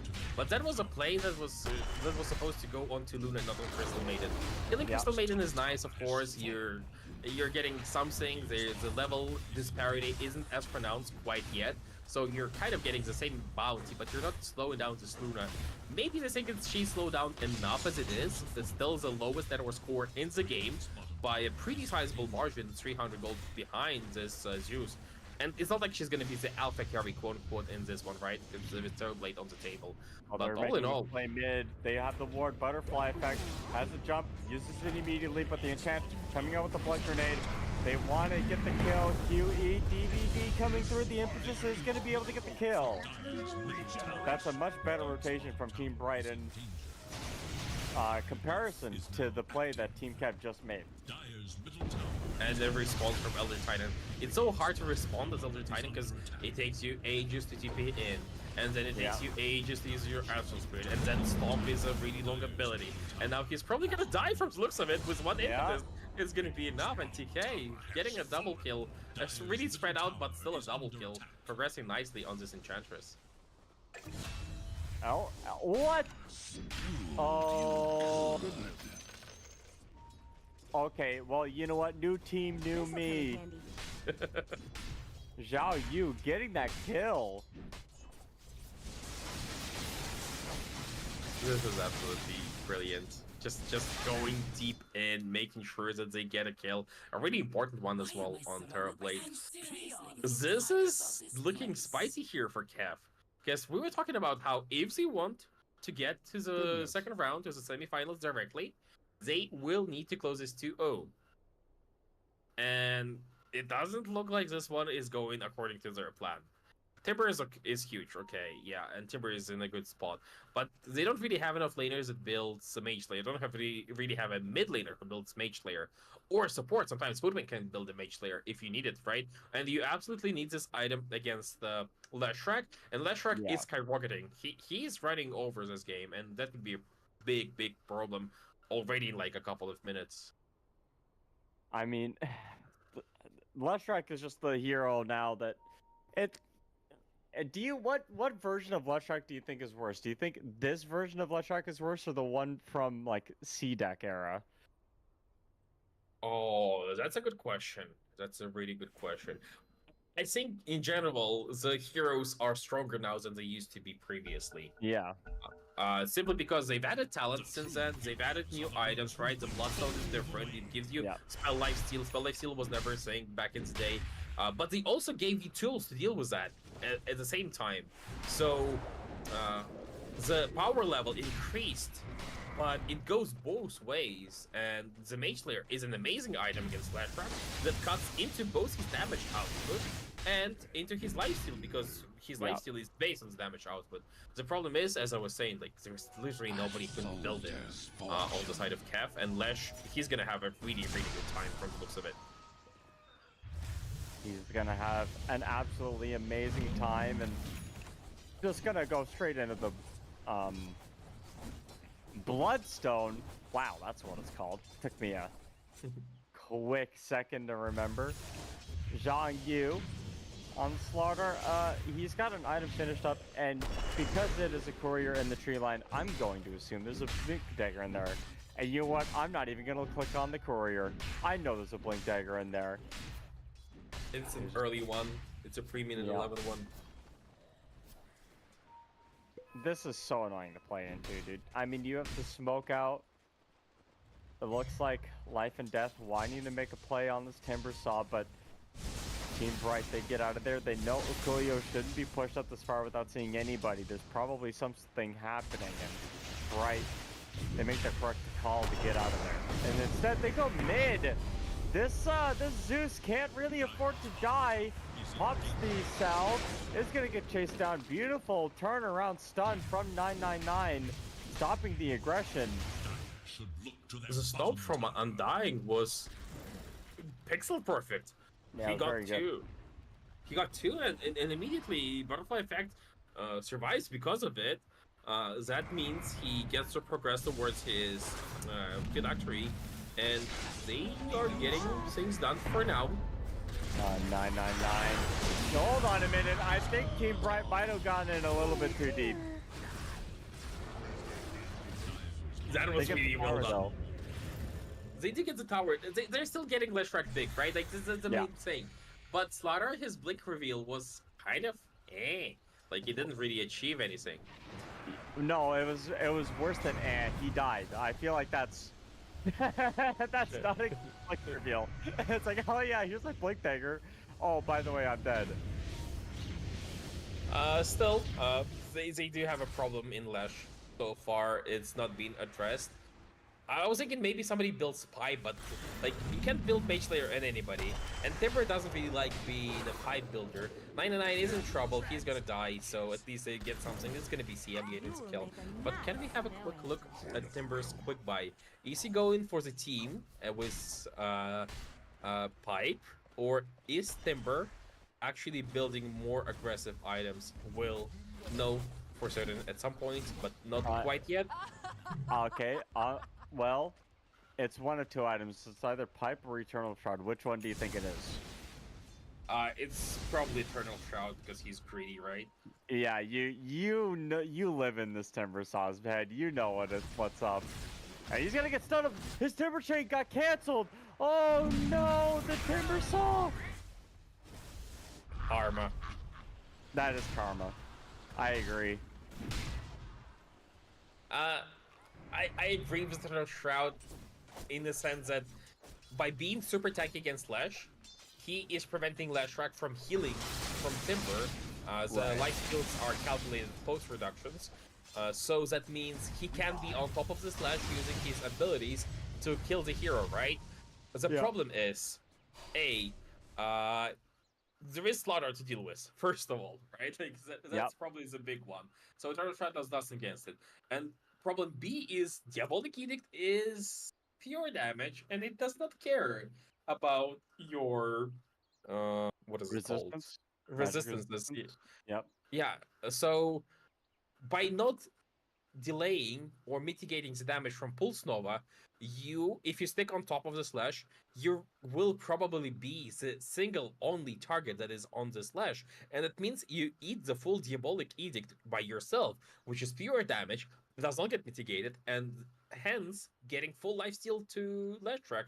So I don't think it's gonna work out. I feel like the Slash is not being addressed at all. You need Pipe. absolutely need buy. Maybe does Elder Titan build it? Maybe they. No, he's not. Oh, No. he's just poor. He Undyne has 2,000 gold to his name. He has boots. Yeah, this is way too low. I don't know. I think it's gonna be one of those Team Bright games where unexpectedly an underdog is gonna win. But that mostly will come down from showing off. I like to call it showing off when a better team loses because they build items that are greedy and not the most efficient, but they make players look good. And I think Eternal Shroud will make Timber look good up until he loses the game. Right. It's like buying Divine Rapier, because you look really good when you have one, and then you feed it away, and then you're the idiot. You know, Kawaii, the first time I bought a Divine Rapier, I lost the game because I died and gave it to the enemy team, and I didn't buy it after that for like 4 years. I play support, so I like for me, Divine Rapier is kind of Ulu is in trouble. Yeah, Ulu's in a lot of trouble. I mean, he'll be okay ultimately, but you know, you're establishing dominance is what this play is. Nobody's even building a Luxor. Like, they could be playing 5 heroes, 5 individual heroes who want all to deal damage, as opposed to a team that wants to fight together. And this is not an approach you can take against Flash. Flash needs teamwork to be dealt with. Well, Huey DVD already looking like a problem. You have put a lot of your eggs into this Timbersaw basket, and I'm looking at Timbersaw and I'm like, yeah, you're gonna have an Eternal Shroud, but are you just gonna die anyway? Like, it's not gonna keep you that. It can't keep you that alive when you have Impetus to worry about, when you have Slaughter doing the physical damage. Like, 100 ping. 100 ping? Kawaii, how insulted are you that this person is complaining about 100 ping? Yeah, I'm like, oh, that's a good day. Nice.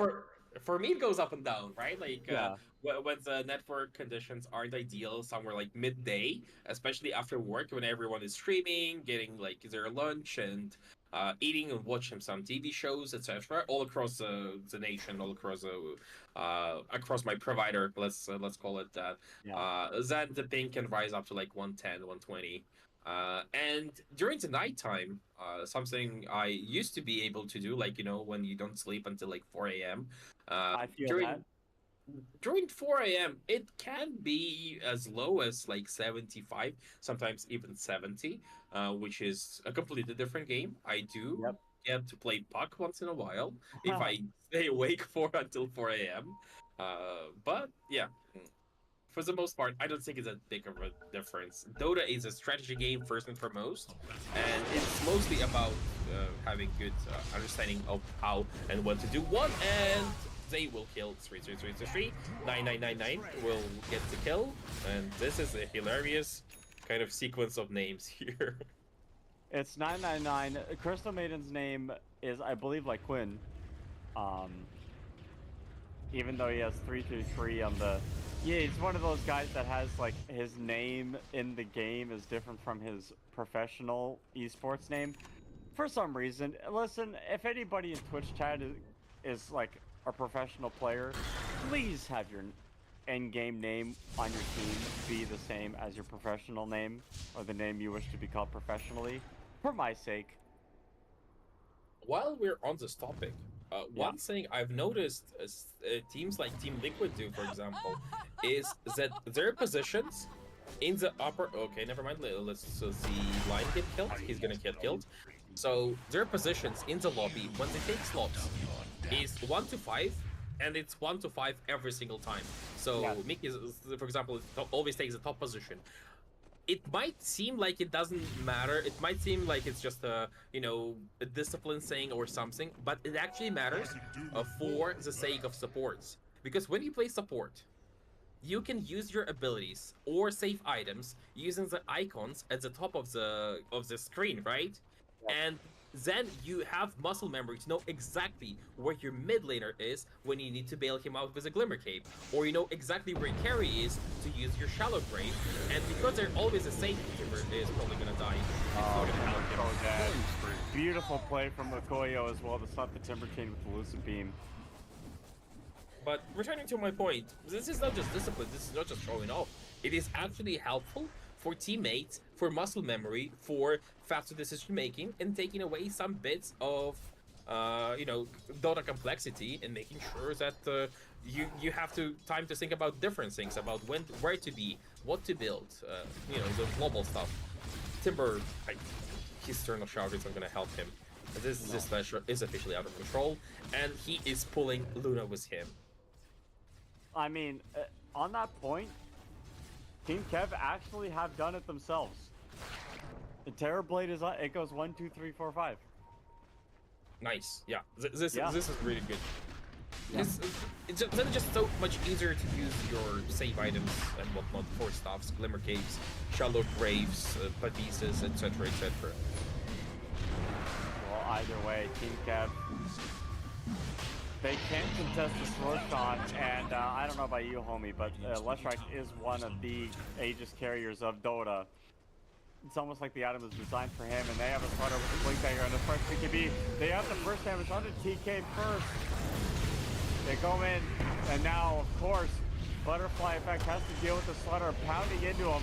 1 hit, 2 hit, 3 hit, 4. What more can you do? Not much. Ulu doesn't even have Thunder left. Luke went in the middle and everything. Doesn't have the vision filled up quite yet. Ulu turns around, gets the Aegis kill. And now you've brought in the Timber Saw.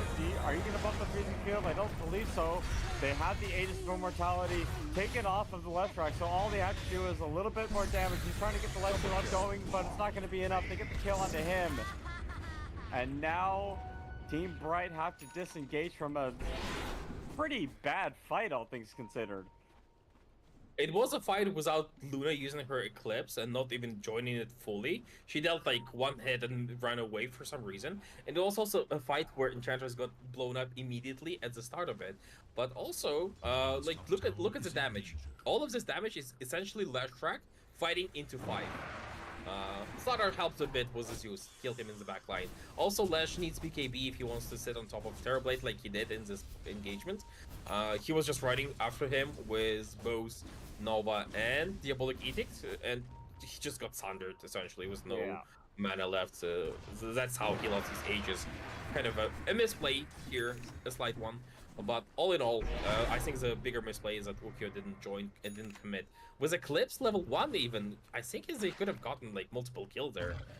And just right clicks. Maybe he isn't comfortable without BKB of his own. But Thunder was already used and Zeus was already dead. So why?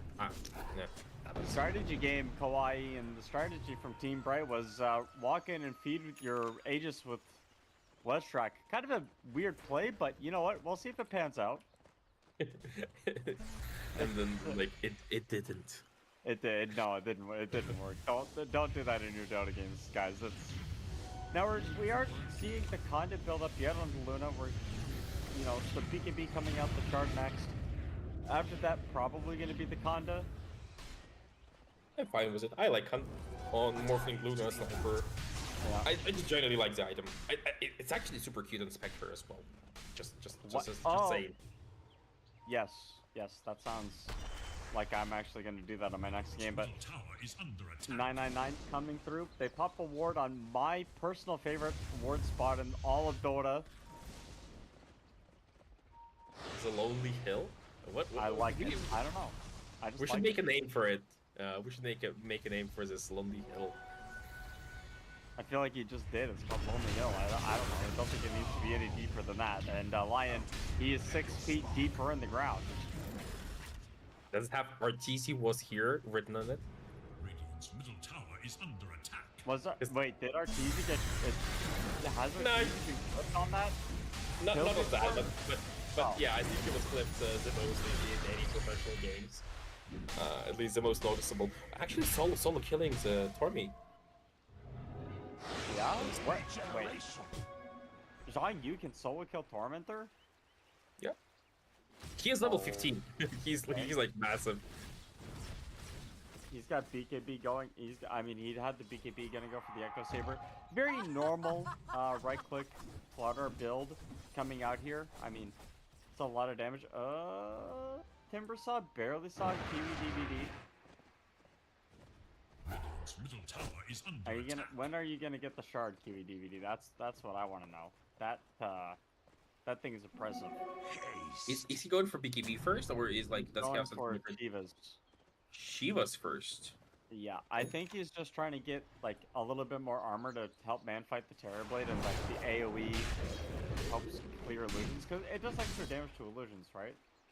Yeah, and it amplifies damage, all outgoing damage. I feel like BKB is just necessary so that he doesn't get sundered, because he's always running after this TB, right? He wants to be on top of like the targets. Thunder doesn't affect BKB anymore? Yeah, it doesn't. You can't press into it. Masterful mark. Interesting. Maybe he's gonna rely on the Lotus build by somebody on his team, but they don't really have a natural Lotus builder either. And it's not like Lotus is super good against Thunder. Dire's bottom tower is under attack. No, I mean, yeah, BKB finished on Luna with the Manta style. I would assume Conda next for Koyo. That would be my guess. But, I mean, Leshrac, Luna, such efficient farmers. They have plenty of mana themselves.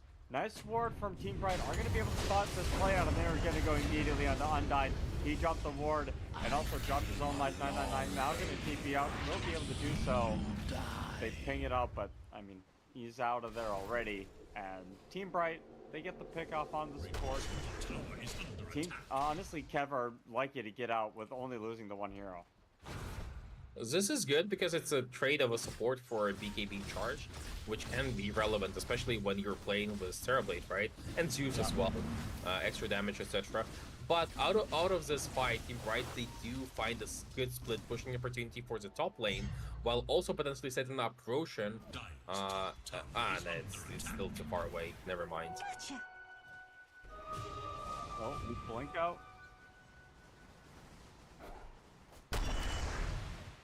You know, Team Bright, not doing too bad.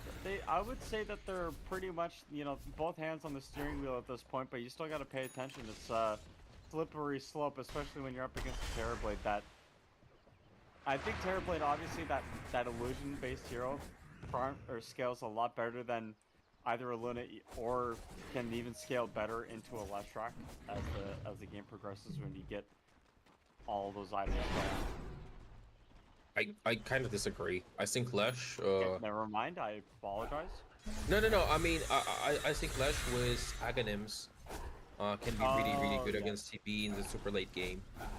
They do have the burst for him through Zeus and Elder Titan. To me, this game feels like if it goes super late, because if it's for when we were working today, right? Like every single time we saw a carry on one hand and the carry on the other hand, we were able to identify which draft, which lineup would fare better in the late game. I can't do this here. I do think it's an even kind of matchup between Lesh and TB, and I also feel like Lesh has better tempo, so that's why I prefer Team Bright's draft. They're waiting for next Roshan, but I'm not sure whether it's gonna be like a big game changer. Yeah, I'm not sure either. It's looking a lot like Kiwi DVD. He's got this. He was going to finish up the BKB, looking to make a little bit more action happen here, but the net worth graph hasn't gone in favor of one team or another in the past few minutes. So I mean, both teams are basically farming identical to one another, and the only net worth difference really is a little bit in the fact that Undyne is a position 6 hero. Oh yeah, he's so poor. It's a quick Roshan as well. What is he going for? He has Boots of Bearing. Yeah, he's just trying to help his team through all the slows. 999. Well, they blink forward. Kiwi DVD with that blink dagger. 999. Now going to be the target here. He gets caught. I don't even think they needed to use the BKB onto Zhang Yu, but he thought otherwise. Maybe didn't know what the return commitment would be to Team Kevin. this is really just setting up for the earliest respawn I think I've ever seen in my life. Yeah, that was really fast for Roshan. I think it was like 30 seconds or so, and it's gonna go the way of Team Pride. They didn't have this information, so from an outside perspective, him using this BKB was a mistake, but he's not gonna get punished for it. Easy. They have to get this, Roshan, they do, and now Team KEV, I think the call is probably the back here. You don't really want to take this fight into Team Bright right now, but it looks like Timbersaw, he's kind of thinking otherwise. Ulu has also popped the Metamorphosis. If Team Bright can fight the meta, this could be a good fight for them. They get the sleep out onto the Enchantress, and Enchantress again, only one level and untouchable. So the burst damage is there. They get out with the rest of the heroes. Team Bright will happily take a position 4 and probably a tier 1 tower in exchange for Roach. I think they're happy about it. As I was saying, I don't think this Aegis really changes all that much. What I implied at the time was that Lash can play aggressively even without this Aegis. What Team Bright understood from it is that they have to play passively even with Aegis, which is completely... Oh no, okay, they group it up. I'm happy about that. They just lost their TK, it doesn't matter. You have the tempo. You have to be the one pressing the issue. And 999 isn't the target you really want to go for. I think they saw him for a second, but Zeus is probably the juicier one. And possibly even TB. I'm not sure about TB. But Zeus is definitely something on the table. Well, maybe the Timbersaw is the target here. They don't have the Yule stuff to going forward. 999 gonna get chased around here a little bit. Yep, Blink underneath the tower. 1 hit, 2 hit. Gonna do enough. The Root Beam with the Conda gonna be enough. And the Thor Staff out. He still gets next with the sleep. Team Bright, I mean, they're underneath the tier 2 tower. I never, ever, ever, ever recommend teams dive tier 2 towers. It is just like, I want to lose this team fight. Please punish me. Yeah, this is the aura from the tower. There's a TP that can be to either T3 or 2, so there is no extra cooldown on, extra cast time on TP is also something that is extremely relevant. So I agree with you completely. Many games have been lost because somebody built the tier 2. Many games have been lost in the current patch as well, when somebody was trying to breach high ground. It doesn't look like Team Bright are going to be too hasty though. They're grouped up, they're disciplined, they are waiting for their opportunity to strike, and it's presenting itself. They want to do it. Yep, this Timbersaw going to get bursted down. Your Eternal Shroud wasn't very eternal, was it, Timbersaw? And with the help of that Terrorblade Illusion, they're going to be able to pump out the damage onto this tier 2 tower mid. I think the rotation is going to be coming up for Team Bright to go bottom next. They have the creep wave available as well. There's no Tormentor up. I doubt that it's going to spawn anytime soon, but this tier 2 tower bottom is going to fall on the side of KEV. And Team Bright, they might go top now and secure the trifecta of tier 2 towers. They can go further, but it looks like they are going to respect the high ground. Maybe. Or are they? Oh my goodness, hold on, it was a harpoon. Oh my goodness, 999 almost died. Liquid eating a full ultimate from the Elder Titan. And I'm gonna be honest with you, hold on, before I'm honest with you, Butterfly Effect, and he jumped down into the river. Yo, he got stunned up, he thought he was safe. You thought my friend Butterfly Effect gonna get chased down by a Slaughter in the river, homie? You think you're God of the thunder, but are you God of the water? I don't think so. Slaughter's a fish boy. He'll run you down easily.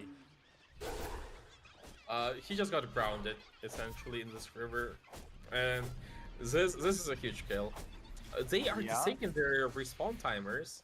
And personally, I feel like they should go high ground. It looks like they don't want to do that. They don't want to risk it too much. Maybe waiting for another item. KEV was really close to his BKB, but probably should have it. Ukio has his BKB. KEV has BKB in his backpack. They're going tier 3 top, tier 2 top. I know it's lame, dude. It's objectively the safe play. Yeah. But you know, sometimes you kind of have to take some risks. Where's Flare? Where's Panache? You know? Yeah. We need some pizzazz. bravado. Yeah. Get the coup de grace, you know what I mean? Holy smokes, Team Bright. No, instead, they're gonna, you know, the light is on only in the rooms that they need to be in. Team Bright don't have the lights on in the whole house. They're only gonna take the 2 tower top, call it a day. The Aegis is going to expire. This is time to strike for KEV. All respawned. Zeus in base, baiting them in. Ulu leading the charge has BKB, extremely tanky. TK is a boring target. It's not something we're gonna disengage. Maybe not, actually. Lee Kun next up on the block has a TP, but are you gonna TP away from the Lion? I think not. Is there a Hex? Well, I mean, oh, wait, no, wait, no. I was thinking about it. I was like, is he gonna make it out? I decided not to even entertain it. I didn't want to do that to him. That was kind of close. So like, imagine if he survived there. So many broken ankles. But I have to commend the play there. He was played it almost perfectly. It was a bit of a misplay maybe by Lion not using his stun. Ooh, and the second free Tormy, actually just giving gold to the team. 1400 gold. 1650. There is also a 250 balance in Tormy. Yeah. And that's the Ignorance of return stuff on Zhang Yu. This is a big Slaughter, dude. Actually, this Slaughter is not really a hero that can get like a lot of gold on. Well, you can with the shard. It's a lot easier to farm a Slithering Crush, but I mean, how many Slaughters have we seen in the past where you just have like blink BKB at 30 minutes? You know what I mean? Like having Harpoon, Egg, and Scepter, it's a lot of money. He also has one of the best neutral items for Slaughter because it gives you an extra free hit. So if he jumps somebody and they strike back, he essentially does 3 hits in a row in quick succession, and that means his next hit is guaranteed bash. And that is such a big difference maker for the hero. Like Tesca value Legion Commander kind of, but with bash. Well, we're seeing Ulu. No, there's a whole team around you! Ulu, can you even do anything? You can pop, you have time to pop BKB, but not enough. He calls GG! This is a quick one. KEV mathematically cannot get to the semifinals anymore. They literally don't care about what they mathematically cannot get to the low bracket anymore. So they legitimately don't care about the next game at all. What are your thoughts on that? Why did they call GG so fast? They have no buybacks and they have no outs for this game. I feel like it's a perfectly legitimate GG. They are tired, exhausted after their spiky series, right? They played it for what? For like 3.5 hours almost, feels like. Yeah.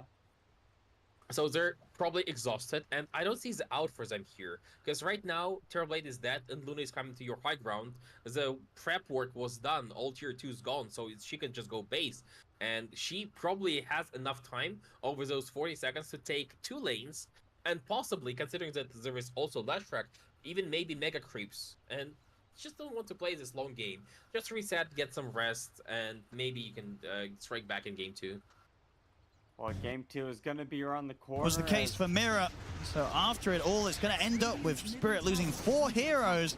OG, they've pretty much done it in terms of rectifying what went wrong earlier. They must have got the Seb speech, I guess. I think they did.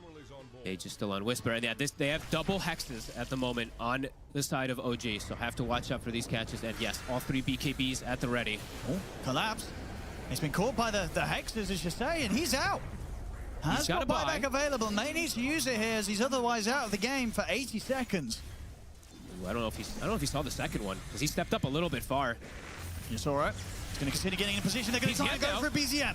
BZM, he's going to get saved for now by the sleep. He's able to put the BKB. He's going to get healed up as well by Tomato. They keep BZM alive. The Supernova's out. Spirit, they've got to head back to the fountain.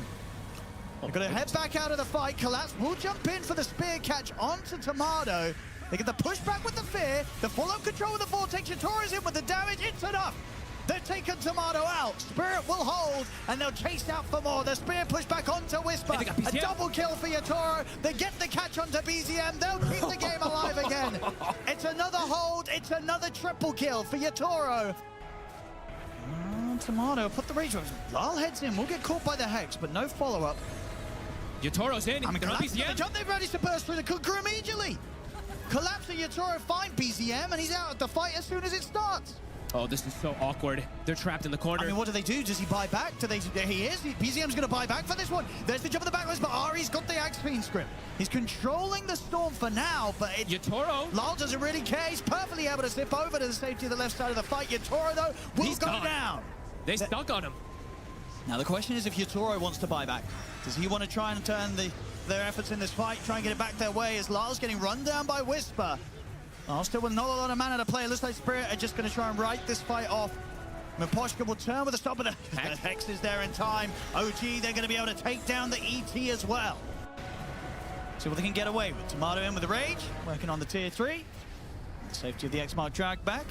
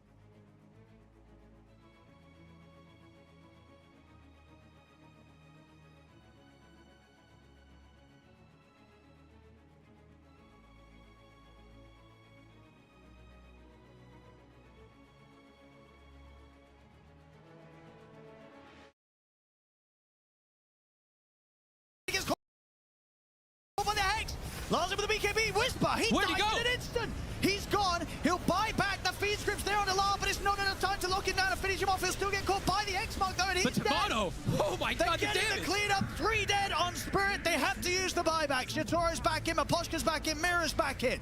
The silence down onto BZM. They're going to try and take him down twice, though still has this Aegis, of course. The Spear will get him. Holy shit, everyone's just dying in an instant. I mean, can they keep BZM safe on the second round? Tomato and Ari heading up. They'll use the sleep to try and protect BZM from any sort of combat that's thrown down, and then they turn towards Collapse. They get over their Hex, the drag back there for the vortex. Big damage. They've killed on Whisper. It's a dive back on the Timber Saw. Lal turns over towards BZM. He's in on top of him. BZM trying to run up towards the high grab. Yatoro finds the Lucid Beam to finish Tomato's him off. alone. It's a double kill. Tomato caught by the Hex. Spirit, they clean it up. And once again, for OG, pushing the high ground has gone horribly, horribly wrong. They're kryptonite, the high ground. But Malrine, he wants to play aggressive. Arrow will miss. Rolling Thunder. And denied regeneration rune. Still on this Razor with a lot of damage now with Amar arriving. And that Rolling Thunder ending.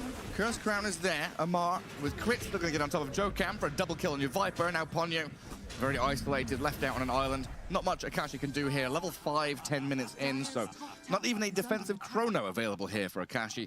As the Moonlight Shadow is going to allow Falcons here to close the gap onto Ponyo. They really want that level 4 maiden, huh? Get it. Big chunk of money, 221 for Malrine. Yeah, we've seen these games, though, where some teams only get support kills, right? Just killing off a position 5 over and over again. At least Talon are finding core kills, important ones to try and buy them time to get into late game. And good attempted move by Chuen there to get to high ground, but now he's stuck on low ground, moving and turning around on the snaking. Dragonite in, and with that breakdown on Timbersaw, tons of magic damage comes his way. WS and Jokam both fall. Amar with a double kill.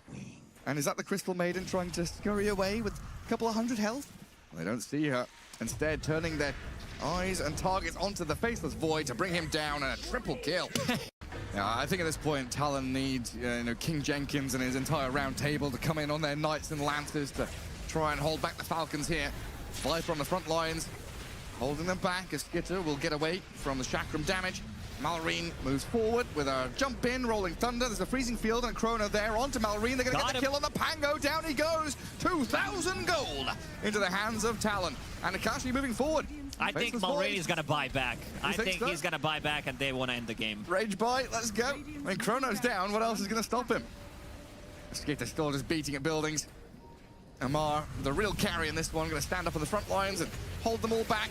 Chuen with his BKB, trying to chase into the Viper here. Oh, dodges the Terrorizer, looks like, with the Manta style. Skipper holding the ground, but the Viper's going to fall. Talon fighting back. They get the takedown on 1, 2 cores, now a third. Aegis gone. Crit is snaking, trying to turn back. Malrine did buy back. You're right. With the wrong thunder back in onto the Faceless Void. They're going to get on top of Akashi. Can he try and walk away from this? Does he have the protection? No, that rolling thunder. Far too good with the arrow over the top of it. Ponyo now in trouble as well, but WS and Trent are still going. Snaking has that leap to get a bit of distance up Malrine and Crit. Turn back around. They've got the firepower here to bring down Chuen. Buyback's ready on the Razor. No Faceless Void and no Dark Willow now, though. Didn't get much done in the last couple of fights. Nice vision. Joe Cam, he can find the Hoodwink. Oh, but hang on, that Glypnir holds him back. Malrine breaks away from the static link, turns onto the Tiny, and the Doom is there onto the Zeus in the back lines. Akashi has to sing the song, try and buy time for the rest of the team to get away from the Doom, but look at Amar, he's going wild, he's unleashed the beast onto the Zeus, taking him down, and now the rest of the team can come and help him. Snaking with the bubble, saves the Doom, the turn on the Nagastar, and brings Akashi down to the ground, and Chantra's in trouble as well, and Falcons pummel Talon, absolutely annihilate them. Yeah, it's really a possibility right now. Glypnir onto this Razor. Might have to BKB, a good amount of damage and control on the Weaver. Pops the Aegis immediately. Sharpshooter's coming, trying to aim it in onto WS. They've lost Snaking, Crit nearly falls, but Amar and Skit are going to work in the actual fight proper, killing off the Razor. Joe Cam, Ponyo, Akashi is now turning tail and running, but the Glypnir once again cuts them off, holds them in place to find the 2 support kills that the Falcons will gladly take. Team Falcons, there's a tier 2 standing top, so they can't go for the full megas or anything like that. But Skitter will get himself down to low ground. Look at this Tiny. Crit gonna scurry away, but blasted by the Zeus. Good pick by Chuen. Akashi, though, the one in trouble. Naga down with buyback available. Might have to come back into the fight because WS is in serious trouble. Draining damage from Amar, but Malrine stands his ground and takes him down. The Doom and 2 supports and Falcons are gone, but Skitter and Malrine offer a lot of damage and still stay reasonably tanky. Tiny out for 50, and Chuen gonna have to try and heavenly jump back to Mount Olympus. Malrine is zoning. This is not where you belong, Zeus. No matter how many family members you've got, looks like they're all dead at this point. The illusions of the Dragon Knight will kill him off, and he's dead for 70 now.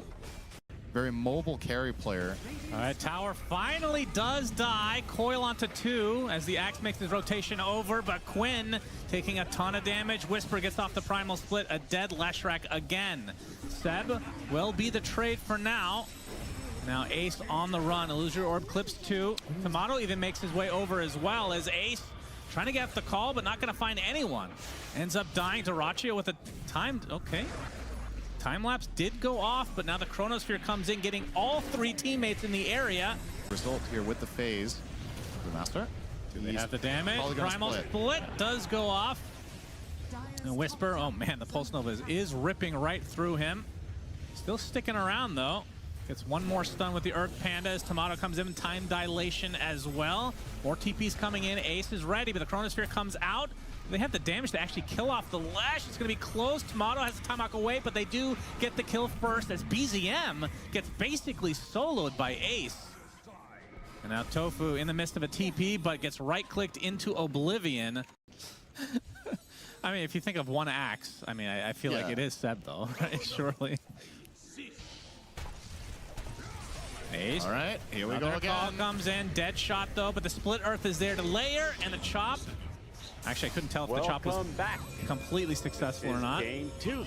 Either way, the kill goes the way of... This is Kobolds Rave 2 brought to you by Cringe Station.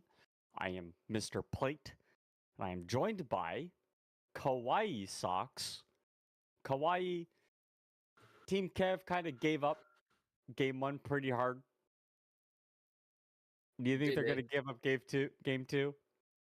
I mean, we discussed it at length, right? That they absolutely don't care about the outcome of this match. Yeah, I think now they no longer care. Maybe that's going to be a boost because they were a team that looked good. They won most of their series, but because it was never a clean 2-0, they didn't have a lot of points. And maybe when relaxed, they will try to test out some strategies, and surprisingly, they might work. For now, though, it looks like they're not trying anything out of the ordinary, just typical Grimstroke slaughter. Grim as a response to Dragonite, absolutely love it. Yeah, it's a Grimstroke with, guess what? A melee hero. Who would have thought? Seconds remain. A lot of stunt, a lot of aggression for the laning stage already, right? Seconds. But Yeah. they are showing the lane, which is potentially problematic. Unless they do something wonky and switch Grimstroke to 5 and maybe lane slaughter with something else, or even play slaughter mid. That is also a possibility.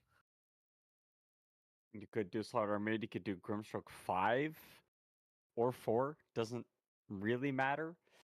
Just depends on what your flavor is for the time and for the draft. And Team Bright, I mean, gonna go with the Dragonite. It's pretty cookie cutter. Same thing with the Techies. Yeah, they have stuns, they have disarms, they have good amount of damage, magical. And they're also gonna get Enchant. I like Enchantress into Grimstroke. And I think she should follow Grimstroke to the lane.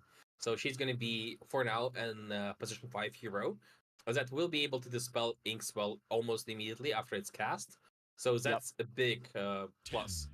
As a big minus is that Enchantress, like, nobody's forcing Grimstroke to actually play with Inkswell maxed out.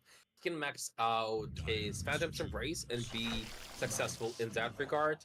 They also have Life Stealer over. Oh, I love the draft from Team KEV. It's just so cookie cutter, but it's so efficient. Yeah, the minus armor from Slaughter. You have Grimstroke helping out the Lifestealer with, Rage Inkswell. It's a lot of nice little combos coming up from Team KEV. Nothing too crazy. I feel like they might, want to use a little bit more team fight. Maybe something to tie the a circle together. As they don't really have a great way of killing Enchantress at the moment.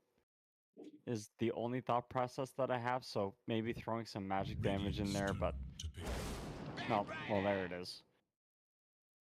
Still only single target though, but it's not like they kind of lacking some team fight in my opinion. But you do have double lasso from the Grimstroke Soulbind, so can't be that bothered. Yeah, there's also the possibility of a really quick pick off. The Infest Bomb with Slaughter and Lifestealer, two heroes with a lot of physical damage. I think it currently kills Techies with ease, it kills Luna with ease, it kills Enchantress as well until she gets to level 12, possibly. Maybe even after that, because Lifestealer has a lot of attack speed and he can brute force through the Untouchable. Yeah, and Team Bright going back to the Luna. 5 seconds remain. Works game 1, literally didn't die that game. Probably gonna work again this game. And it's a little worse into the Lifestealer though. Lifestealer is a hero that doesn't really mind the matchup, especially with, again, the minus armor from the Slaughter, so some of your damage issues kind of get solved a little bit. Dire's turn but Team Bright here, another kind of like lack of big team fight from them. They just have like individually strong heroes that they're gonna pull together and make a draft out of. Yeah. I think it's the same can be said about both drafts. I think both teams are kind of doing a pick-off style kind of draft. Yeah. Nobody has like an Arena from Mars or like a Ravage type ability. It is solvable for Team Bright quite easily by going for an offlaner because they can flex Rocket in mid. Same can be said about KEV because they can flex Slaughter mid. But for KEV, the other option is also, I feel like Puck is a good option here. Yeah, Puck would be great. 10 seconds. Offers that little bit of team fight. It's elusive. 5 seconds. But they're having ping issues. You think they're gonna pick Puck if they're having some ping problems? That's actually a really good point. It's a completely different hero. I think it's one of the few heroes for whom the ping actually matters a lot. Everyone else, it's mostly about reacting and responding, with a predefined set of instructions in your head prepared, right? You like, if they use that, I have to use that. If they press this button, they see them coming, I have to use that before they close the gap on me, etc., etc. So as a ping doesn't really matter all that much, but with Puck, it's always about reacting. You have to be in the thick of things, and you have to be able to dodge incoming projectiles, hide away from a blink in. Use the cast point advantage you have on your Waning Rift and Phase Shift to your advantage, because Lara has like a super slow cast point. Techies is telegraphed well. Dragonite is a bit of a problem because Dragonite has no cast point on Dragon Tail if he's melee, and a really small cast point in Dragon form. Yeah. But all in all, playing Puck here for both teams on high ping could be possible, and I think it's a good choice for Team KEV. Could be a good choice for Team KEV. To be fair, I mean, I've seen Lumiere meld dodge Dragon Tails from Dragonites, and nobody else has an excuse. But it's when the Dragon form is up, right? Yeah, You can't do it when in the melee. This is a really underutilized aspect of Dragonite, I believe. Using the Dragon form after you've stunned somebody already is a way to go against some matchups. Not all of them, but in some cases it could be. And so you're gonna go for Lash once again. Banning Zeus and Lina. Sniper? Sniper is annoying. Sniper's very annoying. Is it strong enough though? Ooh. Oh, there it is. Make the ultimate we finally see the Viper. I like Viper, but I like Sniper better. But Viper is also great. Depending on the build, can be a good response to Lash Track. And this is a hero I wouldn't mind seeing an Internal Shroud on in this game in particular. Oh, so when Timbersaw builds it, it's trash, but when Viper builds it, it's good. I think Viper can be on top of Lash Track and kill him and not feed him away while slowing him down, because Timber doesn't really have slows and controls, right? But Viper does. So you just stick to Lash, and Lash has to stick to you because he's forced to do that. And in this engagement, I do give an edge to Viper. Maybe not for the mid lane, not for the first several waves, but across the game, if Viper has a good enough start, I think it's a good pick. Yeah, no, you know, this Team KEV lineup, they got the two Flappy Boys. I think they might flop their way to victory here on this one. The Viper is just so good against Luna, Dragonite, and Leshrac. Those are three heroes that, and the Techies. Viper is just that hero that has so much built-in magic resistance. Dragonite really only does magic damage in the Elder Dragon form. Luna, that hybrid carry, you build the Conda, and then, you know, a lot of your damage is magic, even though you do have some physical still. And don't even get me started on the Leshrac. You don't hit anybody on that hero. It's just a little bit of pure damage from Diabolic Edict. So we'll be able to see quite a bit of mitigation coming up from Butterfly Effect, but whether or not it'll be enough and he can live through the damage is going to be that other question that I'm going to have. I want to see something exciting here. Something like a Blink, Aghanims, Shroud, BKB, or like, I don't know, something, you know, out of the ordinary, because I feel like this Viper could be fun to watch. And for KEV, we said it time and time again, this game doesn't matter. Just try something new. Try something different. Try a pop build in your pro game. Maybe it will work better than expected. Because honestly, Disarm, as well as improvements on his corrosive skin in this game, do sound like a good idea. Sounds like a pretty great idea.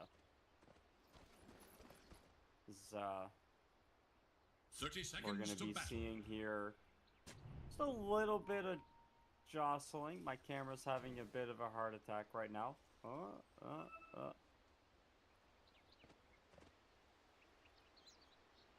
And then we'll find the ward early on, so a bit of an early lead here for KEV already.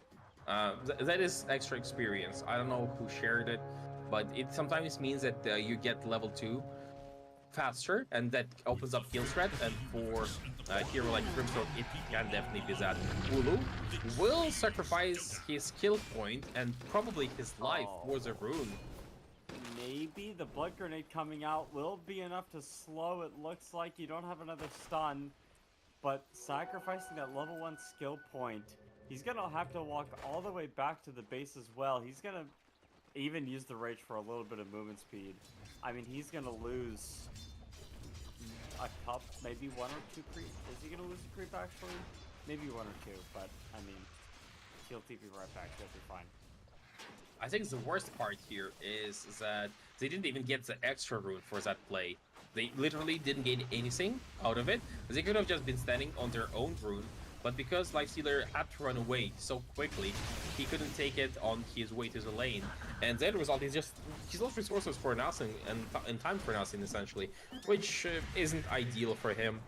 But it's a really good start here for Team Bright in the offlane. But what a good start here for Viper, already bullying this flash track. I'm slightly surprised. I thought it's going to be like level 3 is when you start bullying. But against Slash with 648 HP, which is decently low, he's already being a nuisance. It's a lot of damage, and I mean, especially because of the left track, the way you bully, right? You just try to cast a spell, try to get the last hit and deal damage to the enemy, but yeah, as you see, the Corrosive Haze is doing a little bit of damage as well. You have a Tango going on the Lesh, but he's gonna get another Tango going. The bottle already on the way for Viper. Want some pointers? And again, you'll be able to stack up those level 2 poison stacks. Probably going to be the timing here for Butterfly Effect. And QED, I mean, I don't know how he's going to survive in this lane anymore. Yeah, he can't even come to the creeps. Two points in Lightning Storm. He will be able to take the range creep every single time with the damage. But all in all, this is not fun. This is not fun for him at all. Every time he comes for a creep, immediately gets to below half HP, and it's only gonna get worse. He also used the Lightning Storm on the melee, and it bounced to ranged one, which was a bad play. Top lane, DK. Oh no, DK, this is not the kind of death that you want to experience. Thanks and have fun. Blood. Even though he got rage level 1, doesn't matter. Gets Feast instead and full HP in this lane, he'll be completely fine to just keep pushing it out. Hilarious. So, even though he only has 5 creeps to his name, by drawing first blood, I think this Lifestealer fully recovers, and he should be getting the creeps now as well. In the meantime, his mid lane is destroying, and his off lane, just look at the creep stats on the Slaughter, also doing exceptionally well, making sure that they have a good start and a good chance for a full 3-game series from the looks of it. But Luna is also not too shabby. Luna's doing pretty good. Of course, Okoyo coming off of a very strong Game 1 performance, looking to, you know, bounce back. Being consistent is really a big part of Dota, and if he can be consistent on top of the net worth chart, game in, game out, that's something that you'd really like to see on your carry, no matter what team you are. And again, I mean, Leshrak literally can't jump. He can't go in the wave anymore. He's got to figure out something to do. He's gonna take the bounty rune, but again, like 11 denies. This Viper has more denies than Leshrak has CS. Yeah, it's impossible for him to come even close to it. And that's something that KEV could have used in Game 2 today, or Game 1, I don't remember exactly. Top lane, and once again, aggression onto Dragon Knight. Well, Huey DVD went bottom, trying to get the kill. He helped kill his Battle Rider support, and now again, Lifestealer turns around with the stun on the Ulu. He's like, well, I'm angry. That doesn't work on me. He dies again. But again, I cannot believe how bad this Leshrak is doing. He's like a position 4 at this point. Essentially, yes. All, like, not all 3 lanes, but 2 lanes on the side of Team Bright are in a dire spot currently, and they're playing Radiant. And Okoyo bottom, he's gonna maybe experience his first death here as 999 running through the trees. There's gonna be the one right click to get the kill. All 3 lanes officially going the way of KEV. What is their route to recovery? Dragon Knight will not have a blink early enough to be effective. Flash is, well, she shares networks with Grimstroke, which is not ideal for QDVD. And Butterfly Effect, he's just standing there. Like, he literally doesn't need to move. It's a hero that cannot move. A 320 movement speed with boots, just so that it sinks in. Luna runs faster without boots, but he doesn't need to move. Now he's just gonna keep sitting here, force QEV to use mana to get the CS. Once Butterfly Effect gets level 6, we might be seeing a dive. He's so close to it too. I'm not sure what level 6 coming out on Butterfly Effect, and you can see the moment he got it, he just started walking back up onto the high ground again. He's got boots, he's got the Rave band finished up, and now QEDVD is like, yeah, I actually can't show up in the lane. Gonna try to get the bounty rune top though, or the power rune top. Butterfly Effect D wards. It's gonna be bottom instead. Undyne gonna be the target here of the gang with the Inkswell walking through, but gets stunned up. Turns in. QEDVD doesn't actually get the stun out, and he's gonna walk into the middle of the group and not gonna be able to die quick enough. He's not a duck. And there is no sniper here, but Bottom River 3-3 will disengage nicely with Blast Off, but will still be killed, and it's gonna be 999 taking the kill here. They really tried to deny the staircase to the neutrals, won't be successful, and also helped Bad Rider get some extra gold from the big creeps. So this like stage is a disaster. The moment that he showed up, he gets gone on with the ultimate, he's dead.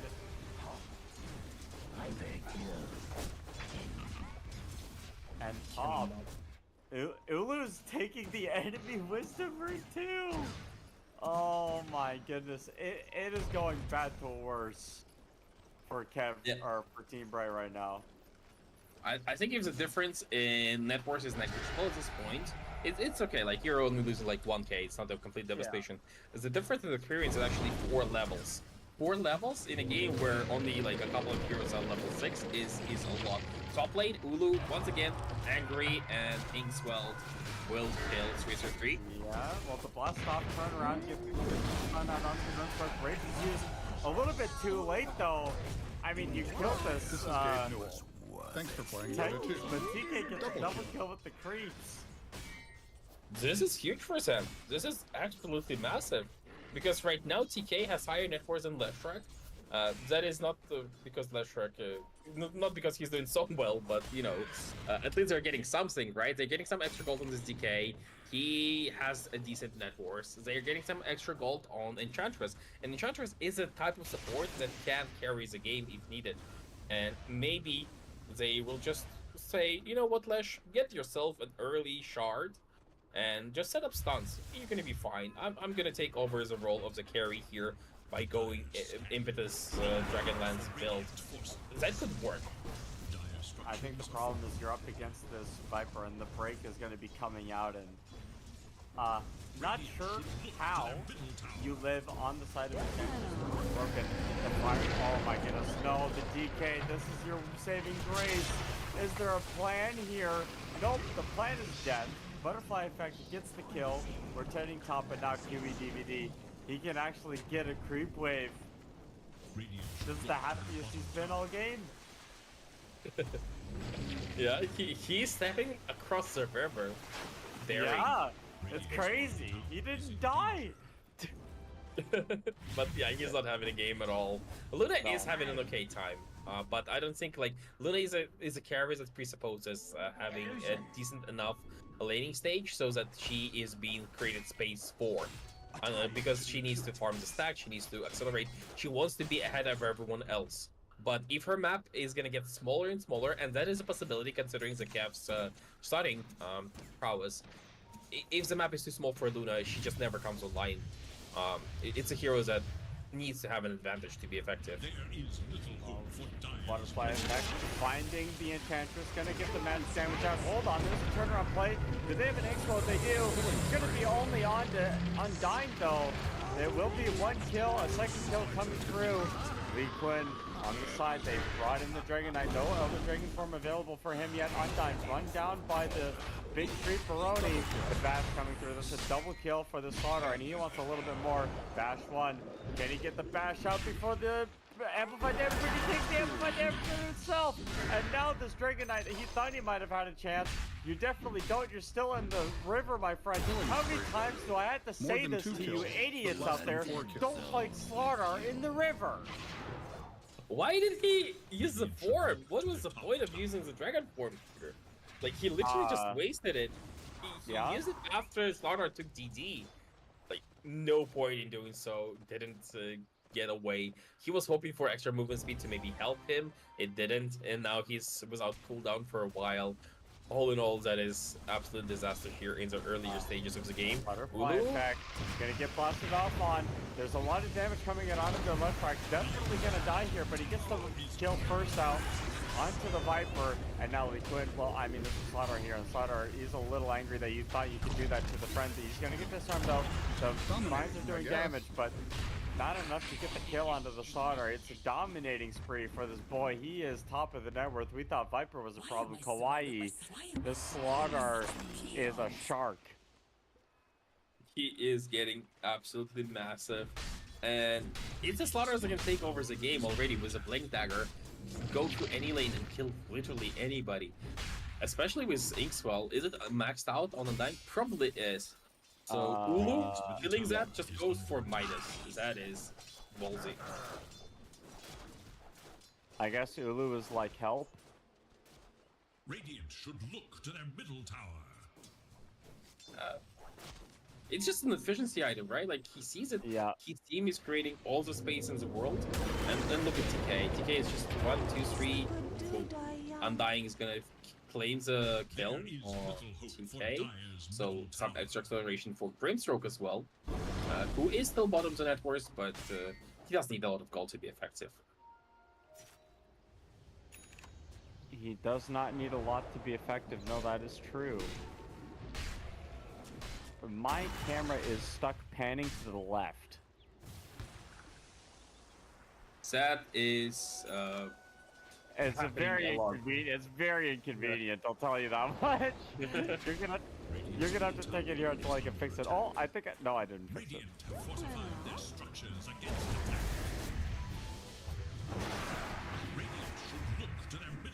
Oh, and they will find a kill here on 999.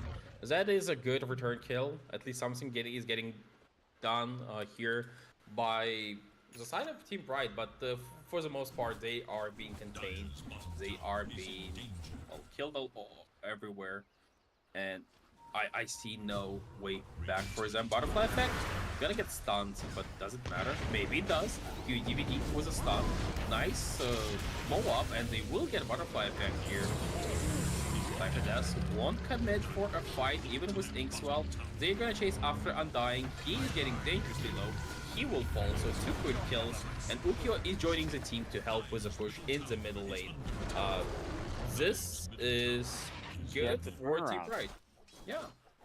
Yeah, it's a nice play. They end up finding that initiation. They get the engagement, and Team Bright now looking like, you know, they got some life in them. Well, there's no life in the tank. Oh, hold on a minute. There is some life in the tankies. They get the turnaround play. The Infest coming out onto the Slaughter. He's got a lot of armor, but he doesn't have a lot of bra HP. He's looking to get the reinitiation. He does have the vision with the corrosive haze, but underneath the ward, he will slither. And again, with the lifestealer inside of him, he goes forward onto the left track. QE DVD gets bursted down pretty quickly. And that is lifestealers that opted for a first item Midas. So I don't think ooh, and they also steal the wisdom. That might be famous his life. Oh no. No TP. Yeah, no TP cancel. They all used their only one. This is tough. Batrider falling, but that's the creeps. Trying to get the 2 black dragons here with a sticky napalm. Should be able to get it before they kill him. So has Blink Dagger, even more problems for KEV. Because now the slow Viper, it does need to really go further and kill somebody. To kill somebody, he's gonna have food delivered to him on a lasso. platter. Yeah, and it's just looking more and more like this game is falling out of the control of KEV. I mean, it was really in their favor, but it's kind of slipping a little bit.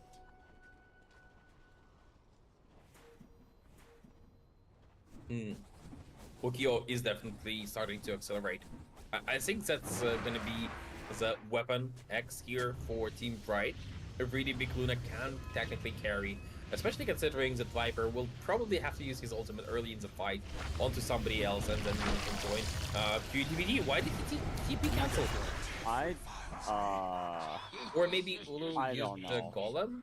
Maybe? Is the Golem stun by Ulu? Probably. QE DVD is having what we like to call a forgettable game. Considering he's almost been overtaken here, yeah, Hurl Boulder. He used the Golem, what a player. Nicely done here by Ulu. But considering that Leshrak is about to be overtaken by the enemy position 4, 16 minutes into the game, I don't think forgettable is how I would describe it. It's a nightmare you're gonna wake up to every now and then as a player. It's one of those that, you know, Kawhi, you ever have a game so bad it lives rent free in your mind, you think about it sometimes when you play the hero that you had it on.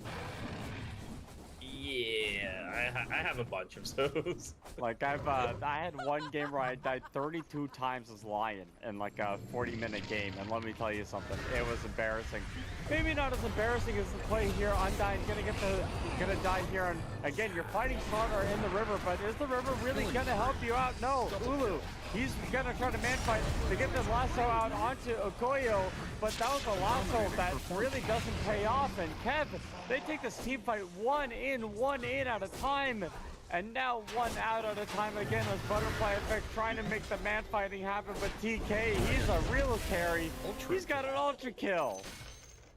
I told you, this Enchantress can be a carry, and she did go for the Regulance build, so she's gonna be a really big threat. Oh, she just got so much gold. Can we have the fight recap if it's still available? Because it would show, but yeah, he essentially got a Hurricane Bike out of it. She got 37. She did 3,700 damage. Got 1,700 gold. Ooh. Like half an item, right? Just off the back of a single fight, and suddenly Team Bright are in the lead. And this Enchantress, we were laughing about how the Slash can be overtaken. Ooh, nice. Overtaken by Batrider. The chances are he's gonna get overtaken by this Enchantress. And I wouldn't even mind it. I mean, yo, PK Enchantress, let him cook. Let him turn into the carry if he needs to. I mean, whatever you need to do to win, Bright might turn this game around off the back of a carry Enchantress.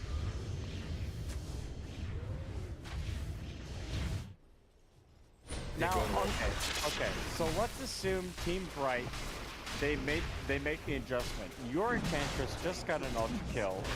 You now need to transition and give the front priority to your end instead of QE DVD. What kind of change do you need to make to the kind of ethos to make this work? I think it's less about the farm priority and more about who tanks as a brunt of the force at the start of the fight and what kind of items they go for. So if I'm seeing this as Lesh, I probably still want to be effective, right? He has Arcane Rune running forward, trying to set up something. But maybe he buys an earlier Shard and buys an earlier Yule Scepter for himself so that he survives. Takes the damage, etc. Wait, Enchantress, I thought he was the one getting gone on Undyne. They do see him with the ward and TK and the tree line. Very, very elusive here. The damage is coming up from these impetuses. Doing so much in this Viper. Butterfly Effect, he's gonna die too. One more impetus down from below ground. It's a double kill for Lee Quinn, and TK, he's gonna TP out. Nope, gets that broken up, and he's gonna fall here. So 2 dead for 3. But I think that's okay. Yeah, so the dream is dead. Okay, we can forget about that. It's an okay engagement for both teams. I think nobody really gets anything out of it. The big problem is Viper is dying once again, so that means Gizmo rushing is stalling, but at the same time Luna is farming, and Lifestealer is farming. So both carries are progressing, both mid laners are dying. I also have to say, I think they are adjusting to what we were talking about, because you saw like how Lash was actually in front of Enchantress to make sure that he tanks the what is called the lasso. So he's already kind of adjusting to the whole idea of him being a supporting cast to this Ench in fights. Luna might be in trouble. She was seen under vision, will disengage in time. Or maybe not. I think Starter is... If you dive a tier 3 team, Kev, you're going to see 5 TPs and you're going to be dead in 3 seconds. Thank goodness you don't do that. But the blink out onto the left track, they're going to find the angle. He's got to finish plus though. He's going to do the damage. He's completely fine. And now they turn around, they continue more. That's the dead Grimstroke. Ulu's got to get out of there. Ooh. He's got Aegis and Assange and Yasha, but I think Okoyo, he's going to say, you know what, this mid wave looks a little bit too juicy for my liking. It looks okay, yeah. Once again, an exchange where a bit of an advantage is found by Team Pride. I don't know how they do it.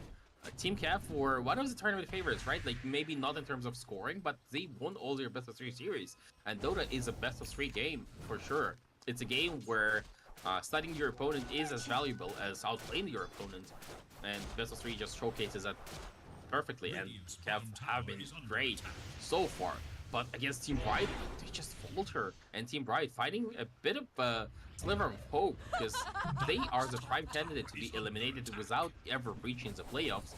And right now, they might be 2-0ing one of the favorites of the tournament. You know, it's looking like it's getting close to that. Radiant's middle tower is under attack. Well, yeah, we'll get the wisdom, but the economy is now firmly in the side of Team Pride.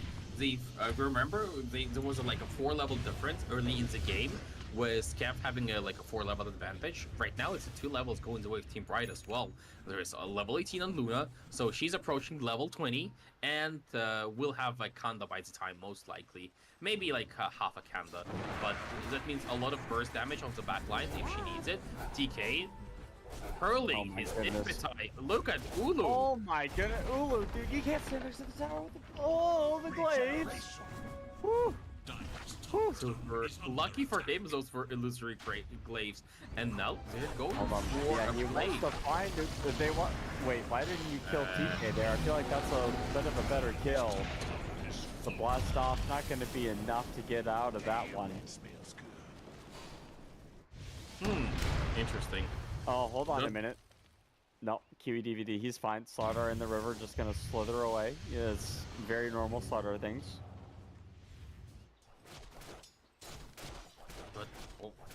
That is a really good question you've asked. Why didn't they kill Enchantress? Why did they prioritize techies? I generally have no answer, but it doesn't matter. It feels like the Aegis is gonna expire in about 10 seconds, so that means Team Bright, as soon as techies respawns, they can go for a play, and they probably should go for a play. They have every single ability. They have DK with Aghanims now. Ukiyo has half of his Kanda. No level 18 yet on Dragonite. That could be why they are not pressing gas quite yet. See, okay, Kawaii Socks, I learned something new. I thought that when you bought Aghanim Scepter on Dragonite, that if you were like, it just increased the level of your ultimate by 1, and it made a 4th level. It doesn't look like it does that unless the DK used ultimate before he got the Aghanim Scepter. I think he used it before. Okay, well, either way, they actually get the kill on the DK this time. Forced to have Sproink, but the Sproink is up out of the high ground. Hold on a minute, TK. You're getting burned down a little bit. He's got another Sproink and a Sproink. It's not on slow ground, though. Oh, he might have been a little bit better off. But I mean, Kev, they're pushing in, and I'm so surprised that Bright didn't TP in to save that. I feel like they should know that they have an advantage here. I think I don't know what well their opponent. I think level 20 Panda on Luna and level 18 Aghanims on DK is one they want to fight. So the fight they would have taken now would be okay, but it would still involve a degree of risk. If they wait just a little bit, they can take a fight that has as little risk as possible for them. And they've got the Luna with the Conda finished up, just 3/4 away from level 20.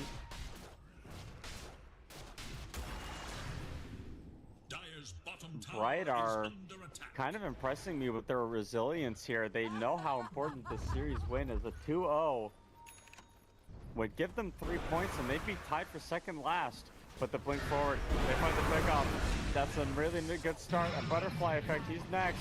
There's no Dragon Tail. Manta dodging one attack, can't Manta dodge both. The breakout onto the DK, but the blast off coming forward. That's a dive underneath the tier 2 tower. And actually, nobody TP's in to help.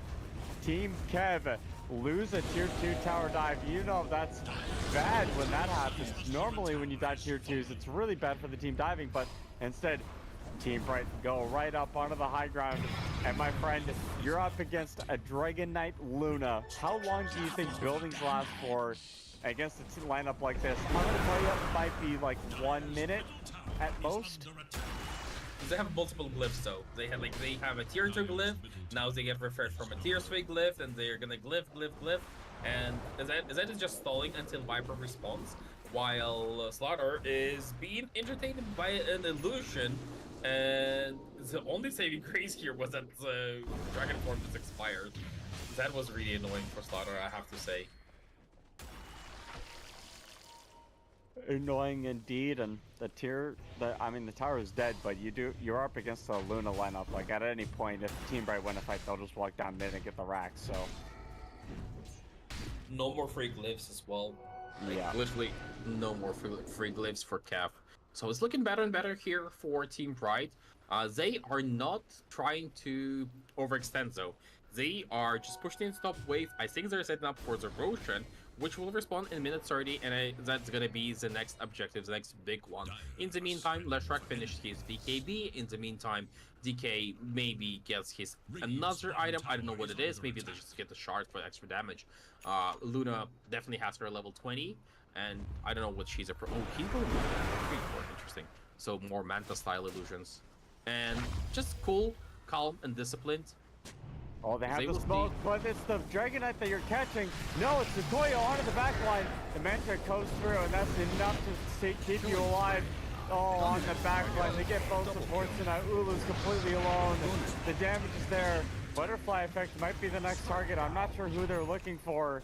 I think there might have been an illusion. It was a Manta illusion of the butterfly effect, and the butterfly effect is going to be now a dead effect as Team Bright gonna walk down, take this tier 2 tower top. Nope, instead maybe make the way mid, but Zhang Yu, he is brighter to this situation, will in fact push out the wave mid. I believe he cut the wave top as well. Now gonna go bottom into his triangle, farm up a little bit more, but slowing down just a little bit so that Team Bright can't push out these objectives. They will still take the tier 2 and can rotate towards Roshan after that, or can even go high ground after that. They are not cooldown reliant at all, and Dragon Form downtime is pretty low.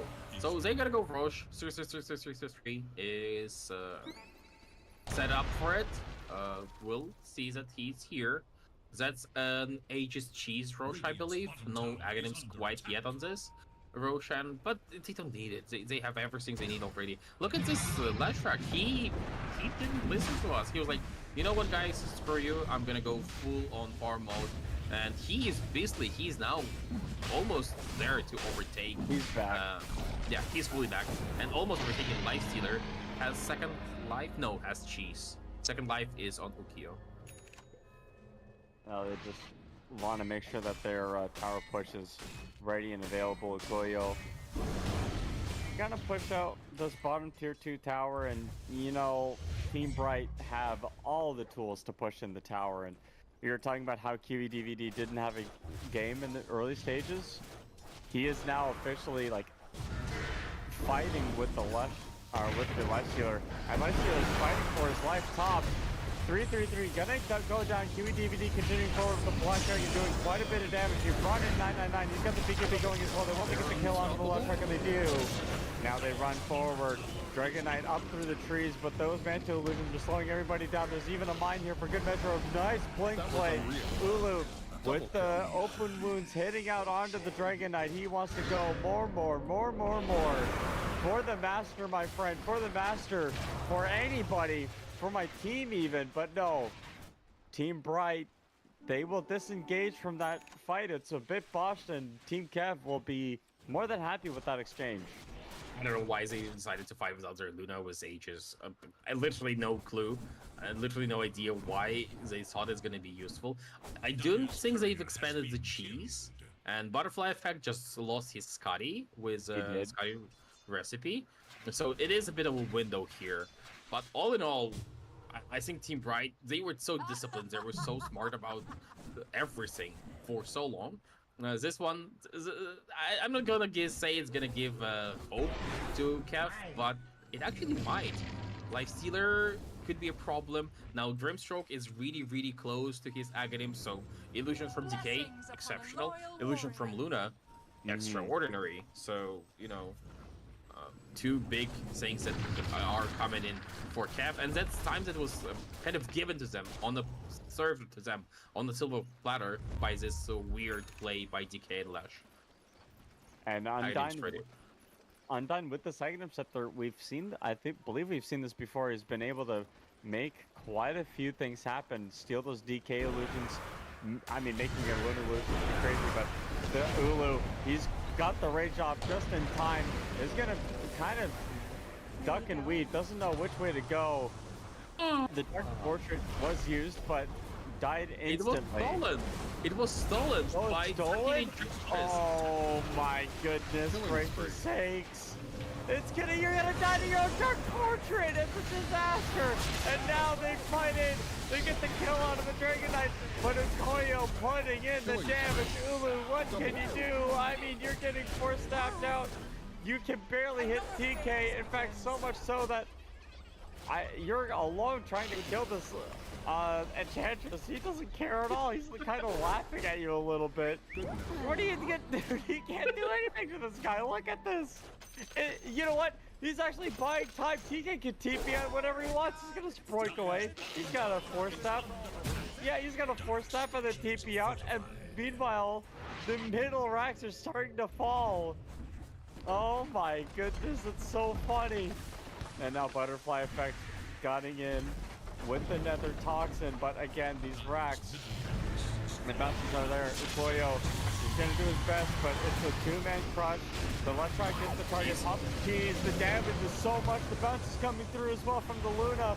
Okoyo and QEDVD, the two men from the side of Team Bright, can do anything. They turn around, get the kill, but Goldmine now targeting two. They don't have an ultimate from Viper, so nothing that can really be done. It's a lot of damage. They've now stolen Okoyo. Ulu on the back line. This is a little bit too much, I think. Ulu trying to get the damage through, but he's going to get bursted down. Butterfly Effect getting hit. The pure damage is going to be too much from the Impetuses. And now again, continuing on. TK gets that double kill. Team KEV thought they had it. They call GG instead, and Team Bright 2-0. Team KEV to put themselves in a position to fight for a playoff spot when they were on the brink of being eliminated instead. What a game, so what a performance by TK. I think TK kind of carried, he was a crutch as a Team Bright relied on for the first, I want to say like 15 to 17 minutes in this game, right? Like he was essentially the one dealing the damage, tanking the damage, initiating the damage, pushing, doing everything. That TK guy, like, absolutely amazing performance by this Enchantress, and that ultimately allowed them to make a comeback for Lash, make a comeback for Luna, and make sure that Dragon Knight, once he got his blink, he had someone to play with. What a phenomenal performance by most of the team on Team Bright, but TK specifically. And we're going to be seeing, that is it for today, but we're going to be seeing the last three games of the and group lassoed, stage. looking for the call. Oh yeah, that feels good. Can just, it's gonna do more than that, huh? I know the dead shot clipped Duracho in the end, but I'm surprised he didn't do more of a dent into Tomato there with the items that he has. Yep, dead shot. Ace. Now on to Ace. It's tanky. Already at half HP is Tomato closing the gap. Has the chrono, of course, will use it. The rest of his team will walk into it as they do. Awkward. Very poorly played there as Ace now calls, looking for a potential chop, but Tomato time walks away. And Ace was using the Bloodstone there. The coil's gonna snap, and he's still very tanky, but eventually OG gets what they came for. Tomato, though, lassoed and soloed essentially by Tofu. Seb's gonna get the Nightmare Celery, takes it off instantly. Tofu making his way over as well as BZM coming to the party. Jingu is gonna connect, but the RP onto three heroes. Block grenade onto 3 heroes as well, even more important. Seb gets taken out first by Quinn though, glimpse out onto him. Gets another Jingu stack, but he falls.